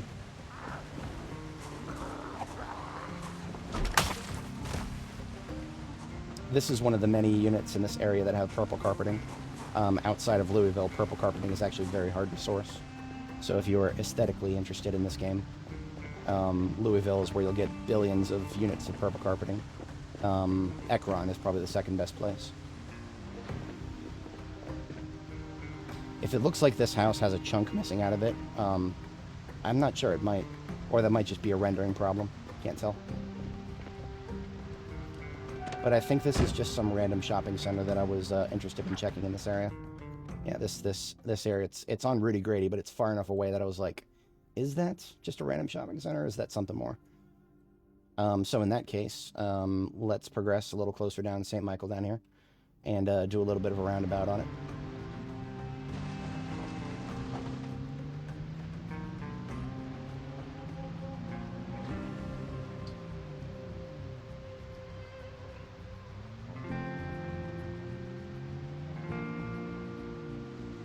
Normally I'd drop whatever I'm doing to try to recover one of these. I'm willing to bet that the engine quality is actually not that good. And the reason I'm betting that is because it is when we found it, it was fully intact. See, it's got, you know, good looking parts on it and everything. Engine quality is 82. Which means there is an 18% chance for it to fail to start for no reason. I suppose what I'll do is I'll take the battery out of it. Yeah, I'll yank the battery out of it and put it on the charger somewhere. And we'll come back here at some point in the future and take the vehicle.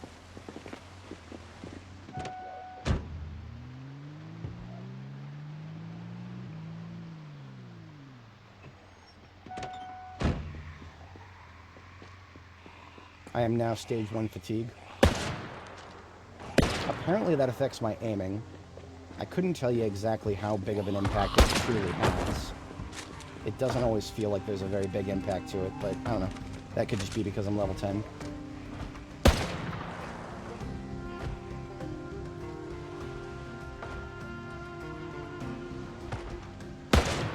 Wait, what? I just shot that Zed straight through a door. I don't know how I did that. I can't do it to this one. Odd. Very odd. I can't, it's not just because I could see the interior. Yeah, it doesn't work for that. I don't know, maybe it was just the specific... Can I do it to this one? No, it was just that one Zed for some reason. I was able to target her through a door. No idea why. The fucking raccoon intercepted one of my shots.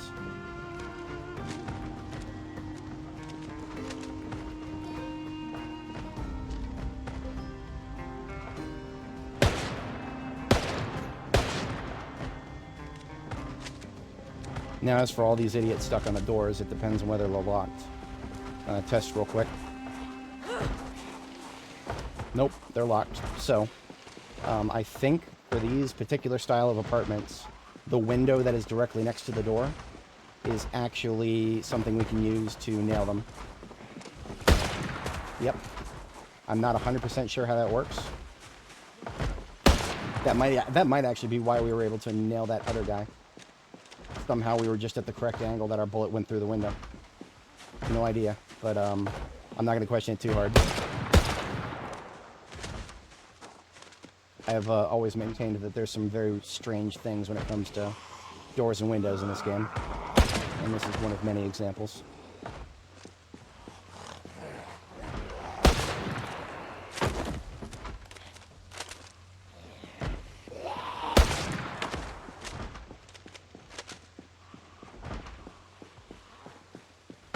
Oh yeah, if it was a D20, I'd be towing it already. Anything with an open bed in the trunk of it, with a high engine quality, is pertinent to my interests.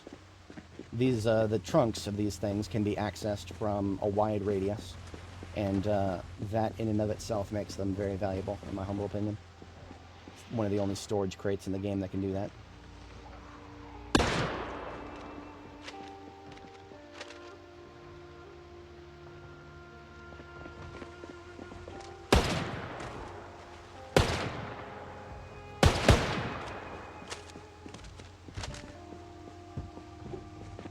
second floor thumper up here. Observe. We shot them. The bottom window broke, and then the zombie in front of the top window flipped down. Or died, rather. Don't ask me how that worked. I have no idea. Wait, didn't I? Am I out? Like, completely? Yeah, I'm out. Okay. Not keeping track of my 45 ACP. No surprises there. Such a lovely caliber that sometimes 100 shots will just disappear in the blink of an eye.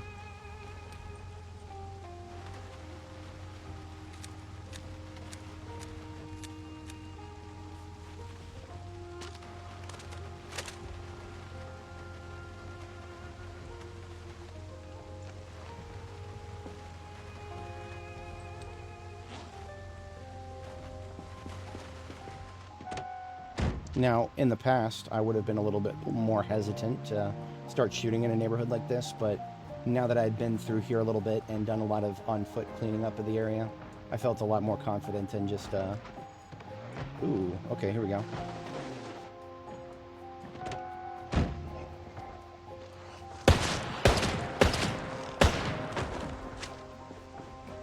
I don't know how long I'm going to pursue this endeavor, but, focus on outdoor foot mobiles.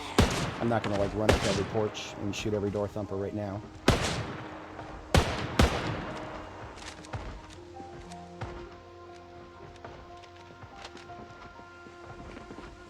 Make use of that headlight pretty far.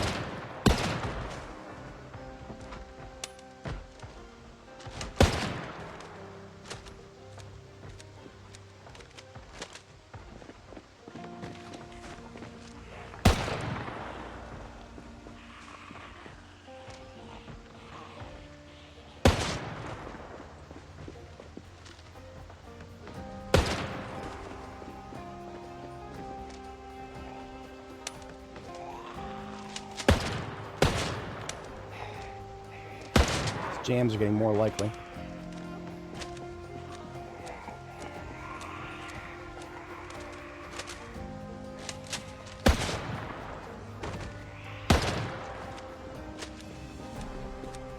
We've probably taken rather significant damage to the carbine.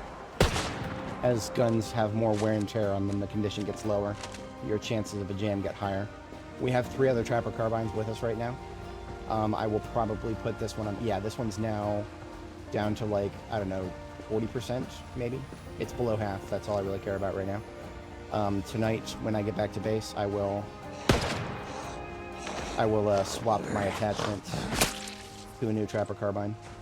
I do predict in the not-too-distant future, maybe even within today's stream, we'll be hitting the last gun shop on the map, and any trapper carbines we find will get added to our SWAT then at that point.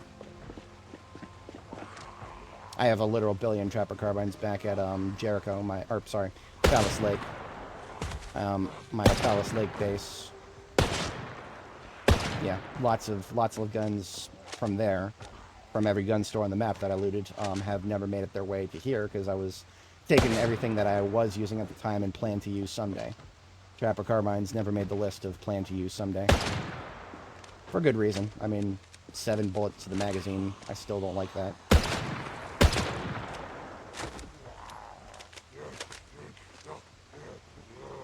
I'm gonna let that guy come out of the road a little farther.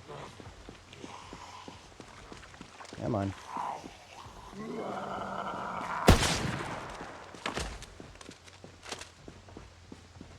So we've gotten 1,700 experience out of 75 total for reloading level 9 just by using the trapper carbine for the most part. That is, I don't think we could have done that with any other gun. Just the fact that we're constantly stopping to top up a magazine, which involves us, you know, taking the magazine out, pushing the bullet in, putting the magazine back in. I think every single time we do that, we're double dipping a little bit on the reload chances for getting reload experience. Which attaches.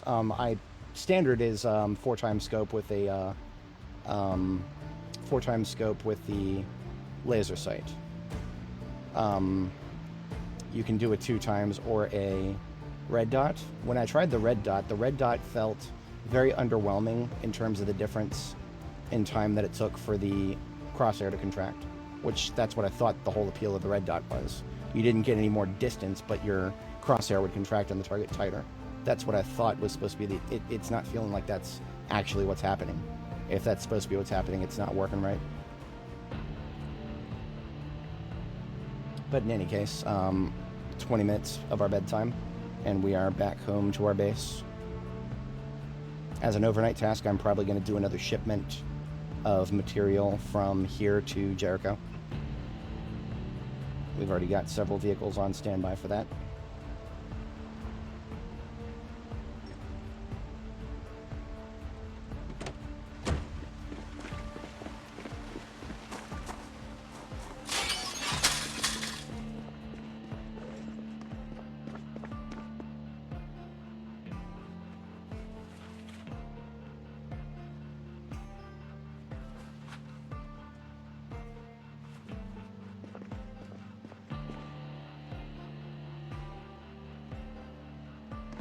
We don't have a battery charger deployed, but I always carry one with me. I'm going to put this battery that we picked up on the charger before going to bed.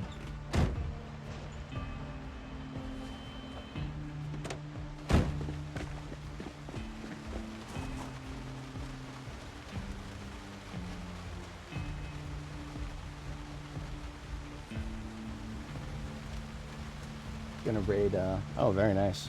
Godspeed with that, man. High pop, LSU. Ooh, oofers. That would be a multiple oofers right there. I believe Lizzie Mack will pull through.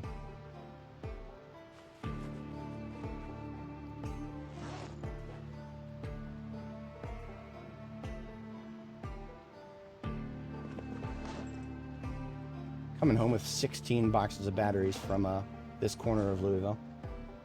That, I would say, is a haul.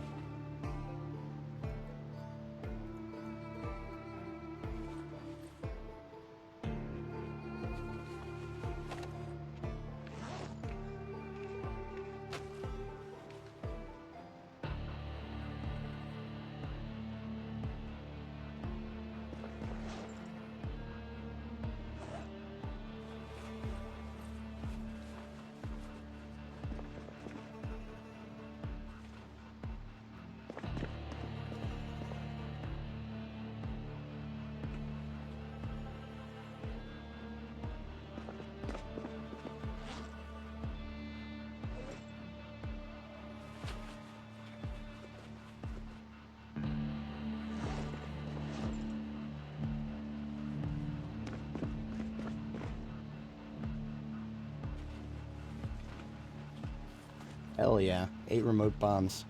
That is that is the weapon of a gentleman right there.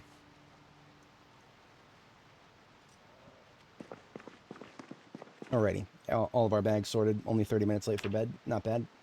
I'll give myself 8 out of 10 for that.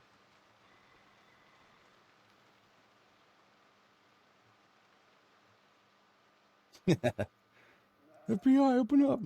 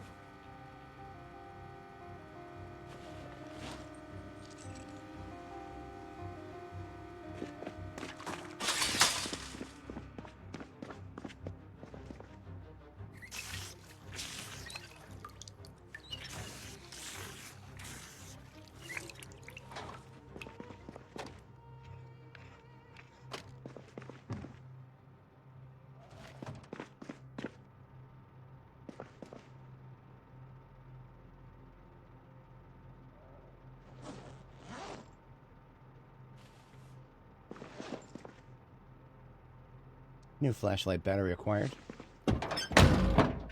Not a lot of room for anything of substance back here, but one object back here is a trapper carbine. This trapper carbine is going to be our new one. Current trapper carbine is going to have the attachments removed from it.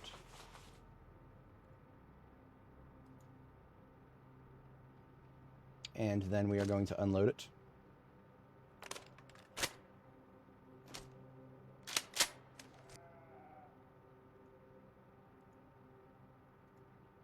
Current trapper carbine has now been used up. It shall become part of the wall decorations.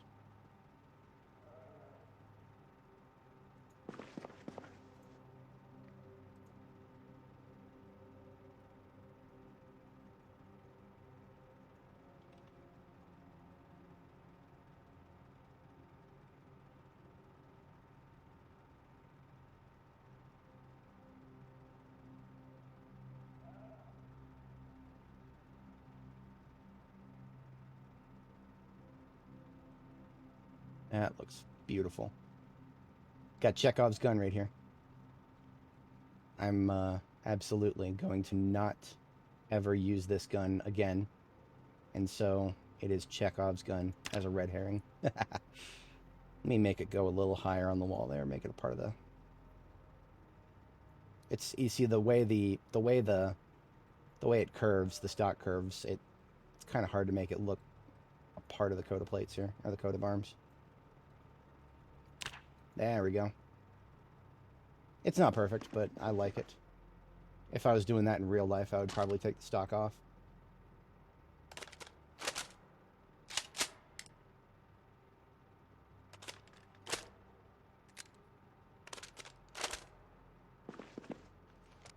And now we put the attachments on our new trapper carbine, and we get to enjoy it pretty much without jamming for a little while.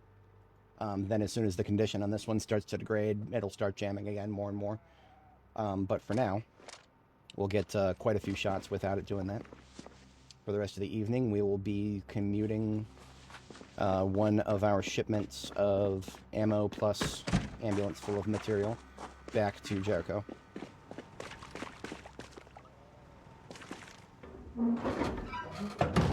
This one is more vehicle parts in the ambulance. And is this the shotgun van? This is the shotgun van. I never needed the entire shotgun van. No, that was overkill from the very start. I only ever needed like 6 cartons shotgun total for this area, and I started using those from the variety vans long before I ever got to the shotgun van. A shotgun carrier with what is it? 13 cartons of shotgun in the back. There's just not enough zombies to shoot for that in Louisville. Maybe if every single one of my pipe bombs was done as a whatchamacallit, was done as a shotgun blast volley instead, maybe. I don't know if I can actually take Market Street to Grady. I'm gonna try.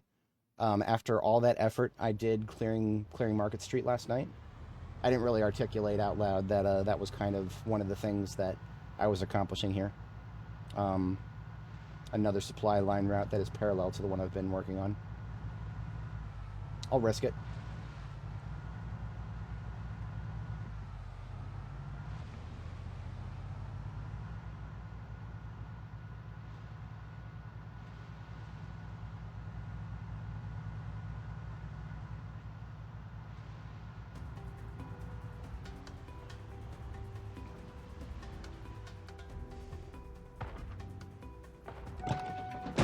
I didn't actually think we would run into any groups right in the middle of the road. But, alright.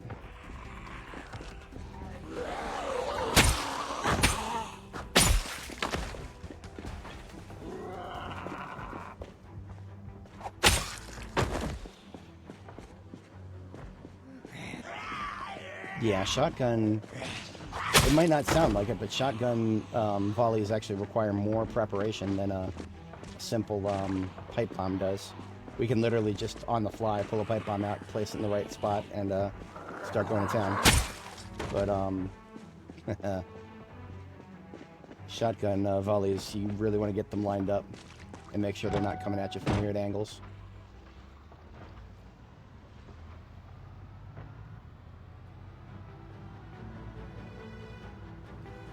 It's also actually starting to get really hot in my apartment again. It didn't happen right as we got to the afternoon, so I started to think I was not going to get it today. I was wrong. I don't think that guy made a single sound. That sound we started hearing was this one. I didn't hear his footsteps or his I didn't hear his footsteps or his lunge sound. That was one of the extremely dangerous ones there. I still to this day, they have been around since 42.13. I still to this day do not know if those are a feature or not. They were never mentioned in the patch notes. It was not mentioned that some zombies are now extremely dangerous because they make no noise ever. To this day, that could just be some stupid little sound bug that never got addressed. Boy, would it be amazing if the devs actually paid attention to my bug reports. I have no tolerance for this anymore.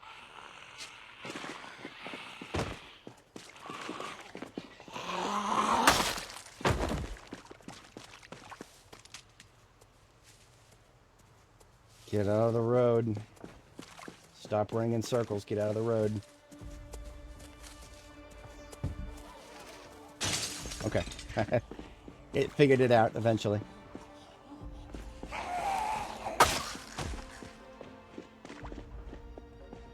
I didn't realize that Market Street is actually the one that just takes me right past the pretty buildings.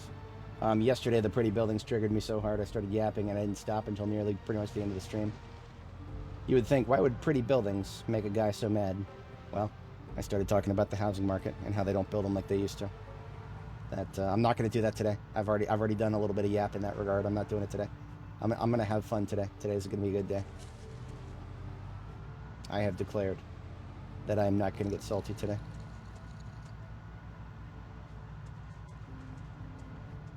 So this road that we were on, Market, just comes right out here to Rudy Grady. And here we are back on our cleared supply line. Yeah, you know, okay, war crimes. I have opinions. I have an opinion on the entire concept of war crimes. War crimes only exist because we have not yet actually been in a real war since World War II. No offense to anybody who has fought in the various conflicts of the Middle East. Literally, I have some friends who were deployed in 07, but no,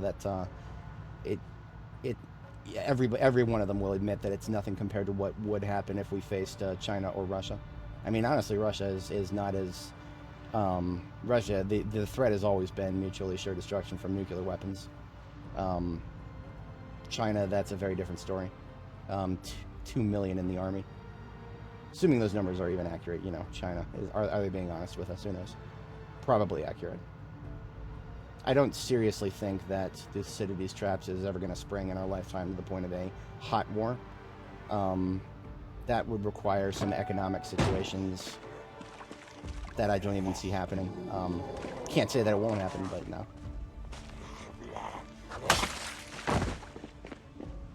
But I will say for sure that even if, you know, if we went to war with a nation like China, there would the concept of war crimes would disappear from reality.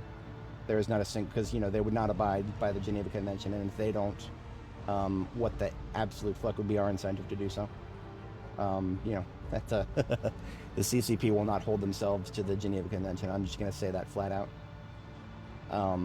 Now, is it possible that we would hold ourselves to it to the point of losing because of it? I don't know, guys. I don't know. It didn't. I'm pretty. I don't actually remember exactly when the Geneva Convention came along, and how much of the agreements in it were actually just re-ratifications of previously agreed things.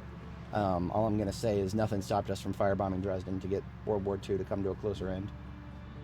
I just don't see the entire concept surviving at all. When 42 points stay... Yes. Yeah, homie in chat who's talking about that, when it comes out, you'll be able to switch to the older build. The devs are pretty good about making sure that we can do that.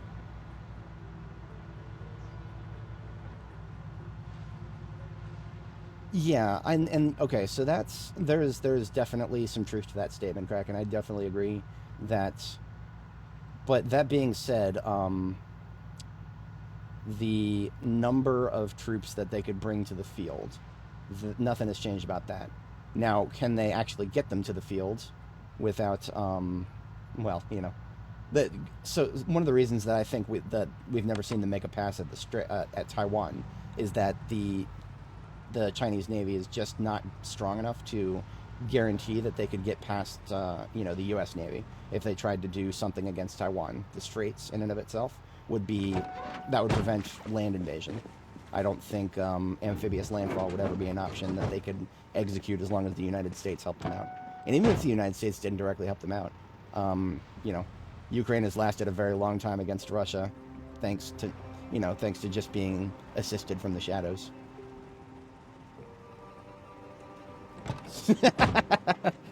I mean, honestly, I'm 100% okay with calling every single military conflict to the end of time. Just call it a special military operation. That's all it is. What we're doing against Iran right now, it's just a special military operation. Congress hasn't declared war. It's everything now is just a special military operation.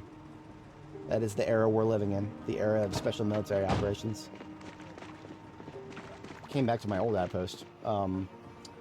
There's nothing old about this one. This one has never been shut down. This one is our power center. This is the beating heart of all of our operations in Louisville.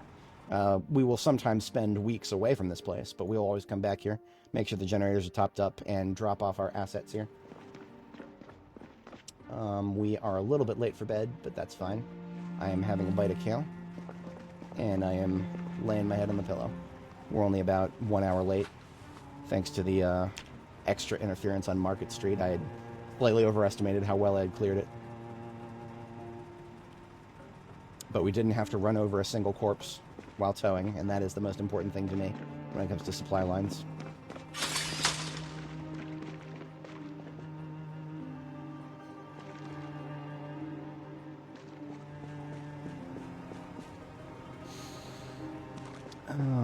So after a certain point, it is going to become more valuable to me to just go back and forth with the race car instead of doing throwaway vehicle towing, because I no longer have any vehicles that I can just take and then leave behind.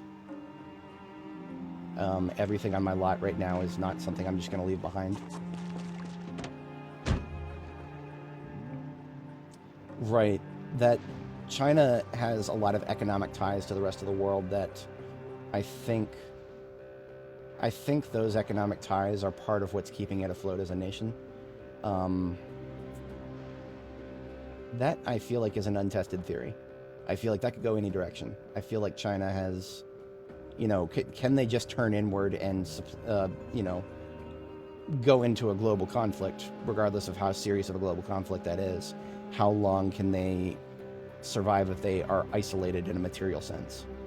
Because, you know, that China is, if I had to, let's just say that if I was picking, you know, I was playing a video game like Europa or something like that, and I got to choose any place on the planet Earth to start from a purely natural resources standpoint, it would be very difficult to choose between the States and China.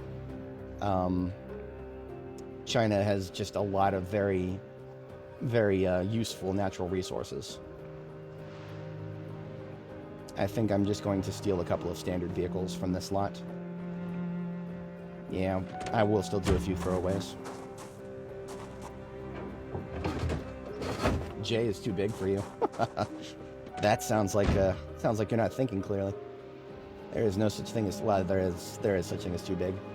Jericho is so big that at one point I did have a zombie break in through one of the windows on Annie, and one of the windows broke. I never even heard it break. It was that far away.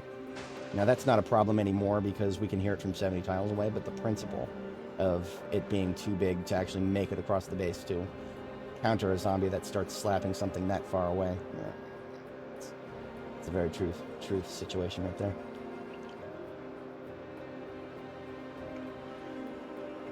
Yes, that is true. That is true. Canada is, I don't know if it's always just been a population issue. It might be. Honestly, Canada has never been as attractive of a immigration prospect as the rest of the United States.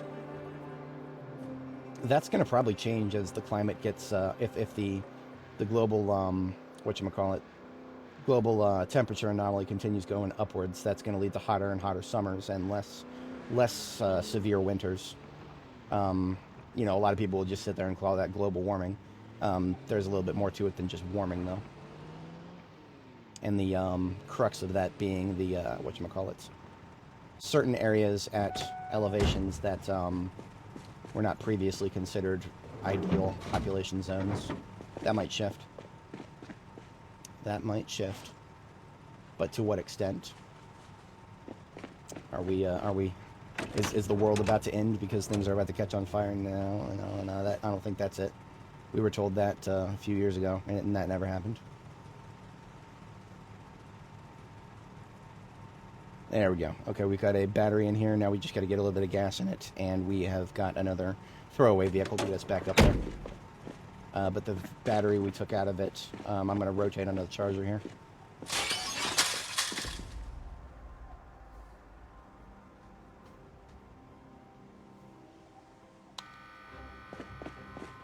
I don't know. That I've never looked into. I know Siberia is massive in terms of real estate. Is there something extremely valuable under some of that permafrost up there? I have no idea. I do know that Siberia is utterly massive, though. It would surprise me if there was not untapped resources of every variety up there. Lithium deposits yet unfound, more rare earths. Find me some palladium up there, please. There needs to be more palladium on this planet. Palladium is, you know, it's a resource I usually just write about in science fiction, but there are actual objective uses for it. In real life, people have written patents on what's it called, solid-state hydrogen storage by using palladium lattice, which is something that I feature heavily in my series. That is not a patent that's ever been tapped. As far as I know, nobody in the realm of palladium hydrides has ever actually turned a patent into something that is extremely useful.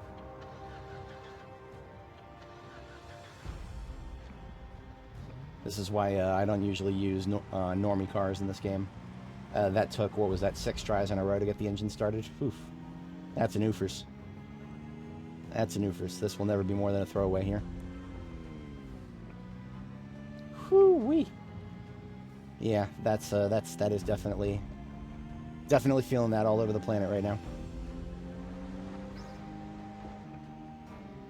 I got one of my buddies is he did some university credits for climate science, and he is one of the most black-pilled individuals I've ever met when it comes to the climate. I personally, and I've had this conversation with him a few times, he's usually coming out in a disagreement, but I've had the feeling that there is a lot of unnecessary consensus when it comes to climate science. Unnecessary consensus over something that is the extent of the problem. I don't believe the extent of the problem is as well understood as we would as everybody would have us believe. And the biggest problem with climate science in general right now is the greenwashing lobby. There is a massive, massive lobby of people out there who want to use the problems of climate change as an example to push through things like renewables or electric vehicles or something like that. Trust me, if anybody is calling themselves a climate expert and they're pushing for renewables as we know it, there is no such thing as a renewable as we know it. Solar, wind, any of that bullshit. Generation is one problem, but storage is the other. What are you going to store that energy with? You're going to do some battery farms? You're going to go farm some lithium? You're going to go mine some lithium out of the earth? And then you're going to tell me that it's any different from fossil fuel? No, fuck you. Get out of here. Get out of here. The adults need to have a conversation. And that conversation has never had anything to do with electric vehicles or anything like that. Now, granted, electric vehicles are useful at an individual level. I love my e-scooter. I love the ability to just hop on that thing and not spend a single cent on gasoline. But the energy that had to be put out into the environment to the carbon emissions that it took to mine the lithium for those massive batteries in my e-scooter, that basically completely annihilated any potential carbon offset that I personally am generating. Electric vehicles of any size, any type, are literally just cope. They're 100% cope. Always have been, always will be, until we have some form of energy storage that is actually really reliable, that does not require rare earth materials. And this is one of the reasons that my buddy and I, We disagree on this. I believe that climate problems right now are literally just a civilizational skill issue when it comes to material science. If we were to tomorrow, if we discover how to do nanocoil batteries properly, then we don't need anything other than carbon, and we've got energy storage at scale. But where's all the research for that? Who's researching that? Nobody. I don't know anybody currently working on carbon nanocoil batteries. It's fucking. Maybe there's a reason for that. Maybe there's a reason for that. I'm not even speaking in the conspiratorial sense. I'm speaking in a sense of everybody's so focused on other dumb shit that nobody's even considering it. I think there's a lot more of that out there than anybody is ever willing to admit. Something even more scarier than a conspiracy theory is the fact that nobody's in charge and shit's just happening and none of us have any control over it.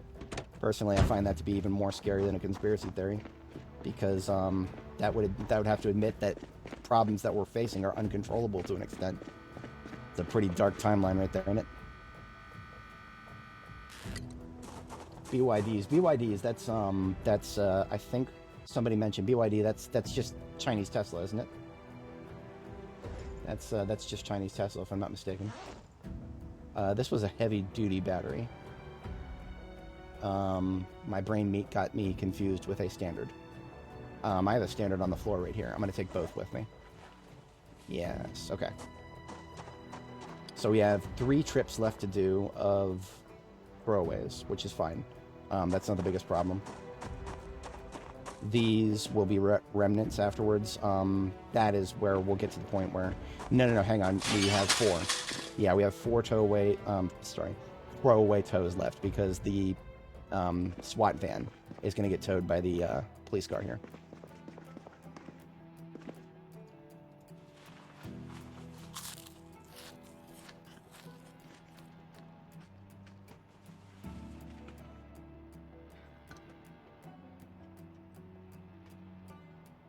Alrighty. Yeah, I know, right? Us here in the West, we'll care about the environment to an extent, but when that caring about the environment leads to us completely annihilating our manufacturing center and making it impossible to start it back up again, meanwhile the Chinese Communist Party continues to do whatever they need to do, consequences be damned. I don't know if there's much solving that without things that very few people are willing to do. 2 duffel bags, that's for something later. I don't know. I don't really want to kind of sit here and get locked in on logistics, especially not when I've got good weather. Now that the rain has stopped and we've got good weather outside, that means today is a day of taking a look through southeast here.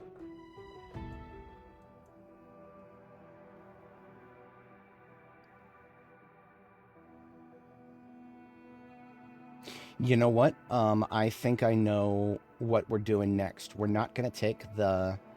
I don't want to take all these other logistic trips back straight to Jericho.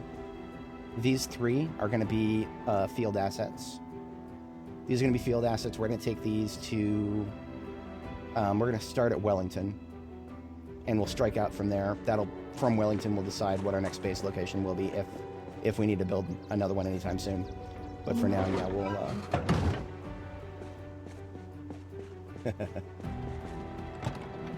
Mainstream opinion of China seems to have greatly improved. Yes, that is, there's no conspiracy there. There was a photo, and I don't know how easy it is to find, but there's a photo of Xi Jinping and Tony Blair having a beer together. And, okay, you know, a single photo, what does it really mean in the long term? If you pay very close attention to British politics, you'll find a lot of commenters saying how opposition commentators. That's, you know, I follow the opposition in Britain, not the state, the British state. God, they need some more opposition over there. Britain is probably a case study on controlled opposition. But putting all that aside, a lot of the non-opposition, you know, the deep state, the people who are in government forever, they're all following Tony Blair's design. And if Tony Blair's design has been China-friendly from the very get-go, which is, you know, that's a theory, you can make of that what you will. If that is the case, then it would explain quite a lot about the modern state of the United Kingdom. And you can also say that that precedent that was set there, where, visions for the state that have survived the multiple administrations from opposition parties, all of them seemingly having crossover, agenda crossover in terms of, China. That would explain a lot, in my humble opinion, as to how China seems to have such a strangely favorable view in the West that doesn't really make sense that they would be viewed so favorably when they. I mean, I can only think back to the fentanyl problem. The fentanyl problem in the United States, the sheer amount of fentanyl that is having the precursor chemicals produced in China, shipped to Mexico, picked up by cartels, finished off into actual fent, packaged into things and getting trafficked across the border. That is happening at such a scale that if it had happened about 30 or 40 years ago, we would already be at war with China. That is a casus belli. That is a declaration of war, what China is doing to us. But nobody sees it that way. Everybody, I mean, okay, so the United States has a huge libertarian problem. My body, my choice, up to and including stuff that will kill me if I put too many micrograms of it in there. That is a little bit, that does make the United States particularly susceptible to a opium problem. Opioid problem. Sorry, opioid. Fentanyl's an massive opioid. But I mean, we just don't have the right mentality to respond to that. We literally don't. I mean, we're sitting here having arguments about legalizing weed when a certain portion of the weed that comes into our country is being laced with fent to make it more addictive, to bring, to keep people coming back to the dealers who sell it. So I mean, make of all that what you will. But I mean, honestly, it blows my mind that we're at least not giving China the cold shoulder, economically speaking. That's something that should have happened a long time ago. But, well, when your entire manufacturing base is on it, and even champions of modern economics like Louis Rossmann and Steve Burke and the the other four horsemen of the modern economic theory, they'll all go right to bat for China.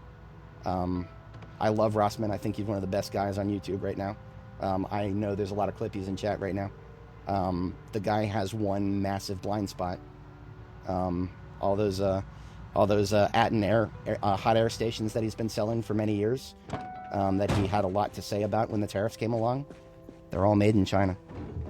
I literally sent super chats to Lewis. I was asking him, Lewis, do you mind taking a few moments to tell us why your Atten hot air stations are so much cheaper than anything that could possibly be produced in the United States?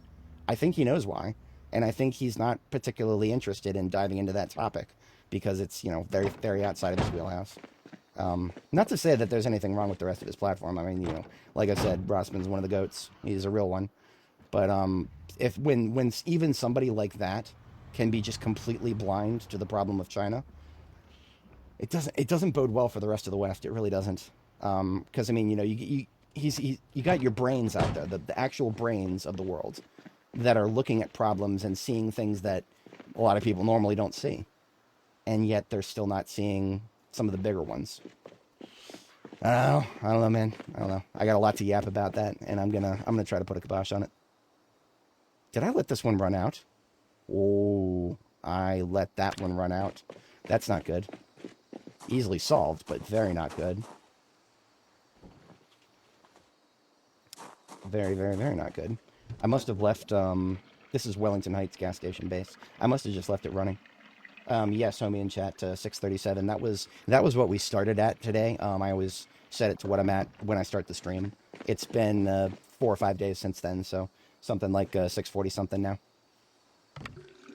We are 1 year, 9 months, 11 days, 23 hours in. Save was started on 42.16. So we've been through a few updates since then. I haven't exactly done what the devs want. They want us to start a new one every single unstable build.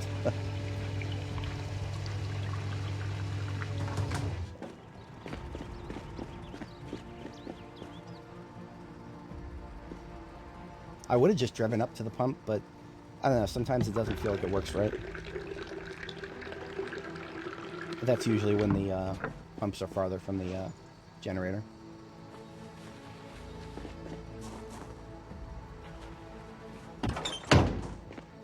Alright, we don't actually need the generator running here for now. All I really need is to go pick up that, not even that, what was it? There was a fire truck on Cartwheel, I think it was. It was either Cartwheel or Market. No, it was Market. I'm just going to go across the street and get another throwaway vehicle from this area. We can do that. We'll use the ambulance, the locally sourced one here. For that, I'm going to need more gas in it.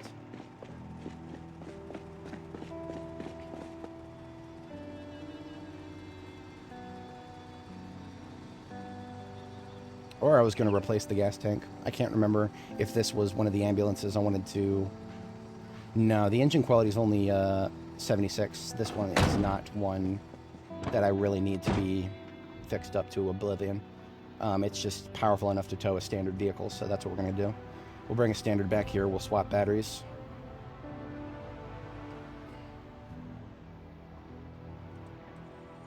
No standards there.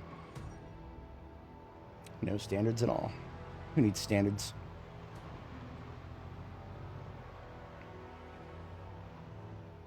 Here we go.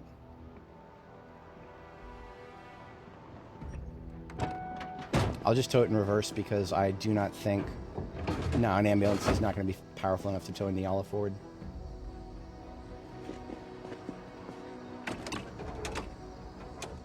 Oh, this is a survivor vehicle, or a preserved vehicle, rather. I have to not conflate those two topics.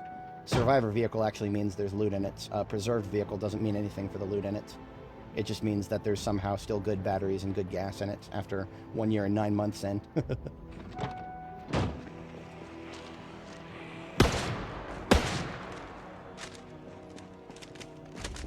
And those two that we just shot, I couldn't tell you if they were actually from this area or they migrated in. Either is possible right now.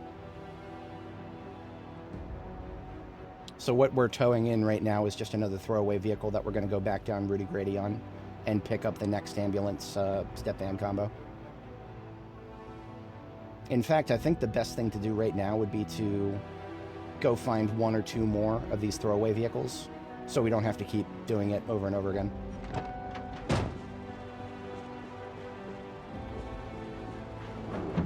There is a parking lot for the hospital just around the corner here. We can go in that direction too.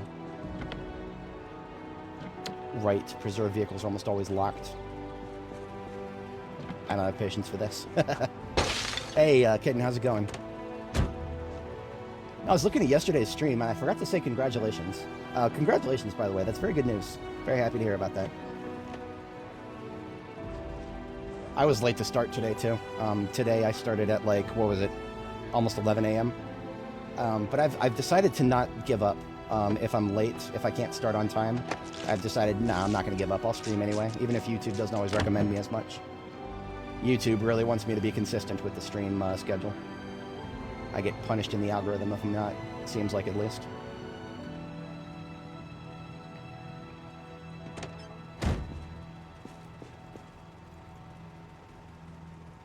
Clean that up. Don't leave glass on your driveways.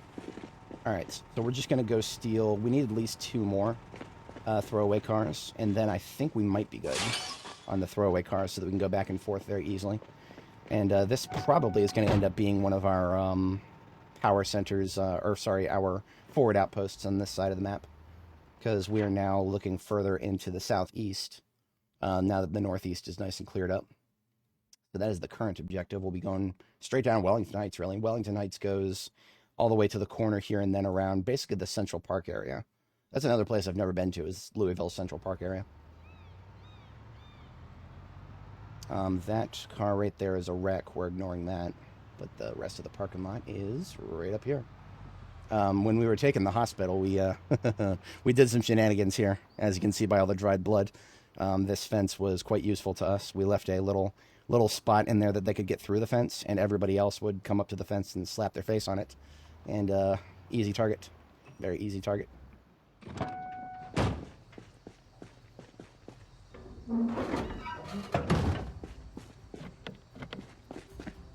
Is this one going to need its battery charge? It's another preserved vehicle. I feel like I've just been struck by lightning twice in a row. I'm here for it. So basically what that means is 2 vehicles in a row I've found I don't even need to put gas or a charged battery into. That is way luckier than I expected to be when I started this operation. Way, way luckier. I'll take it. I'll take it with a smile.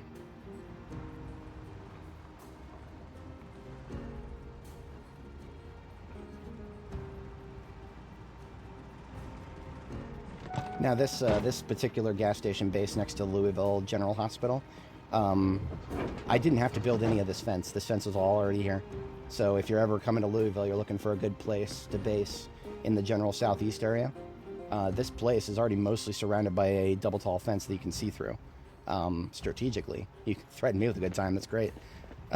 This gate right here, I built this gate myself. I deleted a few segments of fence and created a way through so that I can attack the hospital at my leisure.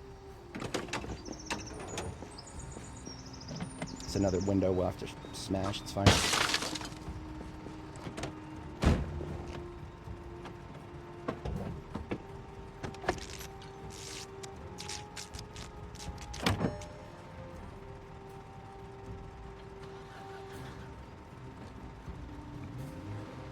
Beautiful. Yeah. That is part of the struggle right there. Hope that gets better. I overslept myself. That's, I've been oversleeping a little bit more than I should lately. I'm going to blame the heat. This game, I always tell everybody that this game makes your character tired faster if you spend more time overheated. I'm starting to feel that in real life, too. Just because all the heat waves coming through and my air conditioning not keeping up. Oversleeping a lot.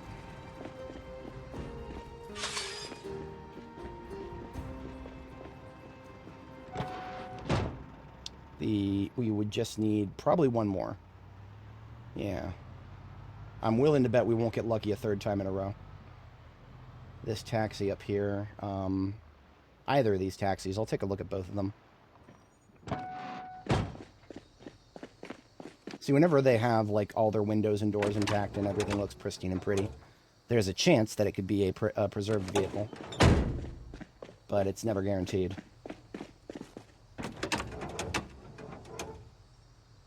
So this one does have some gas. I'm going to siphon the gas out of this one, put it in the other one, since the other one had better parts.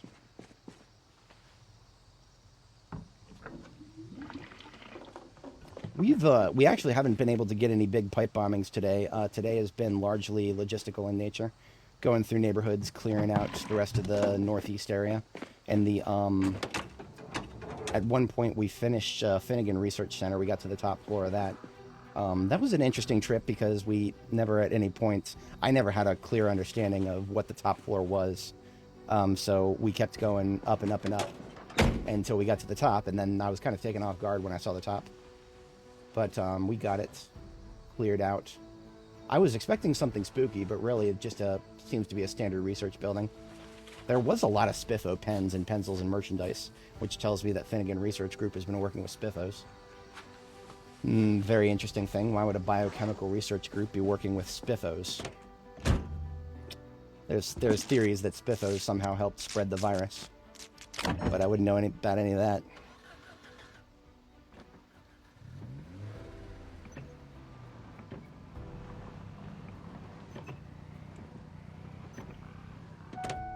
Alright, so we'll take this one back with us, and then I'll just leave it running. We'll use this one to get back to Butcher. Transfer one of our asset shipments to Wellington Heights here. And then the other shipments will really be a lot faster than taking them all the way back to Jericho now that we have some throwaway vehicles on standby. I know that this is not the most compelling content, watching me just drive back and forth, but it's part of the playstyle, unfortunately.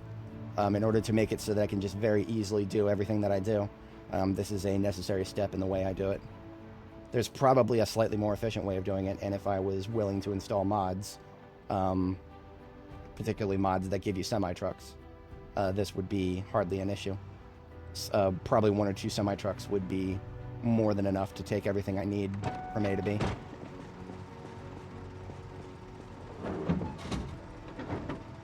So this ambulance that we've been using as a local towing vehicle is really just on standby. Same there with the Sunballs. When we start finding loot in the local area, we start filling them up into these vehicles. Otherwise, we're taking the taxi that we just recovered back to butcher for another shipment. Ah, thank you. Appreciate that.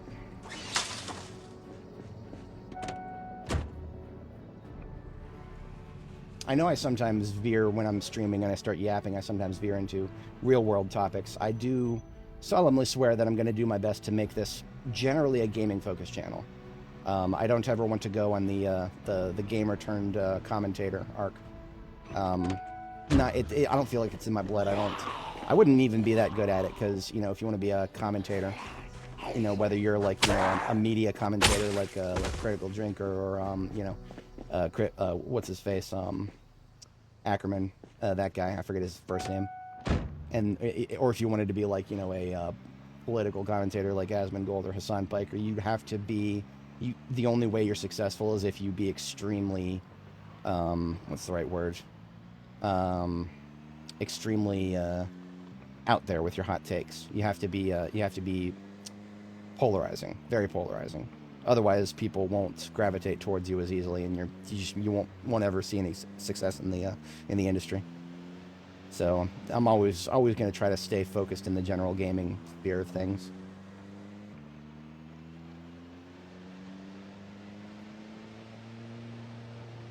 And this is one of the many reasons we spent so much time cleaning this particular boat up. It's a very easy trip back and forth now that we're ready to execute a base transfer.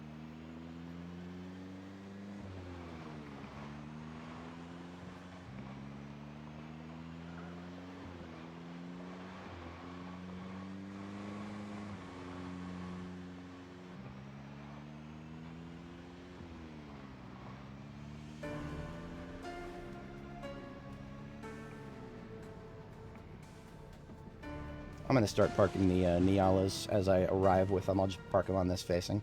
It doesn't really matter. I don't expect I'll be using them again, but, you know, just in case. I've already run out of spots in the parking lot over there.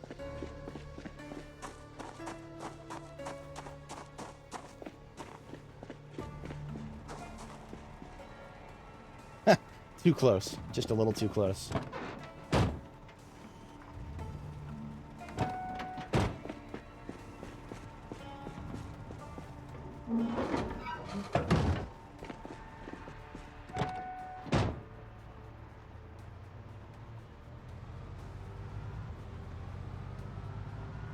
Whoa. The hell? That was a huge clash of real-life thunder just now.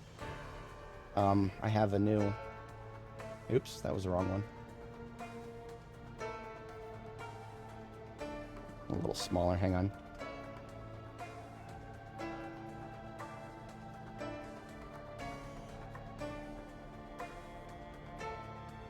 That looks like a coming rainstorm right there.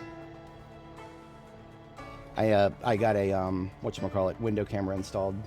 My paranoid nature finally got the better of me. It is a place where I can see every time I hear a weird noise outside. I don't have to get up and look anymore. I haven't put together a full script for it yet, so it's, that was one of the reasons I went down the rabbit hole the other day of compiling FFmpeg myself. I got tired of not being able to use CUDA upscaling libraries. But yeah, that's okay. So let's just say that I get a power outage, which is always possible during a thunderstorm. I have a proven track record of being able to continue streaming on battery for approximately 3.5 minutes. I think that was my record. So if I do lose power, if you see the lights shut off around me, well, that'll mean we'll have to wrap things up relatively fast. But you know, we're able to do it. That's my battery backup is sufficient for that. Being as I'm an apartment dweller, I cannot... I've looked into this. There is no solution whatsoever that involves a generator. You can't put generators on, you know, porches and stuff in real life. No, that's a violation of 16 different fire codes. So that I will not be able to have a generator of my own until I own an actual house. Yes, no, I should definitely probably be whatchamacallit. No, yeah, absolutely. Nothing gives you more of an excuse. But no, the whatchamacallit, I should be streaming tomorrow and Sunday. Or wait a minute, no, tomorrow is Sunday. Yeah, no, I should be streaming tomorrow for sure. I always say this to everybody who asks my streaming schedule. I usually focus on starting at 8 a.m. Eastern, I have not succeeded in my past 2 streams. I've started very late. But, damn, that is a lot of thunder. My, whatchamacallit, the microphone does not come through very well, so you guys can't hear it. Bro is absolutely vicious right now.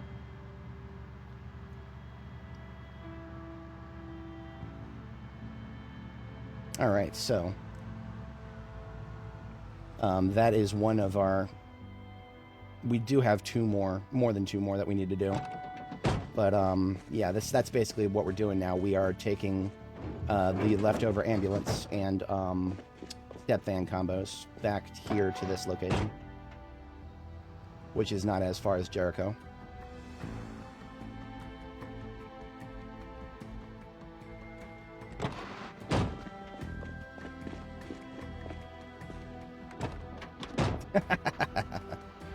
Yeah, that's a part of it right there too. I'm actually getting pretty close to 1,000 subs, so I might someday be able to monetize this channel, but I'm leaning in the direction of not really wanting to. The reason for that is I think that there's actually an appeal that I have for my the 20 or so % of my audience that watches through YouTube TV, because my channel is not monetized. I have never once seen an ad appear on one of my live streams.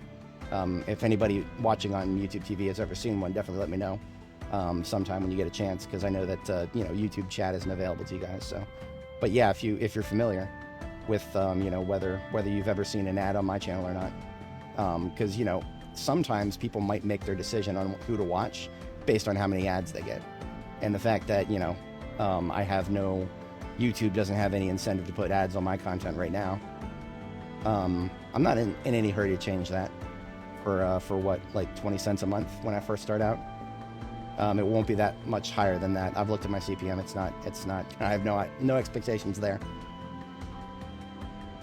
Channel member server. I'm not ruling it out. I'm definitely not ruling it out. Not that there's not that much that could be gleaned from it yet. Oh, I went too far. That was my turn. I blew right past it.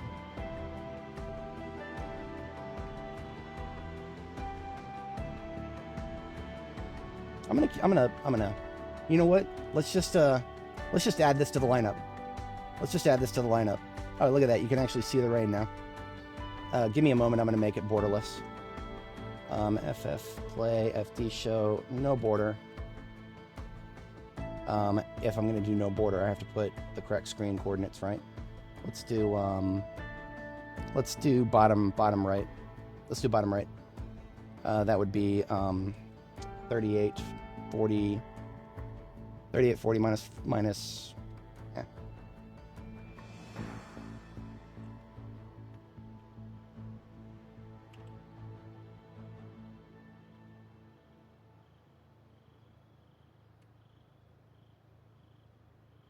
Oh, wow.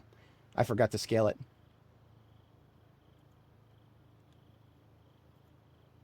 That's a little bit large. I was going to put it on screen so I could keep an eye on it. See how bad it got. Oh, okay, left, top, right. That was what I was supposed to put. There we go. And that's way too far. You can barely see it. There's like a white pixel in the corner.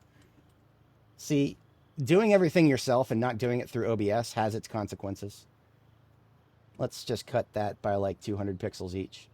So top at 1900 and left at 3600. There you go. Yeah, now I can see it and you can see it. Just to see how bad the storm gets. And I can make it transparent that way. And it did not feel like staying on top. That's what I got auto hotkey for. Beautiful. Look at that. That's basically what I do with all of my windows on stream. That both of those cameras there. I did the exact same thing, but I just I didn't do it on stream where I figured out where to put them. Usually that's something a respectable streamer would do ahead of time.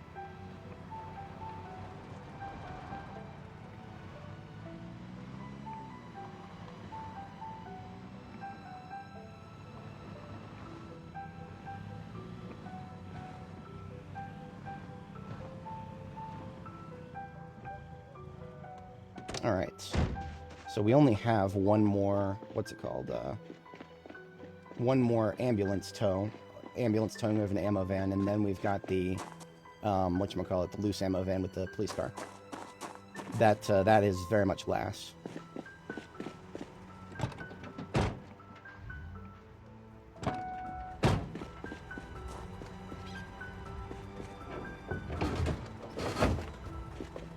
It is bothering me that it's not at the above the taskbar. Am I gonna fix it? You know what? Okay. You guys are gonna have to forgive me. Sometimes I go down distracted rabbit holes here.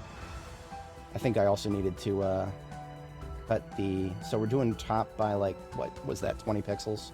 So let's do 1880. And left needed another 100 or so. So let's try 3500. Oh, that's almost perfect. That's almost perfect. Let's go back another 20 pixels to the left. To the right, rather.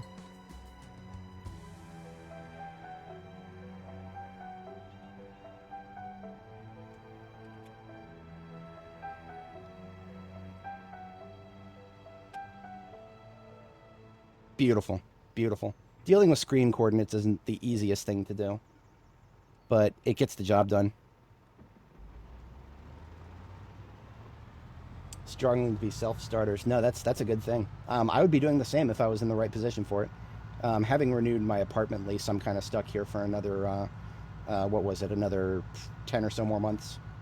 Yeah, another 10 or so more months I'm stuck here. I am absolutely going to do my best to not be in this apartment the next time the lease is up. I will be absolutely looking at something that I can actually say that I own.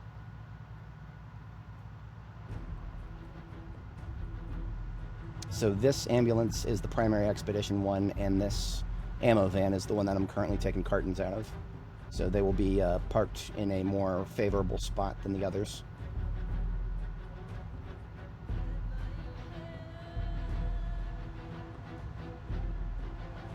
Oh, wait a minute. This is the road here. For a second there, I was thinking about going back to Jericho. That would be in that direction, and then Main Street. No, this is the right way.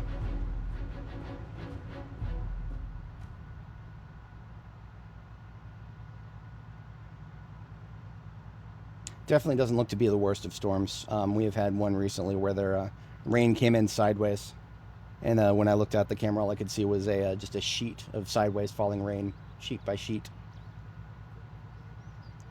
In the words of Forrest Gump, even rain that came in sideways.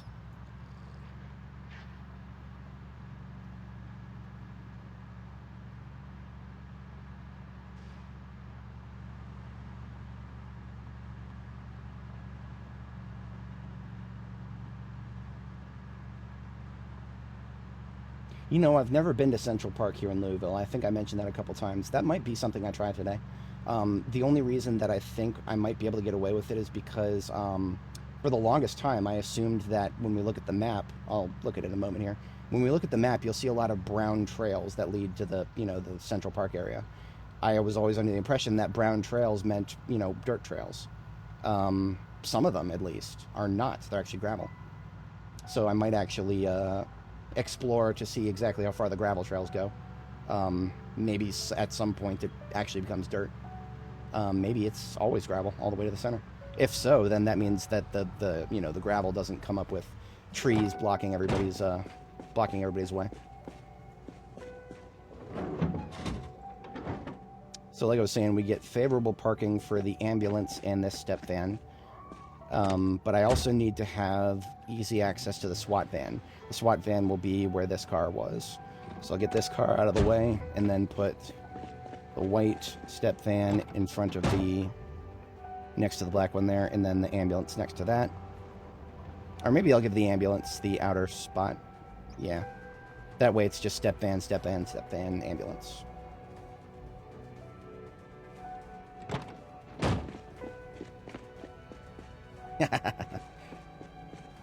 I've never actually had bubblegum shrimp.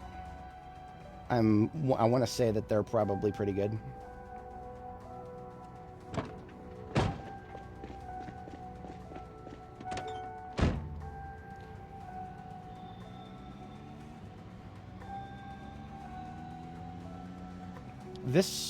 Okay, I'm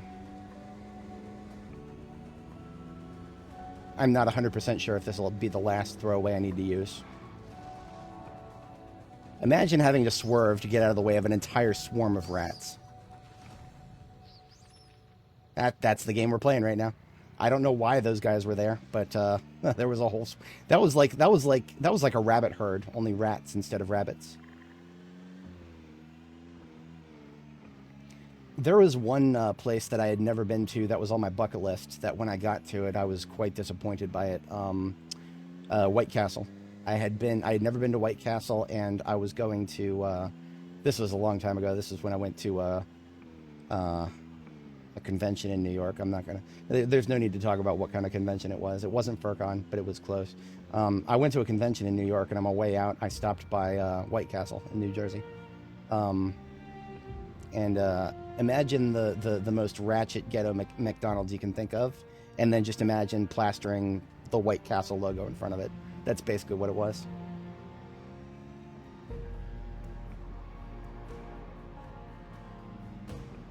Ooh, shrimp Alfredo. Now that sounds delicious. Does blackened refer to the cooking it, or is that a specific type of spice like black peppercorn?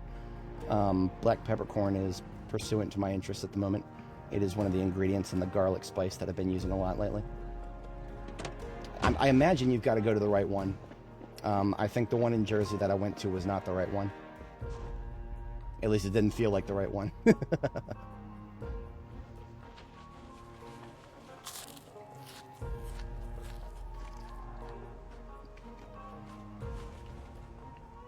I have had the sliders before, but I'm actually talking about the actual restaurant itself. Or, well, fast food joint. It was not a restaurant. We definitely didn't stand there for long.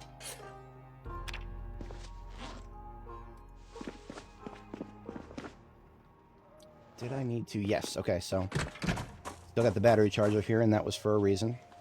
Placing that standard battery I picked up because we did need one more throwaway. And that throwaway is pretty much just to get back here after we take the SWAT van and the police car forward. Police car is supposed to take some stuff that I haven't loaded up yet. Stuff that I really don't actually have room for in any of the other vehicles yet. That's going to be explosives bag in the primary and golf bag in the secondary. Except I can't fit that. I think I can fit them both in the trunk.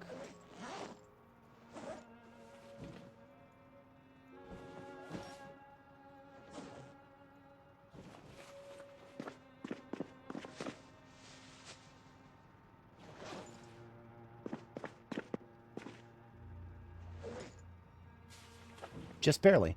That's actually a perfect fit. Oh, it's beautiful.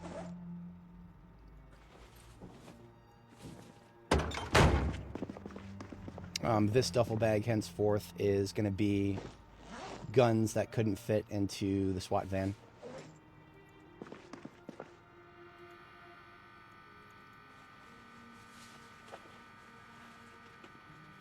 I've never been to Ohio. Apparently that's a Zoomer meme to go to Ohio. Wouldn't know. Not a Zoomer.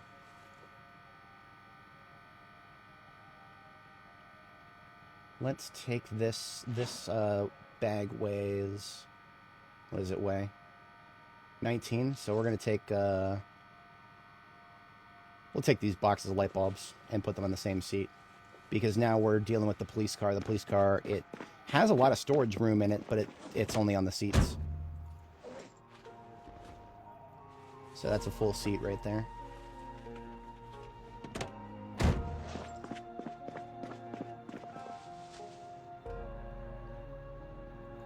Surprisingly large amount of scrap electronics left here. I'm actually going to take pretty much all of them. I'm going to leave like 4 behind. Because I've been running a deficit everywhere I go. Duct tape, I will leave 1 roll. Same with twine. It's useful, but I don't need that much here. I actually have no idea if I'll even ever come back here. Because there won't be a lot of opportunities, seeing as the save will get broken in a couple of weeks by an update.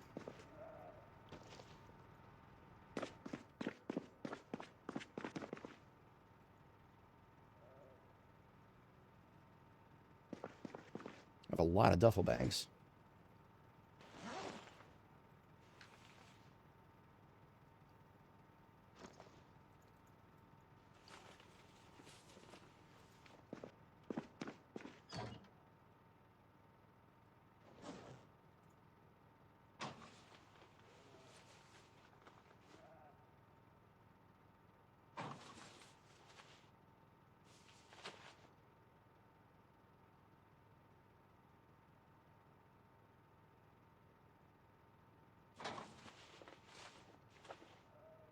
There we go. I have no idea exactly how many cooking utensils I'll need at the next base location, but taking the surplus from here.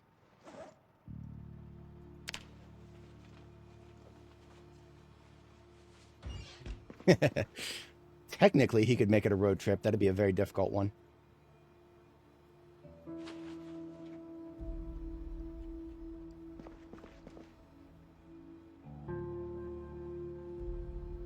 So I will leave behind coffee. I always do at my field bases. But the surplus coffee we've picked up lately is getting packed along and coming with us.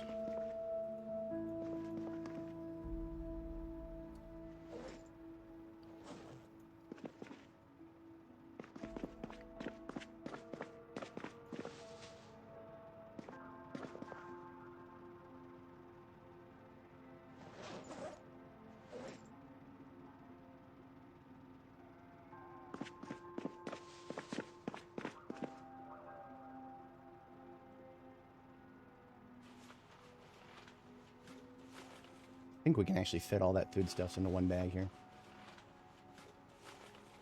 Yeah, beautiful. We'll put that into the painting van as in addition to other things. Painting van is getting full. Not quite there yet.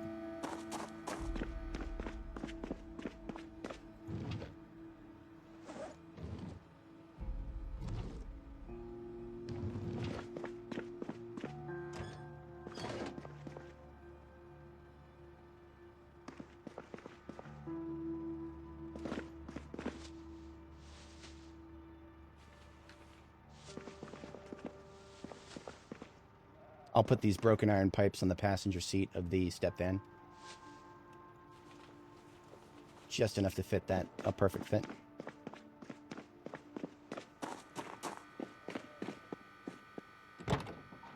No kidding. That's pretty wild. You would definitely not be alone there. My parents, actually... That's kind of funny because my parents, they never lived too close to Miami. They were Vero Beach, that side of Florida. But at one point, they actually did have a house with a pool and a pool cleaner and everything before they sold that house and then moved to a smaller one so that they could coast on the profit from selling it. Funny little web they weave there. I think that's it for the stuff on this side here. As funny as it is to have a bed sheet made out of Cheapskate John magazines, it's not going to be something I leave there forever. These are too rare. We'll make a bed sheet out of that later.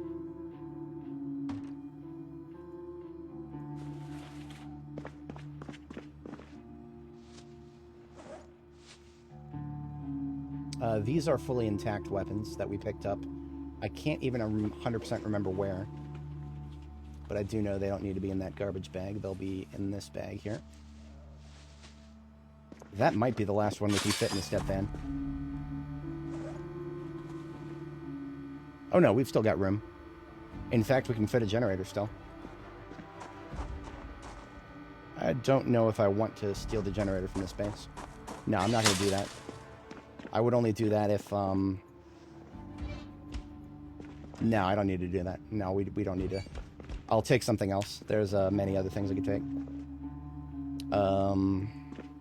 Such as some of the crafting resources left on the floor over here.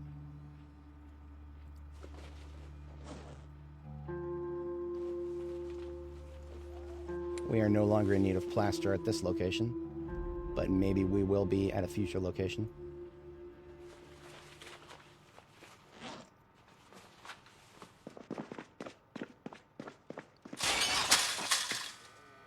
I'm going to put that in some of that in the glove here.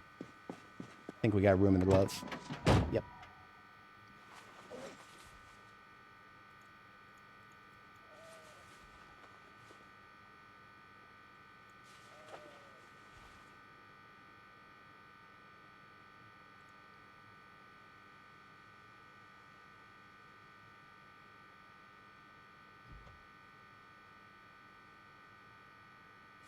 One more duffel in the trunk. We'll put the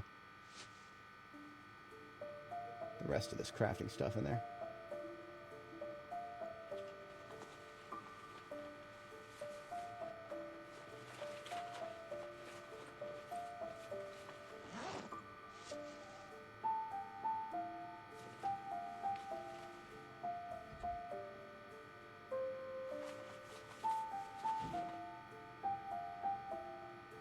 And with that, the step fan is close enough to being full.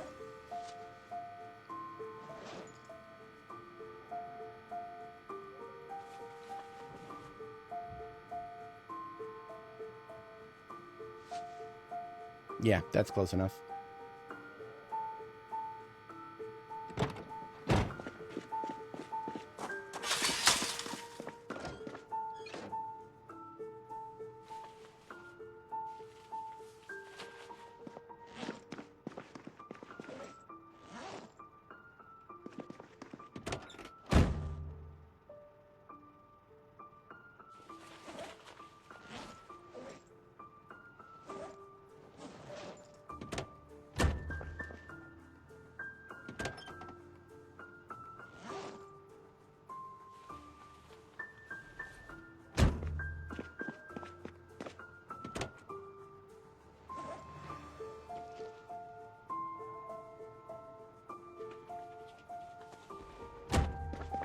And we don't need a second small stone wheel. It's a bit of a stretch to say that we need it either. But that can be left here. Bird flu, of all things. That's a meme I have not heard referenced in a long time. I suppose at the time it definitely wasn't a meme. At the time, we had no... Bird flu was almost like COVID could have been. We had no idea what it was, and we were waiting to see what it was, and then it didn't actually turn out to be the worst thing in the world. It took us a long time to realize the second part about COVID, but yeah. Although I can't even say that with a straight face, because some people still have the long coof to this day. And that is a terrifying prospect to consider. I don't even think long COVID is fully understood as to why some people seem to experience symptoms long after they should have healed from it. That is an unfortunate thing. Medical supplies, I'm really not thinking we need too many. Surplus bandages, maybe. Leaving some behind. I always like to leave a good selection of medical equipment at all of my field bases, regardless of whether I'm using them or not. I think the last duffel bag I'm going to fill up right now is going to be colored light bulbs. Definitely not leaving these here. These are way too rare.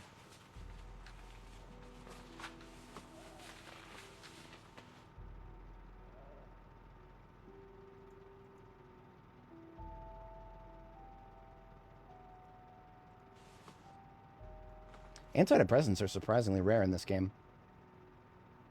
You don't find them very often in medical loot places.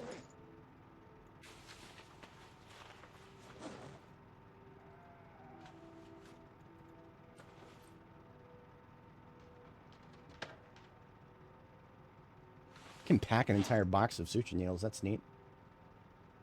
Forgot I could do that. I don't usually get enough.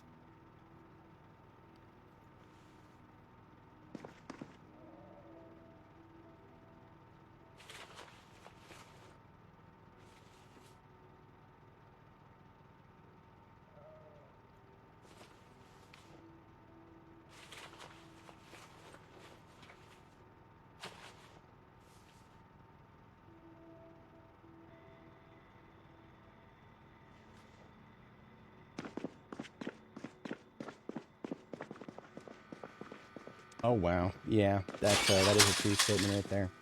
I'm going to go ahead and take this small stone wheel out of here. I never needed it to begin with. The katanas are entirely decorative. They're just so rare, I'm never leaving them in one base. That's a perfect fit right there. Beautiful. All right, we got everything we need. We are now able to close down shop here as soon as we empty the fridge, which that's always the last part. At our new place that we're going to stay at for a bit, Wellington Heights. Already got a generator. Just got to turn it on. Easy peasy. Lemon squeezy.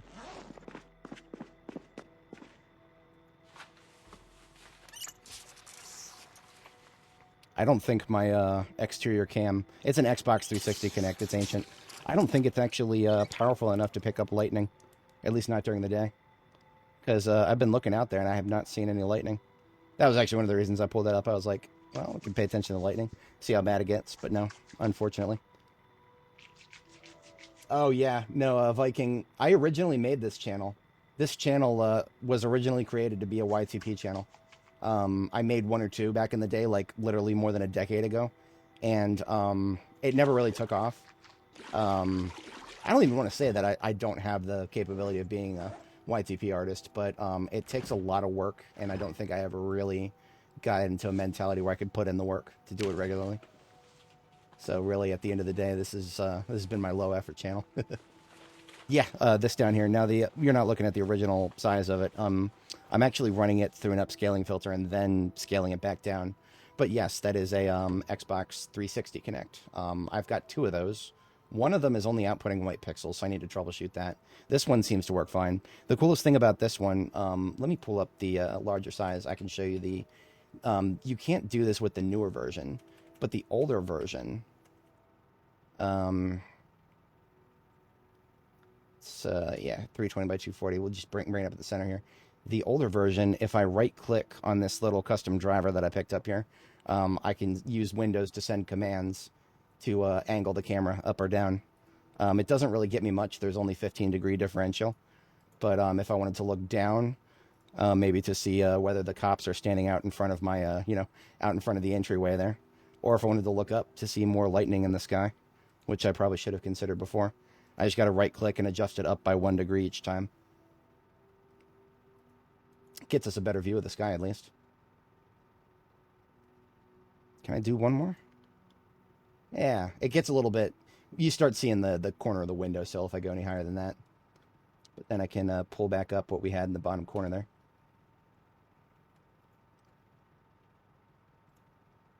Easy peasy.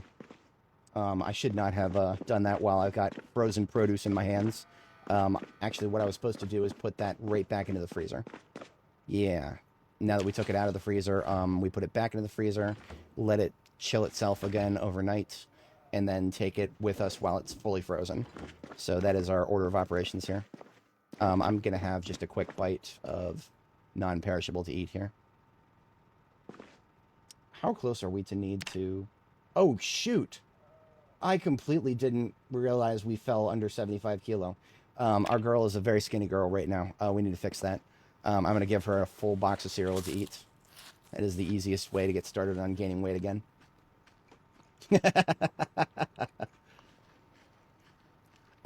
So actually, this is a funny story, I promise. Shortly after I moved in here, probably within like 6 months or so, this is long before I started live streaming, before I even started uploading Dark Tide videos on my channel. So my channel was basically dead at the time. That's how long ago it was. When I first moved in here, within a couple of months, I don't remember exactly when, I heard some really loud yelling outside, kind of like late in the evening. Really, really, really loud yelling. And I had no idea what it was. I looked out the window, and there were several cops arresting somebody. I have no idea who that person was that they were arresting. And I could be misremembering this, but I think one of the vests said police ice as opposed to just police. But I could be misremembering that because, when it says police ice, that, ice, ICE is in the word police. So it's like, am I misremembering that, or did I actually witness somebody back in like 2019 getting deported by ICE just right downstairs from... I don't know. I didn't, I kept to myself. I just stayed upstairs. That's all I do here. That's all I ever do. Yes, we are appreciators of ladies of all sizes here, but we definitely recognize that there is such thing as underweight.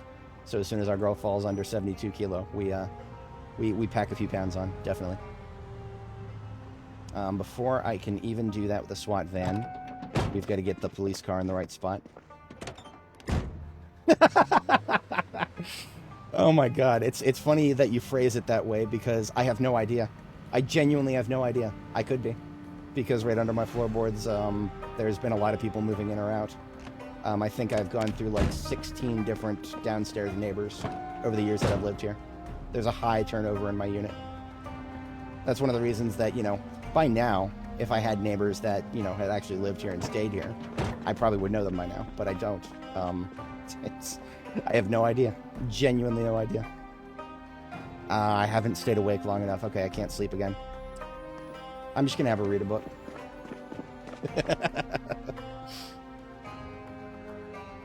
It's sometimes it's funner not knowing, right? Sometimes it's funner to just, maybe someday I'll just be completely surprised by one of my neighbors. Just be like, oh wow, there's a celebrity living downstairs. No, it's not. This place is way too low income. I'll never have anybody particularly interesting. It'll just be somebody like me struggling to make ends meet every day. There we go. We read a magazine. That was enough time. So we catch our second sleep. We'll pull the stuff out of the freezer, and this will be the moment we can shut down the generator on the roof here.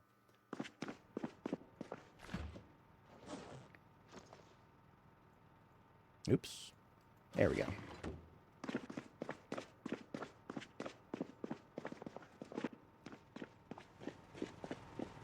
Butcher Base has served us well, but our operations in Northeast Louisville are officially concluded.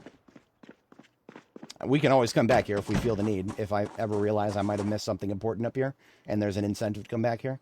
I couldn't have told you several months ago that I would be coming back to Wellington Heights. But Wellington Heights is now where we're going to be setting up shop for a little while.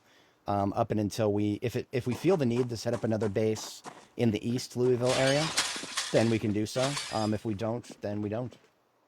I'm going to put the car battery charger in here. Now, like I said, we are going to need to do one more throwaway vehicle trip back here so that we can do the Southeastern Painting Services is going to tow one of the animal trailers down here with the sheep, because I do have some sheep still here. And then the last job, of course, will be to get Spiffos to tow the fire truck out of here. And then we are completely exfiltrated from the area. No, I believe that. I actually do believe that, kid. And the reason for that is I have heard something similar, and what it was whatchamacallit, talking about early human hunting practices, that we actually evolved to be able to get a semi-decent night's sleep in just a very short period of time, and be able to wake up in the middle of the night to do things, whatever is necessary for the tribe's purposes. That apparently that is something that a capability that we evolved. Not that we always use. Maybe not even the most healthiest thing for us to do. But one of the reasons that I think that that's plausible is exhaustion hunting is a tactic that early humans would deploy relatively frequently. And exhaustion hunting is literally just my circadian rhythm and metabolism are far superior to yours, animal. I will chase you until you fall asleep from exhaustion, and then I will eat you. Humans are just that much more powerful than animals that your standard, most prey animals literally have no counter to that. They can outrun us, but we can outlast them by a massive order of magnitude. It's kind of hilarious.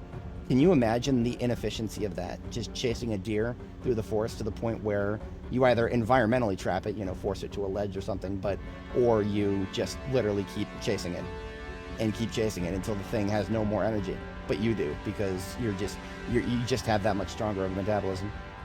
I already took a wrong turn here because I've been yapping. The hairless apes literally do not stop ever.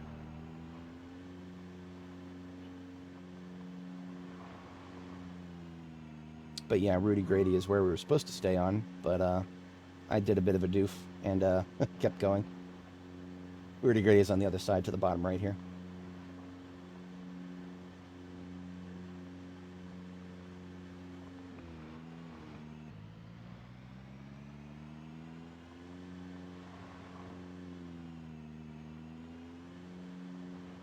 I know, right? I'm personally terrified of growing bald someday. That is one of the few reasons that I tolerate having long hair all the time. I feel like maybe if I don't get a haircut every single 2-week period like my dad does, maybe I won't have the same balding pattern he does. If I don't lose the hair intentionally, perhaps maybe I won't lose it unintentionally. I have no idea. I don't think it works that way. I don't think it works that way. I have heard conventional wisdom that beards will grow better if you shave them more often. I have no idea if that's true. That's probably apocryphal. That's probably apocryphal. Yeah. I mean, honestly, with the way the younglings tend to behave, that is probably a good thing that we can handle that. Not that it's optimal. I genuinely believe that 8 hours of sleep a night is the optimal thing, but when the environment around you cannot get 8 hours of sleep a night, then sometimes you just got to do what you got to do.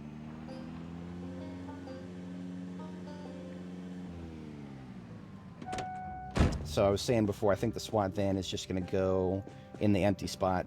The police car has got some, I would call it most of it, not high important stuff. Looks like everything is still frozen, so I'm going to put some of these eggs and kale directly into the fridge. Yeah, 8 sounds like a great round number. Everything else can go into the freezer. And then we go turn the generator on, and we are up and running at our new base here. Oops. I might, I don't know about that final placement on the vans. I might adjust that.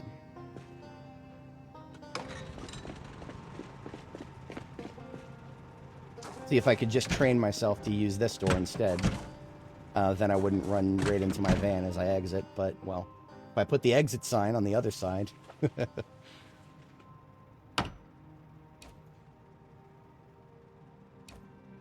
Oops. There we go.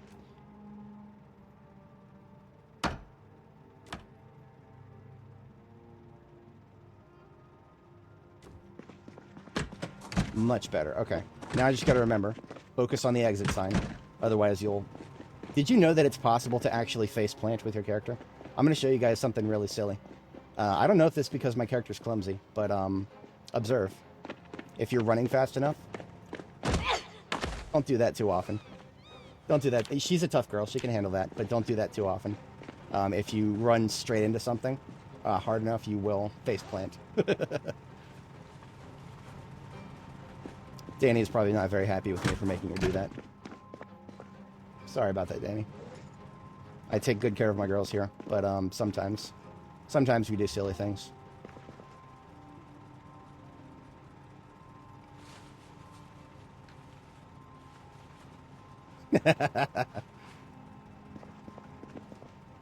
Hey, you know what? I'm all about teaching new things here, and that's one of them. Everywhere I go, the katanas will come with me until someday I'll be able to use them. Today is not that day. I know katanas have a great reputation in Build 41. That is because Build 41 does not have a sharpening mechanic. A sharpening mechanic that only partially includes katanas. In Build 42, you can find a katana and use it, and it has a sharpness stat, but there's no way to sharpen them. Katanas in Build 42 are so rarely found and used that people just don't even realize that you can't keep using them. It's unfortunate.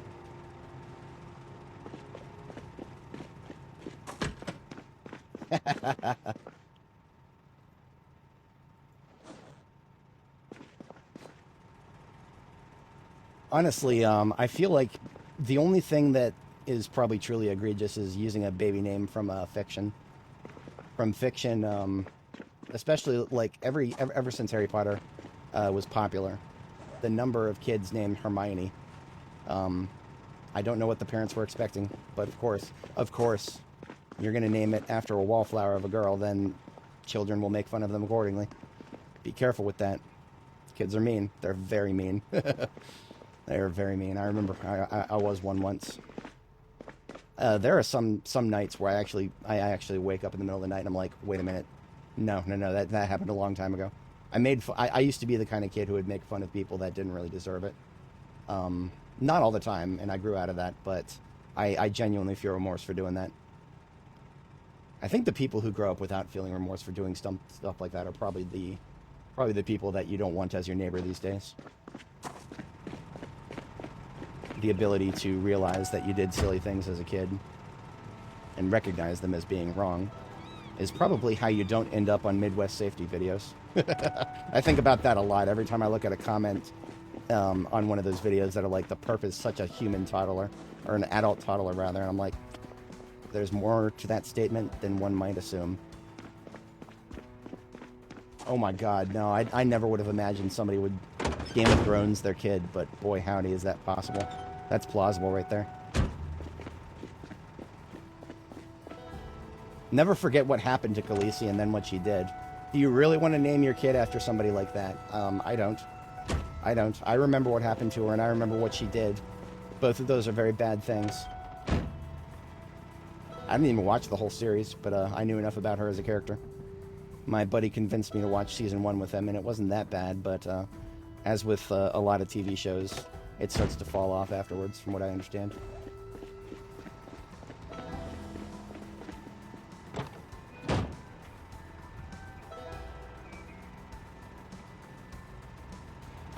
So the book that I'm writing is a high fantasy series, and there's a specific naming convention for all my characters.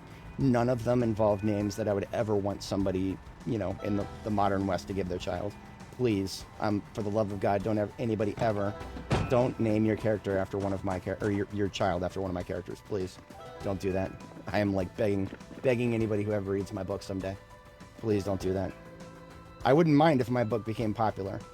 I would very much cringe if I ever heard that somebody named, because you know the names of my characters are they're not something you would expect to hear, right? You know, there's no Tamaras, no Jessicas, no Rodrigos, nothing. It's nothing common, you know. High fantasy series, completely detached from Earth as we know it. Of course, my characters' names come out accordingly. There's a little bit of Latin influence in some of the names, but it's not anything recognizable. Alright, the move-in procedure is completed.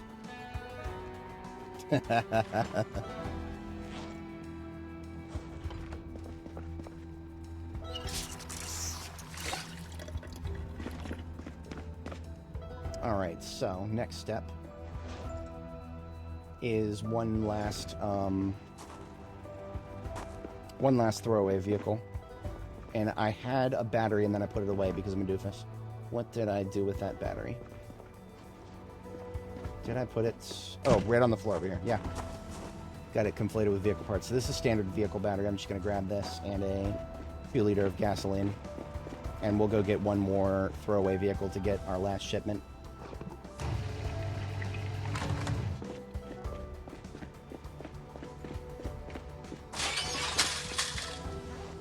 Oh, I had a tire. Never forget that you're carrying a tire. That's not good. I was wondering why I was moving so slow.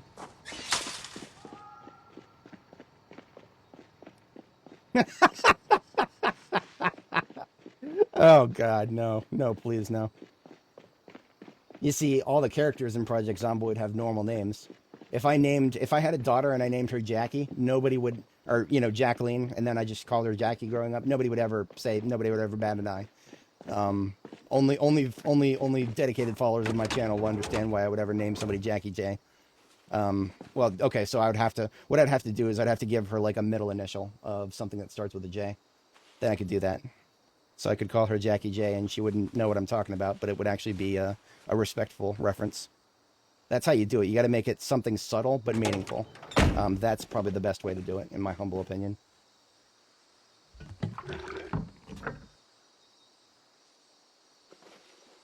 If I have a son and I name him Frank, that would have a double entendre behind it because Frank West or Frank Longbottom, both relatively important characters in zombie media. Or maybe. Now, I've never been attached to Romero zombie media the way the developers of this game have. I didn't grow up with George Romero, so I probably would not do. Probably wouldn't name my kid George or anything like that. But yeah, it would absolutely be a perfectly normal name that just happens to have some reference behind it. People have been doing that forever. Evelyn is perfect because Evelyn has a lot of nicknames. Evie, Eve, and whatnot. Flexible names are always. I mean, of course, Bob is the primary example for men. You get Robert, and you can call them Rob, Robbie. You can call him Bob, Bobby, whatever. Dang it, Bobby.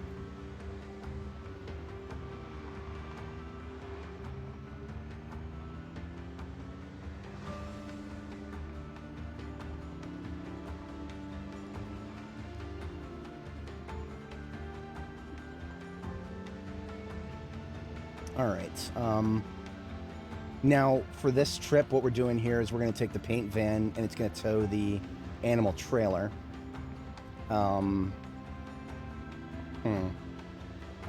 That's going to have to go straight back to Jericho. I don't have an animal pen to put the sheep in, and that's fine. So one last trip. This one's going straight to Jericho. I'll take the race car from Jericho at that point. This will mark probably the second, third time in a row where I've gone straight past my turn. It's all right. Yes, absolutely. I agree. I was I kind of may or may not have had an obsession with the 1990s Mummy series. But what was her last name? Carnahan, Evelyn Carnahan, fantastic. Possibly one of the most underrated female action heroes of the 90s. You know, if you ask everybody who's your favorite female action hero from the 90s, they'll probably say something, you know, generic like Bayonetta or Xena, Warrior Princess, something like that. No, Evelyn Carnahan. After she married Rick, it was Evelyn O'Connell. Fantastic female action hero. Did I want to bring... The generator itself can stay. Didn't leave any electrical parts in the bag. That's how much of a deficit we've been running on scrap electronics. Not right now, it isn't. Patience is a... Take that, Bembridge scholars. That scene, though, in the Mummy Returns, I know the Mummy Returns, nobody ever likes the sequels better than the originals these days, but I actually really liked that scene where she went toe-to-toe with one of those dudes from the museum curator. I don't even remember the name of the cult, the cult of Imhotep from the second one. She actually just went toe-to-toe with him in melee combat for a short period of time.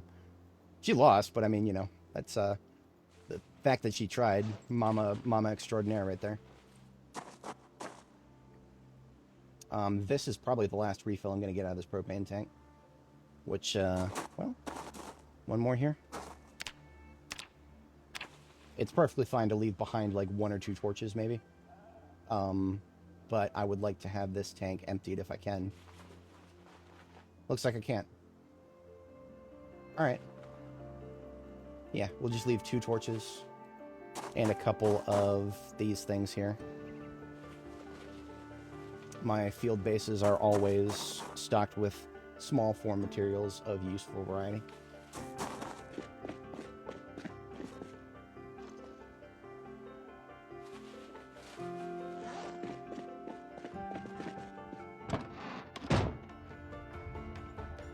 Now if I need to come back here and turn on, get some gas, very easily done. I always leave a, whatchamacallit, generator that is more easily placed at my gas station bases like this one here.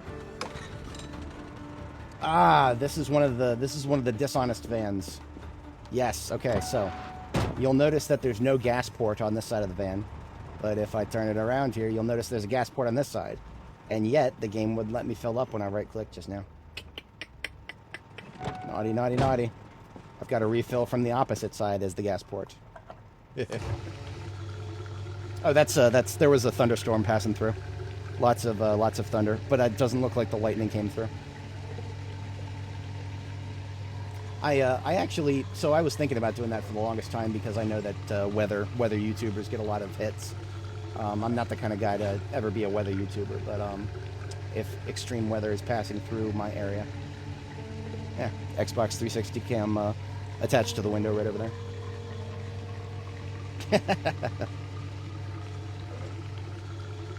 Yeah, I mean it's just it's part of me.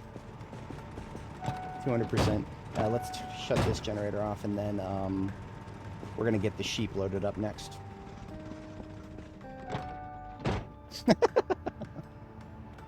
No, I merely cohabitate with chairs. I have not become one with one yet.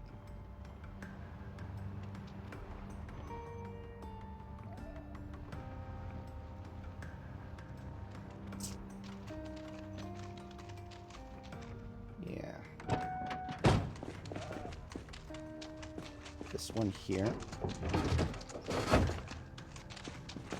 I do not know if these sheep trust me enough to come when I shout.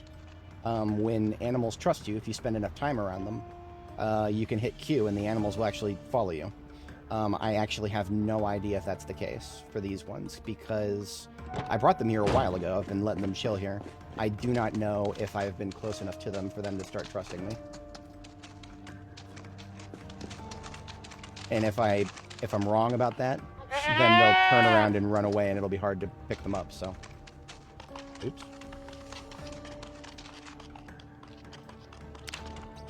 I'm just gonna put them in by hand.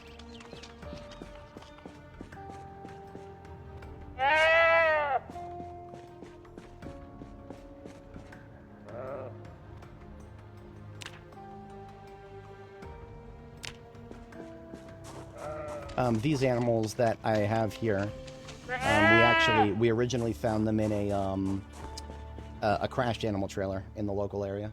Surprisingly, they were not stressed to death when we located them, so we went ahead and took them home with us, put them in a temporary animal containment zone here.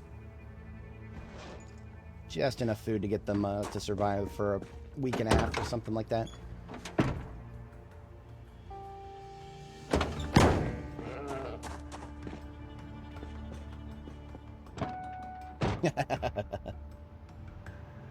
Well, so for a little while there, not very long, because I redid the cameras a few times, and then I started having trouble with the Xbox One Connect drivers, but for a brief period of time there, I had a third angle, so that you guys could see the battle station from a wide-angle view from afar, so that you could actually see what it looks like from the outside, and also on the on the right-hand side of that view, you could actually see my PC. Right now, no matter how well I do my camera angles, you won't be able to see my PC from this angle. I literally can't see it. It's over there. It's on the other side of my monitor. So there's no way I'll be able to get my PC on screen unless I do a third view from like outside of the rig here. The battle station, the throne, I call it. Yeah, I placed the sheep there because I didn't feel like building an entire pen for them. But it was just enough room, and it had a mix of indoor and outdoor. And I got it's very easy to build feeding troughs. That's the easy part.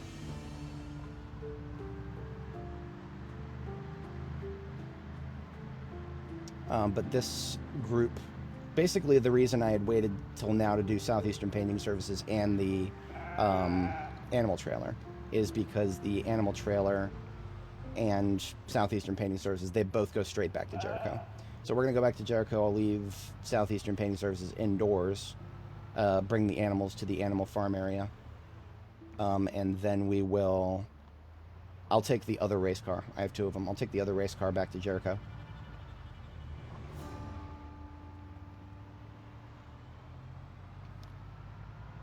Back from Jericho, sorry. I'll be at Jericho. I'm taking the blue race car I'll bring up here.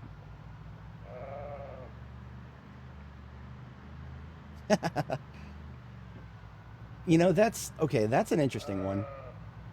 Because, you know, whenever I think of the prospect of a name, I always think, what's a one-syllable nickname that you can come with that?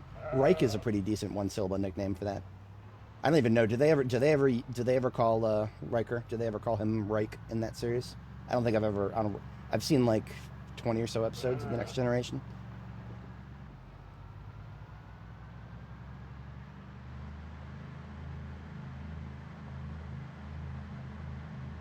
Your cat is reacting to me picking up the sheep.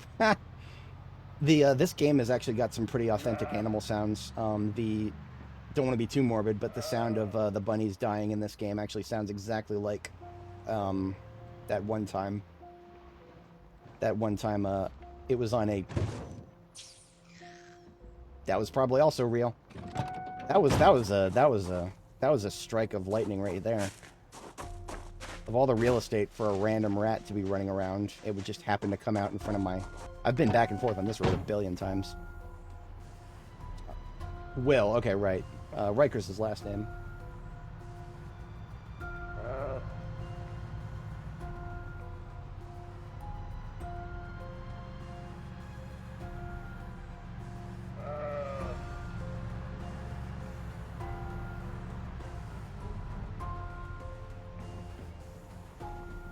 Interesting.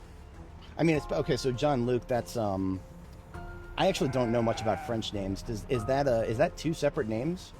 Or is that like is that one of those given names that has two parts to it?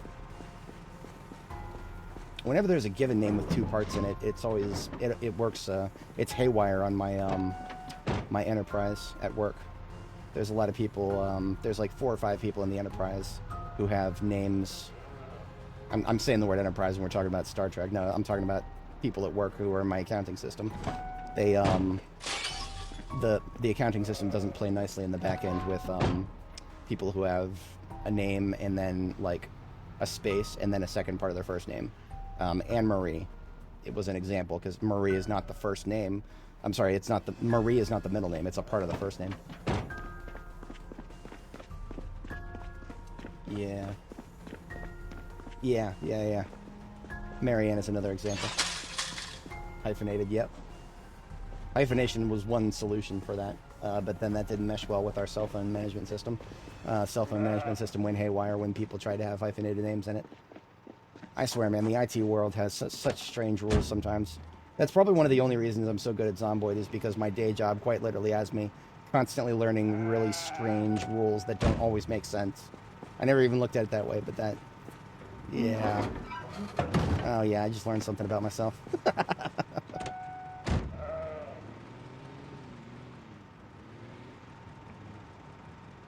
Alright, so our animal shelter here. We actually already have some sheep over here. I don't think we have a ram. I'm going to need to double check that, otherwise they'll kill each other. Remember, there can be only one when it comes to male animals. We have at least one sheep. I think it's just a ewe.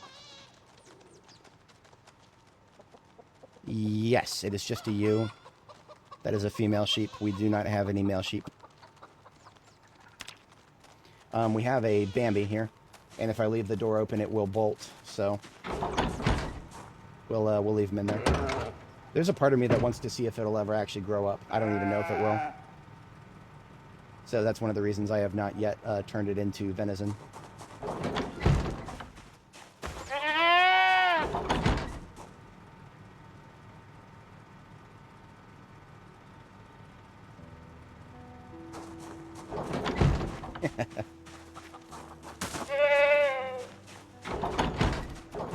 Well, John Luke can be very easily westernized, or sorry, not westernized, but like Americanized. If you're in an English-speaking country and you want to have a name like that, you could just have the spelling be John instead of Jean. I had a buddy from, oh, where was he from initially? Galapagos Islands, but he was actually he spelled his name like it was pronounced John. Like, it sounded like John, but he spelled it Jahn. I have no idea how common of a spelling that would be in Latin America, but that was very much, that was a unique spelling that I had never come across. Really? Okay, now that's mean, but that's, you know, kids are mean. What else is new? We had a girl in my elementary school, like maybe 4th grade or something like that. She was from Hungary, the nation, but none of us, not a single one of us suburban American kids had any idea what that was as a nation. We just kept asking her if she was hungry. It was very mean. It was very mean, and I regret that because that was not kind. But you know, kids are gonna be mean. No shit. Oh yeah, no, that's true. That is true. That is true.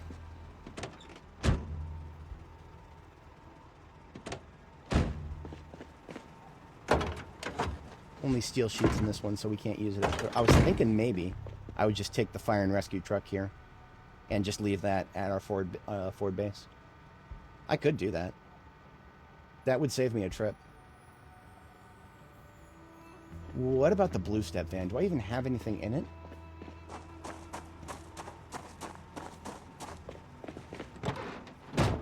I have these... Yeah, the SAC 18s don't count. I'll just leave those behind. Yeah, I'll just leave the SAC 18s that are in the back of this. I'll leave them behind. Then I can leave this vehicle at Butcher.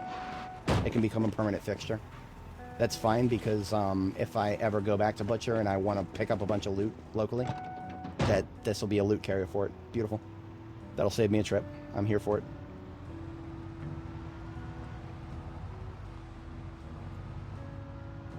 Oops.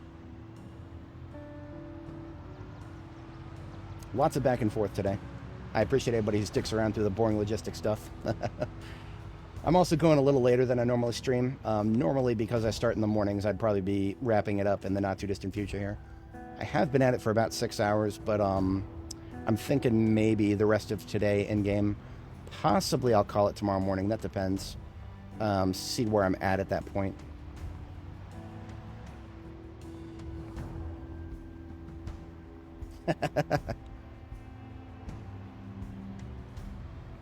You know, if you had told me that like a decade ago, I would say, you're silly. You're silly. There's no such thing. Naming somebody a certain thing is not going to affect their mentality. No. I've learned enough to say that there's absolutely something about that. I mean, my name is so generic that, you know, biblical names are very generic because, you know, people from many different cultures are going to pick biblical names. So that's probably why I never thought of it myself. But, you know, when you have a more unique name, the notion of that being something that could objectively impact you, I could see that. I could absolutely see that. I'm going to stop by here briefly and grab something to eat because I'm a doofus and I forgot to bring some salad with me.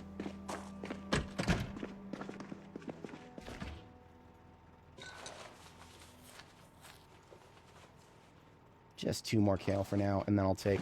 I was supposed to make salads out of these. I'll take 2 more out of the freezer. We'll make another 8 salad round later.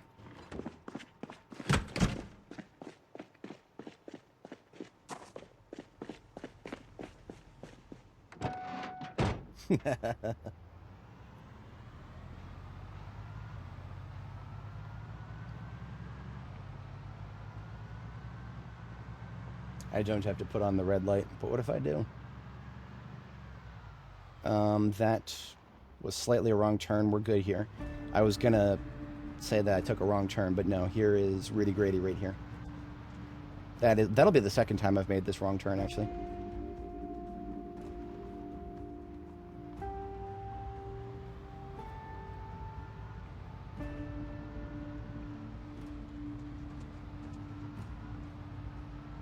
I will tolerate the presence of the raccoon for now, if only because it is an easier target to dodge.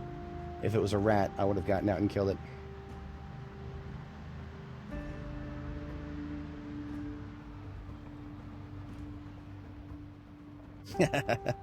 Now that's a funny thing about that. My surname, my given name is Josh, and one of my best friends is also named Josh. And the only reason we are best friends is because we had the same name, and people started confusing us for each other. So it led to us hanging out more often. And so one of my best friends ever right now, the only reason we fell in together is because we have the same given name. Life can do very strange things based on your name. Alright, because this is just a local vehicle now, permanently assigned to this area, I can park it indoors with a clean conscience. And with that, this base is now completely mothballed. If we need to come back here, we can always do so. Plenty of useful stuff here. I didn't check small form food. There is still several sticks of butter in here, and I might even need to eat one. Yeah, I'm back into weight loss because I'm an idiot. Oh boy, I'm back into weight loss again. We will be taking all of this butter with me. I always forget that eating a single box of cereal is never going to be enough to put myself back into weight gain. And this is why I wanted to check the small form foods. Some of these are way too valuable to be leaving behind in large quantities. Chocolate bars. 41 tea bags, dude. That is amazing. I never would have guessed I'd find that much in a single area of Louisville.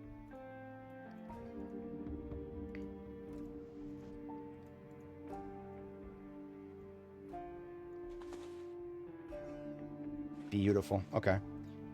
Yeast, of course, one of the most important ingredients for making bread. Don't want to leave too much behind.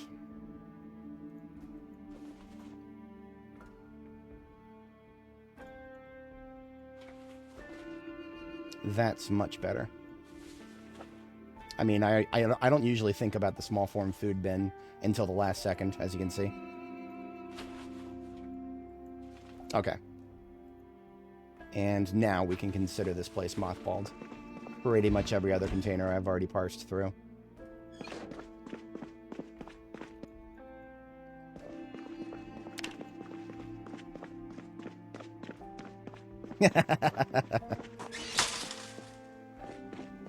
It's actually funny because I saw somebody with your first name in a Midwest Safety video recently. The whatchamacallit, the perp was oh, I forget which one it was. I've been watching them. I have like a playlist of Midwest Safety videos that I haven't seen yet, and I put it on random. So I've been watching like new ones and old ones. If anybody's not familiar, Midwest Safety is the probably the premier cop flop channel, body cam footage of U.S. police going around and doing their everyday thing and coming across some very colorful individuals in the process. Be advised, if you watch those, if you watch enough of those body cam videos, it will change your perspective on a lot of things, most likely. Just because, I mean, you know, policing is one of those few jobs where some of the people, or a huge chunk of the people, are just wearing a camera on them everywhere they go, and so you just get to see all the weird people they have to deal with, because, you know, their job as a public servant, they can't exactly ignore situations once they show up in. Oh, you did see that one. You did. I would have to check my YouTube watch history in order to see exactly which one it was, but it was something from yesterday. Public service announcement, if anybody doesn't know, YouTube tracks your watch history. Some people don't like that for privacy reasons. Personally, I don't care. Whenever it comes to websites and privacy, I'm just like, I have to assume that anything I do on a given website is going to be tracked to oblivion to see if they can make money off of that. So I actually try to make use of my YouTube watch history. It's actually a pretty helpful tool sometimes if you see a video but you don't remember much else about it. Watch history is you can find it on the home page on somewhere to the left.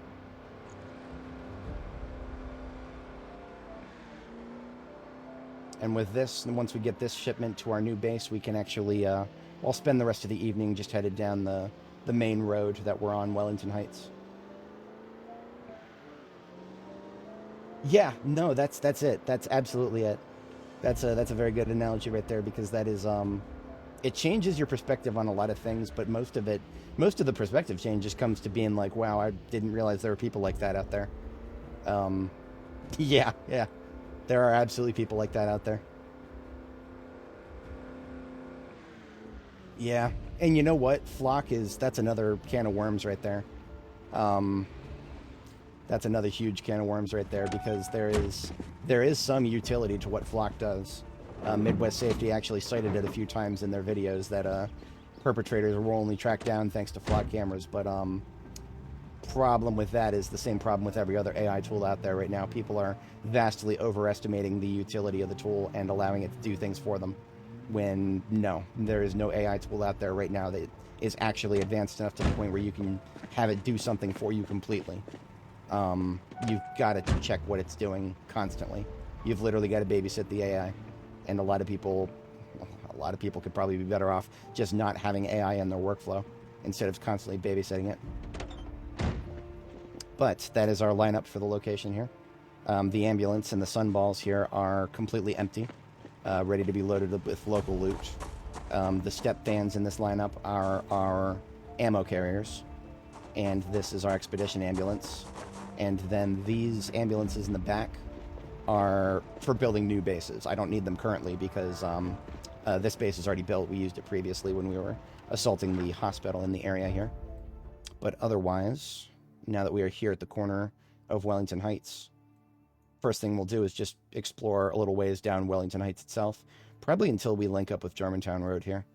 That, I think, is actually the extent of Louisville in that direction, so we'll just push down there and see what there is to see. Absolutely. You cannot have innocent until proven guilty if you have a tool that assumes things like AI does. AI is always so very initially biased on the context that shows up at the top of whatever it's if you're talking about an LLM, the first thing it says in a conversation with an LLM is always the thing that's going to bias it, and that's why a lot of people will see it'll come across as if the AI is wrong and then doubling down about being wrong. There's two factors to that. One, it's incredibly weighted towards the context at the top, or the top context of the conversation. It's also because you got to keep in mind that the LLMs have been trained on probably literal millions of Reddit threads of people being wrong and doubling down on it. So you've got two different contexts there that you're fighting against. Never have a conversation with an AI that doesn't immediately go the way you want it to. Delete the conversation and start over if it happens. If it seems like the AI is hallucinating something, don't let it happen early. But that's nuance. That's a lot of heavy nuance to a tool that people who don't already have the concept of nuance ingrained into them are trying to use. Not a good combo. Not a good combo at all. So this is a part of Louisville with houses that are slightly more separated from one another. I turned a little too early here. I was going to go down Wellington Heights and continue down it. So I'm just going to take 2 rights and then stay on Wellington for now. See in the bottom right there, those storm clouds do look threatening, but that's actually a sign of the storm has passed. It's definitely past us. The sunlight, you can see the sunlight coming out. Fun. Definitely fun. I'm going to go ahead and close that out. Storm is past, and I didn't have a power outage. I wish that was an accomplishment. Or, sorry, I wish that wasn't an accomplishment. But I have had one too many brownout during a storm recently.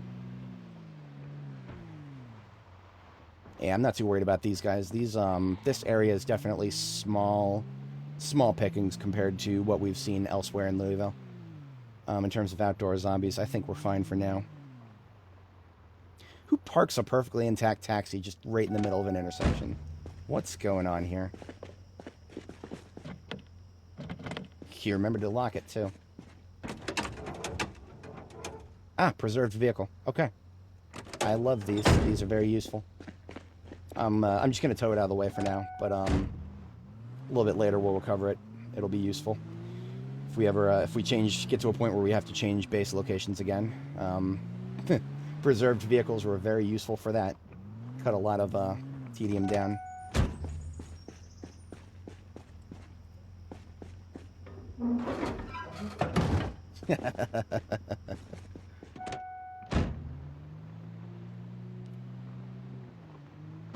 Oops, careful with that.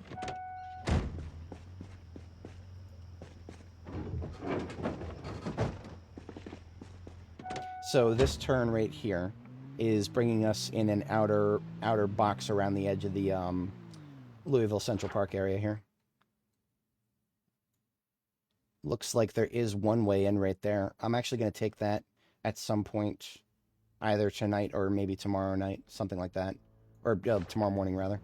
I've never been in Louisville Central Park area. I've always wanted to take a look.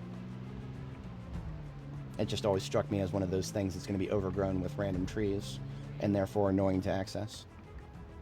But I was saying earlier, there's a surprising preponderance of gravel roads. Sup, losers? Mix of expensive and cheap houses in this area. I have been in this particular side of Louisville a few times.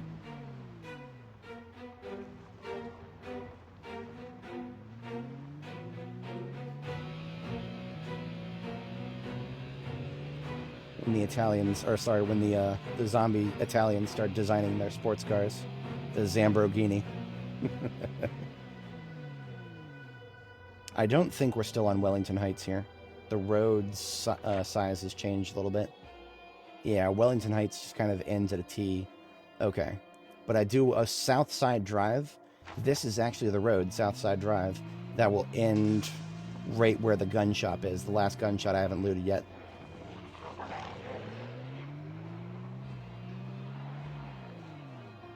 You would think that zombies this dense would be back at the more densely built up area, but no.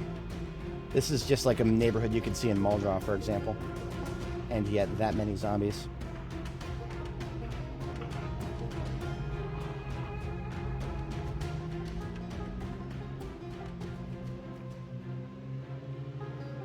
So that road up there will take us back, or is it the next one? Hang on. One more check. Germantown Road, Woodsedge Street. I actually can't tell. I know something links up to Germantown Road there. It might be another one of those windy paths.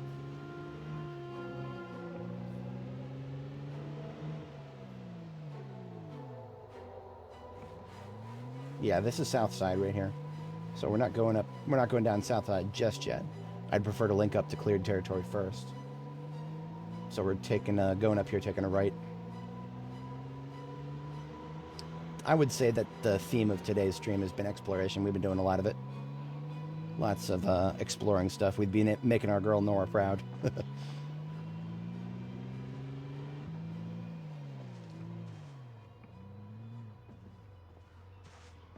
See, these are those single-family homes that always show up right at the edge of the suburbs of a city. This is your suburban sprawl, as opposed to your urban sprawl for Louisville. They've got just large enough backyards to be considered proper single-family homes, but they're just right down the road from a dense urban center. The boomer attempt to have it all right there.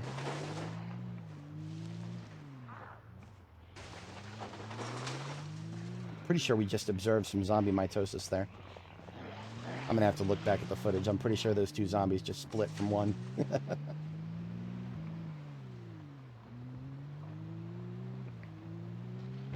Oops. Yeah, that was a double rat. That was not a single rat that we ran over. That was a double rat.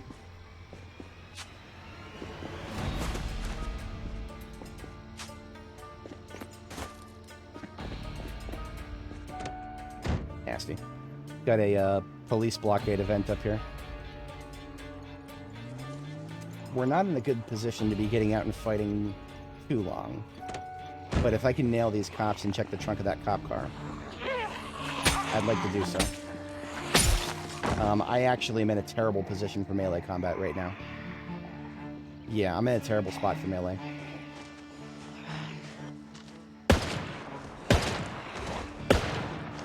Between the fatigue and the, I'm underweight, so underweight, minus 20% melee damage. That's one of the reasons I'm taking it very seriously that I need to put weight on again. It's not just because we like our girls with a little bit of thickness here. No, it's also because, no, we don't want to be doing negative 20% melee damage. Nope. I'll come back for the police car later. That is a very, very dense spot with not a lot of room to maneuver. But this links up to cleared territory up here. As soon as we take a right, I think we are coming up on the music festival now. Yep, this is the music festival. This is where we found the sheep. So it's been a minute since we were up here. Let me check my glove, because... Okay. For a second, I actually thought I left my car battery charger up at Butcher, but I didn't, so I don't need to go back to Butcher for that. If I did need to go back to Butcher, this would be the moment to do so.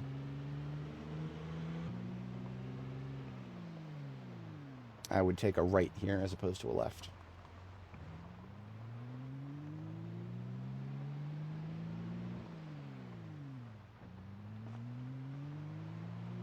So this is another, the music festival area. I think it was taking place in a park. Yeah, so this is just like there's a bit of a park here, but it's not like it's not a massive park like the one in the center of Louisville. It's just sort of like a little bit of a extra dense tree line with a little bit of a small lake here. Otherwise, it's getting cut off hard by the suburban sprawl out here.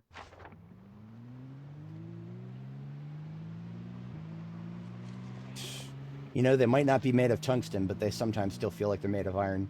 We do still lose some integrity to some things. More than we ever should. Am I going straight here? No, this is a dead end. Nah, this is a dead end. Fountain View Square, that's where we wanted to go. But yes, unfortunately, I actually do feel myself getting a little bit sluggish IRL. So I do think I will have to call it tomorrow morning in-game. So I do think we're coming up on the end of today's activities. Whoa. I almost took that up. I almost smashed that. I'm just going to push this out of the way.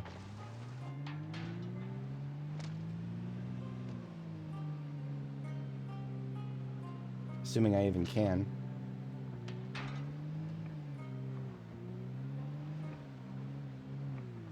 Not really. Nope, nothing's really happening here.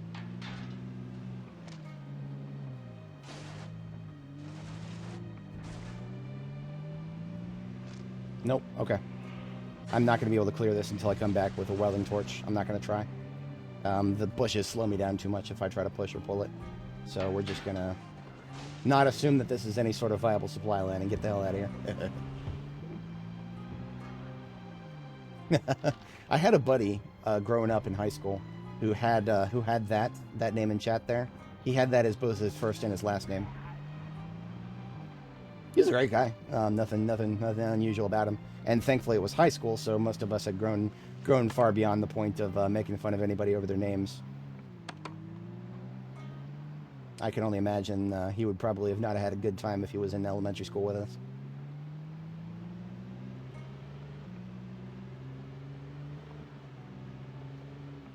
We're back on Rudy Grady now. A little bit farther in this direction than I assumed. Okay, not bad. We actually skirted right at the edge of it. There is I have no idea what this is. It's from a Survivor House map, or from an annotated map rather. That'll probably be something we take a look at tomorrow. Yeah, because I feel like I'm getting a little sluggish right now. Getting just a little sluggish. I didn't sleep very well last night. That's one of the reasons I was late this morning. Unfortunately, that means the fatigue moodle is popping up IRL too. Definitely blaming the heat for that. Definitely. Just because we had a storm come through. That just means that the heat is now laced with humidity. In a way, it makes it worse.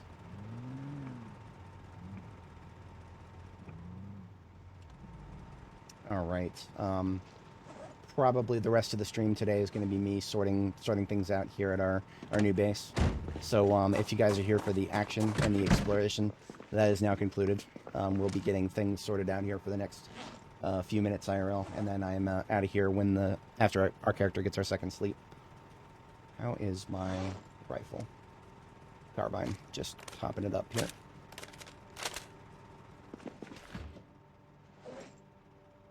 Small form food already has a destination here. And I cannot be making just kale stuff. In fact, I'm going to get our girls some, I'm going to make pancakes. Yeah, I'm going to make some pancakes. Hell yeah. Been a little while since I've made any. We do not have pancake mix. I lied to you guys. We might make bread instead. Yeah, I might just make a sandwich. We should have everything we need to do that. Should. You're gonna tell me I don't have flour here? No, I definitely have flour in one of the, I might have put it in the van that went back to Jericho. I might not have any flour here. That would be truly cursed. Flour, there's so much of it that I usually leave a fair bit at each of my field bases.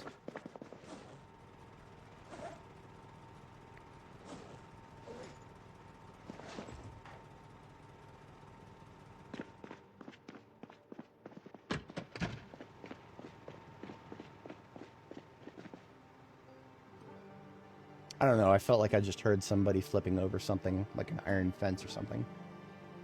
Nothing within eyesight in this direction.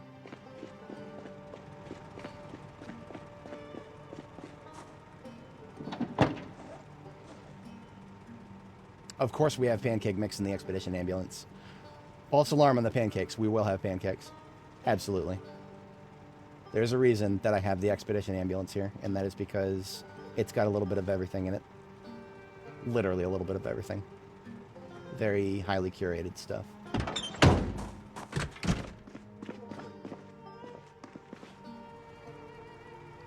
In order to make pancakes, you'll need a bowl. Got one right here.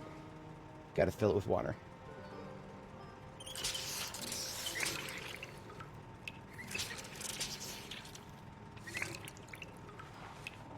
Now, in this universe, you've got to make the pancake. You got to like cook the pancakes before you can put anything in them. So, like if you have ever made pancakes in real life and you put chocolate chips in them, can't do that until after you cook them in this universe.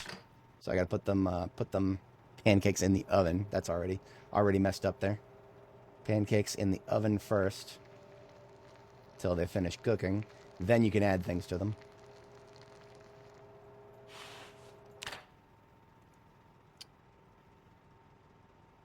Gonna put some chocolates.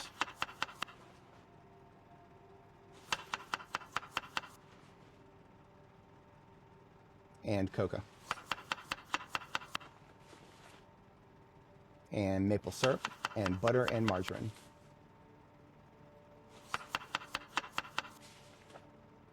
Now, these are delicious pancakes. Our character will love them. Apparently, because we put cocoa on them, our character is going to get thirsty by eating these pancakes.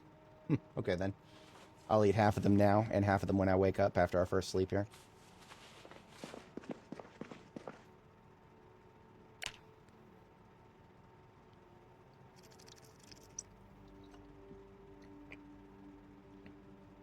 Alrighty. I'm going to keep the vegetable oil that I took out. I'm going to put that here.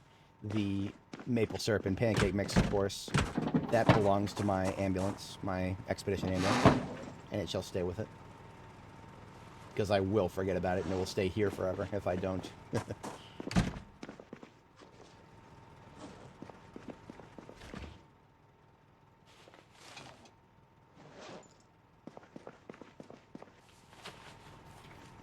Now, I don't think we're going to be able to do this now, but let's say that I just ignored my weight for even longer than I already have. Let's say that I let myself get below 70 kilo.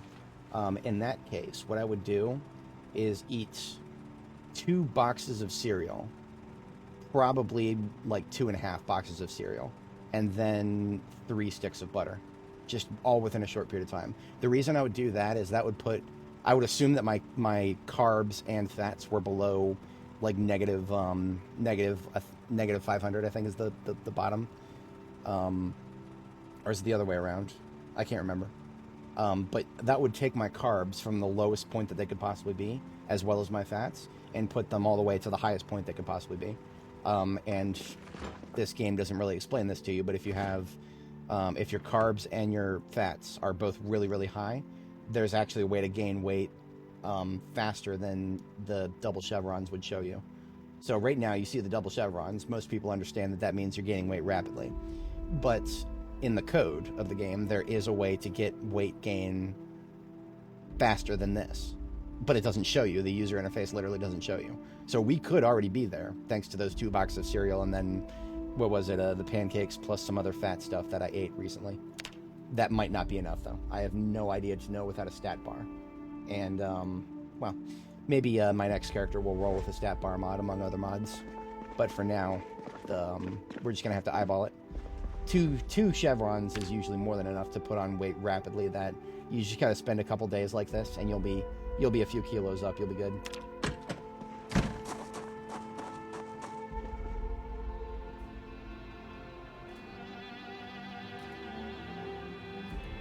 As an overnight task, something I might do here is I'm gonna go get some more floodlights.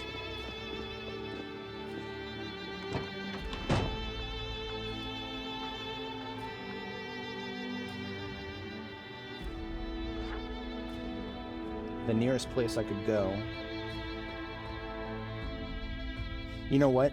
No, cancel that. I'm not going to do floodlights tonight. That's going to take me a little too far afield. I actually do want to just take a quick look down the road. I'm going to use the fire truck for this because I have no idea what we might run into.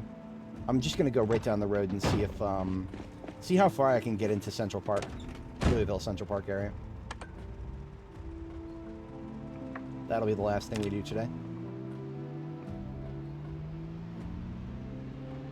I think if we stay on Wellington Heights, it's really just going to be a right turn where we see a gravel road, if I'm not mistaken.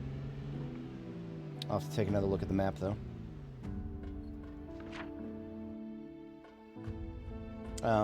Technically correct, but we'll have to take a right turn first here. There's like a diner and another thing here, and then it's this turn right here. Okay. I feel like I've never really paid attention to that turn before. It probably never really registered to me that it was a turn that led straight into Louisville Central Park.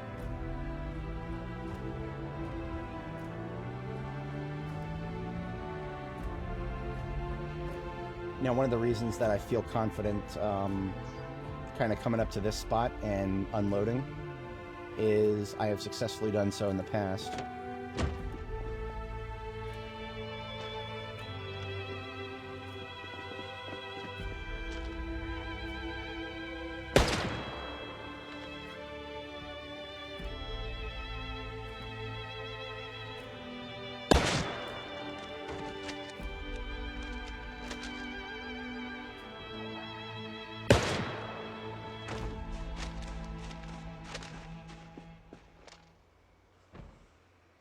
We'll get a fair amount of interference from the right on the other side of this diner.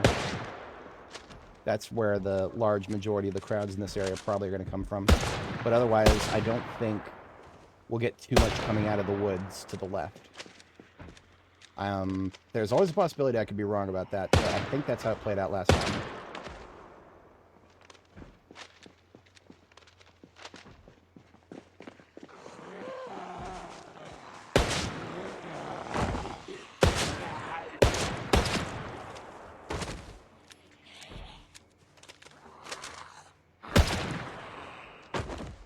Okay, that's one from the left. I'm going to put an upper limit of like 3 or 4. If I get 3 or 4 from the left... Well, look at that. There's 2. And there's 3. Do we have... Oh, okay. Now, that being said... Alright, maybe this is a little cope, but they're coming coming from behind this house up here. I'm talking like the hard left over here. Like Antifa left. Like straight to the left side of the screen.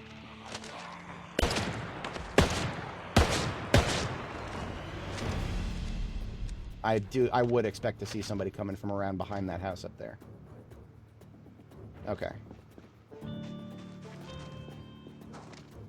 The whole point of that is to just make sure we don't get surrounded.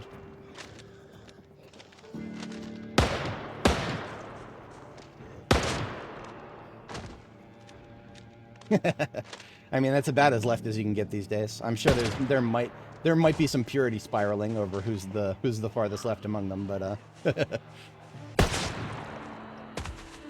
I mean, I'm pretty sure they would agree that that's about as far left as you can get in this day and age.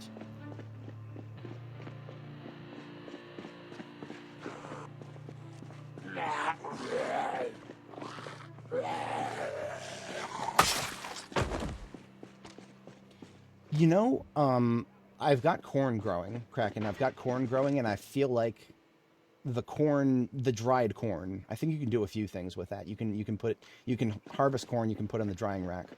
I think you can do a few things with dried corn, but I never got very far with it, and I don't know the nutritional value of what it does in this game specifically.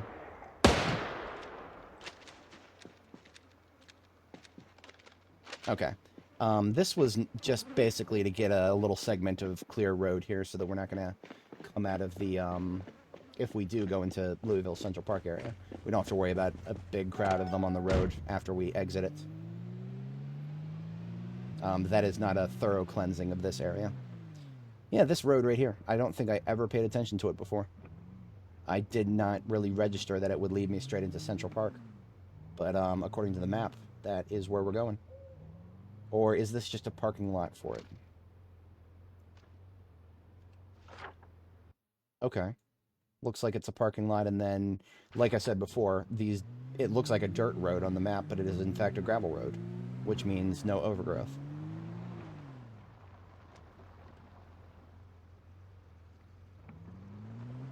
We have one of those at our local park. Cornmeal gives good carbs. No shit. Is the carb count different from regular flour? Because cornmeal is basically, hang on a second. I'm actually going to check the crafting menu.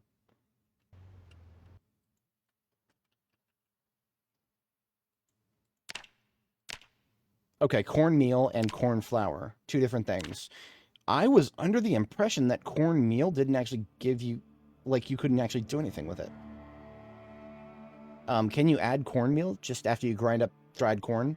Can you add cornmeal to just any stew or soup? Okay, good to know. I remember seeing that cornmeal by itself didn't seem to have any. There's nothing in the crafting menu that you can do with it, so there's no recipes outside of just adding it to soups or stews. But the ability to add something to a soup or a stew that would give me carbs would be, that's a game changer right there. 20 corn would not be too difficult to acquire. We're literally going to harvest 10 plants of corn that we've planted.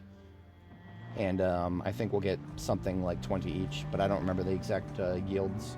Been a little while since I've interfaced with corn in this game. I think the last time I harvested corn, I literally just dried it and then never did anything with it. Because I definitely didn't know that cornmeal has good carb value. That is strategically very valuable. I was under the impression that there was almost nothing that you could grow in terms of agriculture that actually gave you good carb return. I was always under the impression that carbs were like kind of a thing that you were only really going to get from looted food. Yeah, each bag is kind of just like a bag of flour.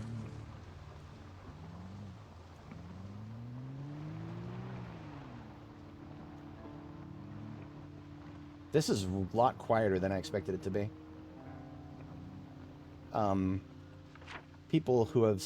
I've had people come by in my chat and be like, we wanted to set up a base in the Louisville Central Park area. Well, that's more of a viable strategy than I would have ever said so in the past. I was always under the impression that your paths to get in and out would get overgrown by trees after a while. But after a while has passed a long time ago for us. And nothing is overgrown to the point of not being able to traverse it. It's not very convenient on this little tiny path here, but it is what it is. Look at this, we got infinite water right here. Possibly a little too small for any sort of fishing opportunity. Yeah, I seriously doubt you'd get much fish in a lake like this, but, well, I'm always down for infinite water.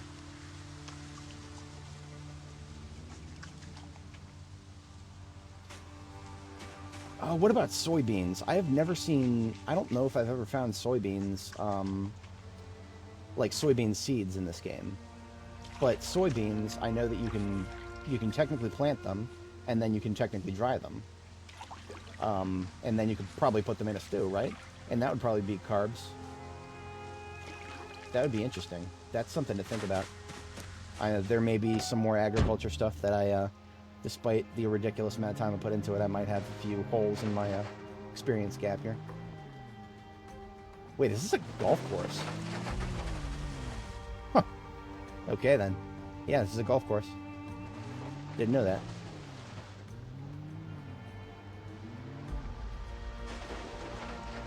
Alright, we're gonna just go ahead and get out of here.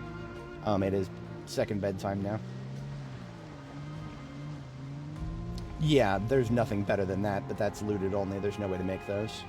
There should be a way to make those. It'd be pretty cool if we could. I don't know if Kentucky has the climate to grow beans like those. You grow chickpeas in Kentucky? That sounds like a question that I would ask AI. Just not important enough for me to care.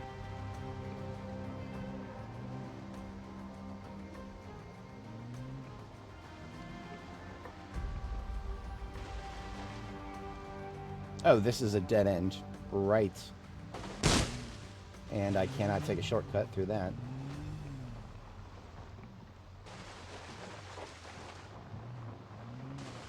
I can't... I see a path here. Here we go.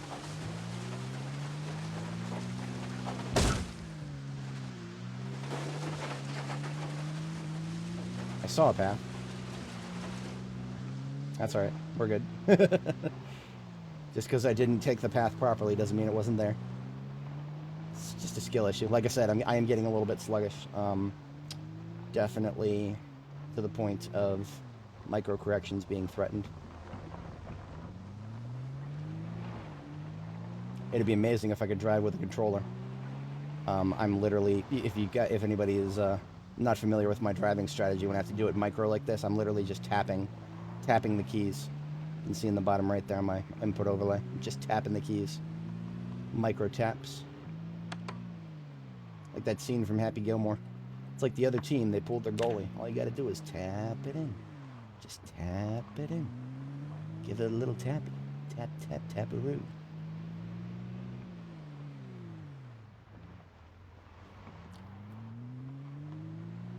Oh yeah, and now that we've got a lot of real estate down there that doesn't seem to have... I saw literally one zombie, and it was one of the ones, like the dead ones from the event. So, you know, if I walk over it, maybe it'll come back up, but otherwise, I didn't see a single zombie in the Central Park area there. So that's some foraging opportunities if I ever saw them. That might be something that I do next time here. But otherwise, we're going to catch our second... Remember what I just said about making micro corrections? And fucking up? Yeah. Better to fuck up a vehicle than a zombie placement. But imagine if that was me misjudging a zombie at melee distance. Yeah. This is why I always say, you know, if you're not feeling like you can drive at 60 miles an hour, you're probably not good to play Zomboid. If you want to keep your characters safe, that is. If you're one of those weirdos who likes to watch your characters get eaten, then, well, do as you shall. Whatever's fun for you, right? Me, I keep my girls safe here. So, we're about to call it for today. We're just going to get our second sleep, and we are good. Appreciate everybody sticking around through the boring stuff. Y'all the real MVPs. Oh dear, that was a nightmare. Well, I'm going to deal with that. I'm not going to leave my girl in a stressed state. Should have something to read here. In the bookshelves, perhaps. I'll give her a comic book. Now, she's probably not going to be tired enough to sleep again. Oh, she is. Look at that. Okay, that's luck right there. That's luck.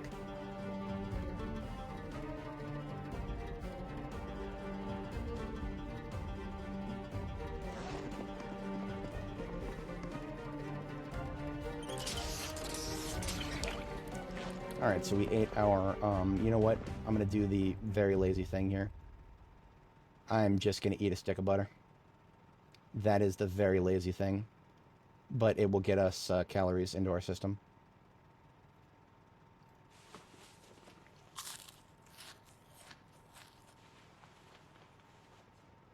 And as a warm-up activity next time, we will, whatchamacallit, we will do some more cooking. Alright, folks, we are out of here for now. We've had a good one. We have gotten a lot of exploration done. Like, a lot. All of the northeast is completely explored, and next is just the general east. Southeast is down here. So this is the actual east, and then this the southeast. Okay, looking good. We'll have our girl bid farewell here, and I will catch screenshot of our latest base operation here from the roof so that we can catch the other vehicles. Alrighty, folks. I'll catch you guys in the next one. I should hopefully be here bright and early tomorrow morning. Did I hit main menu? Of course I did. There we go. Alright, later. Y'all have a great day.